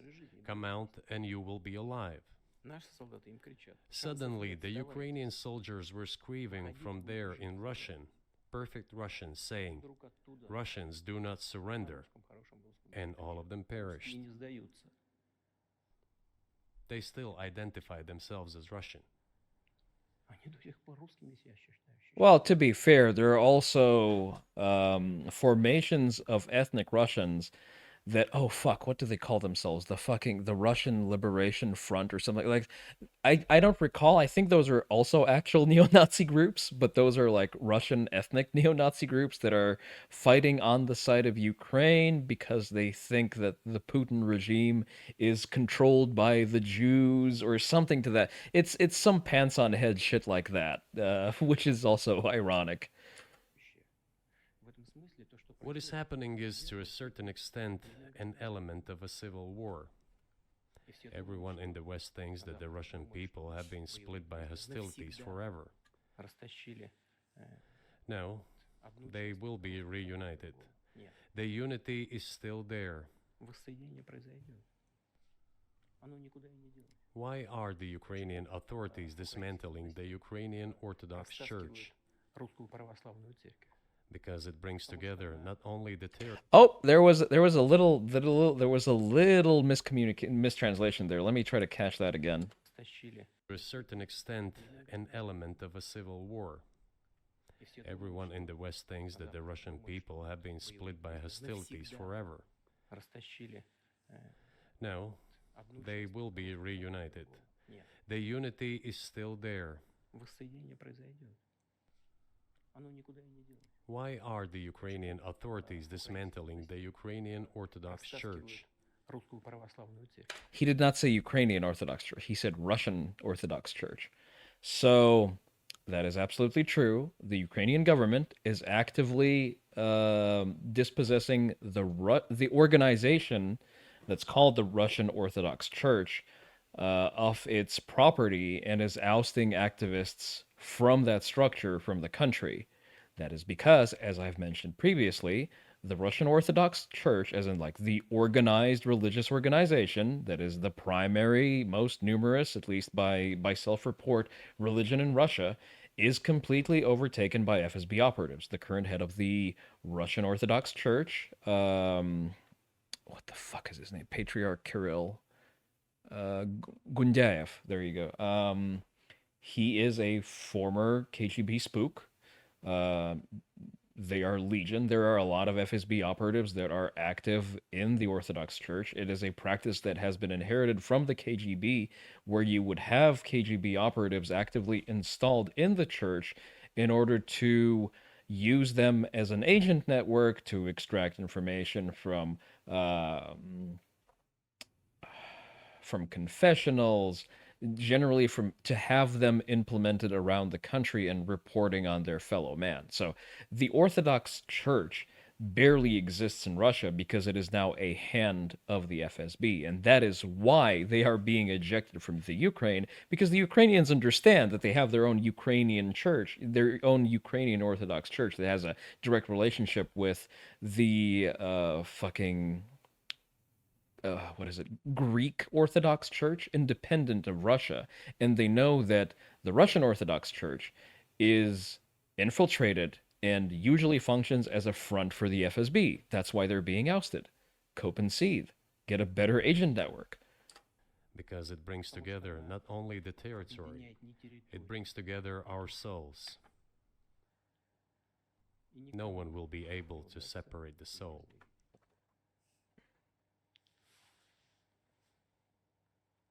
Shall we end here, or is there anything else? No, I think that's great. Спасибо. Thank you, Mr. President. Is there any Free speech is bigger than any. Okay, there's no closing statement. Fascinating. It was interesting to listen. The interview was everything I expected it to be. My my vast experience in listening to Putin speak did not lead me astray in my forecast. So yeah, I am proud of once again being proven right.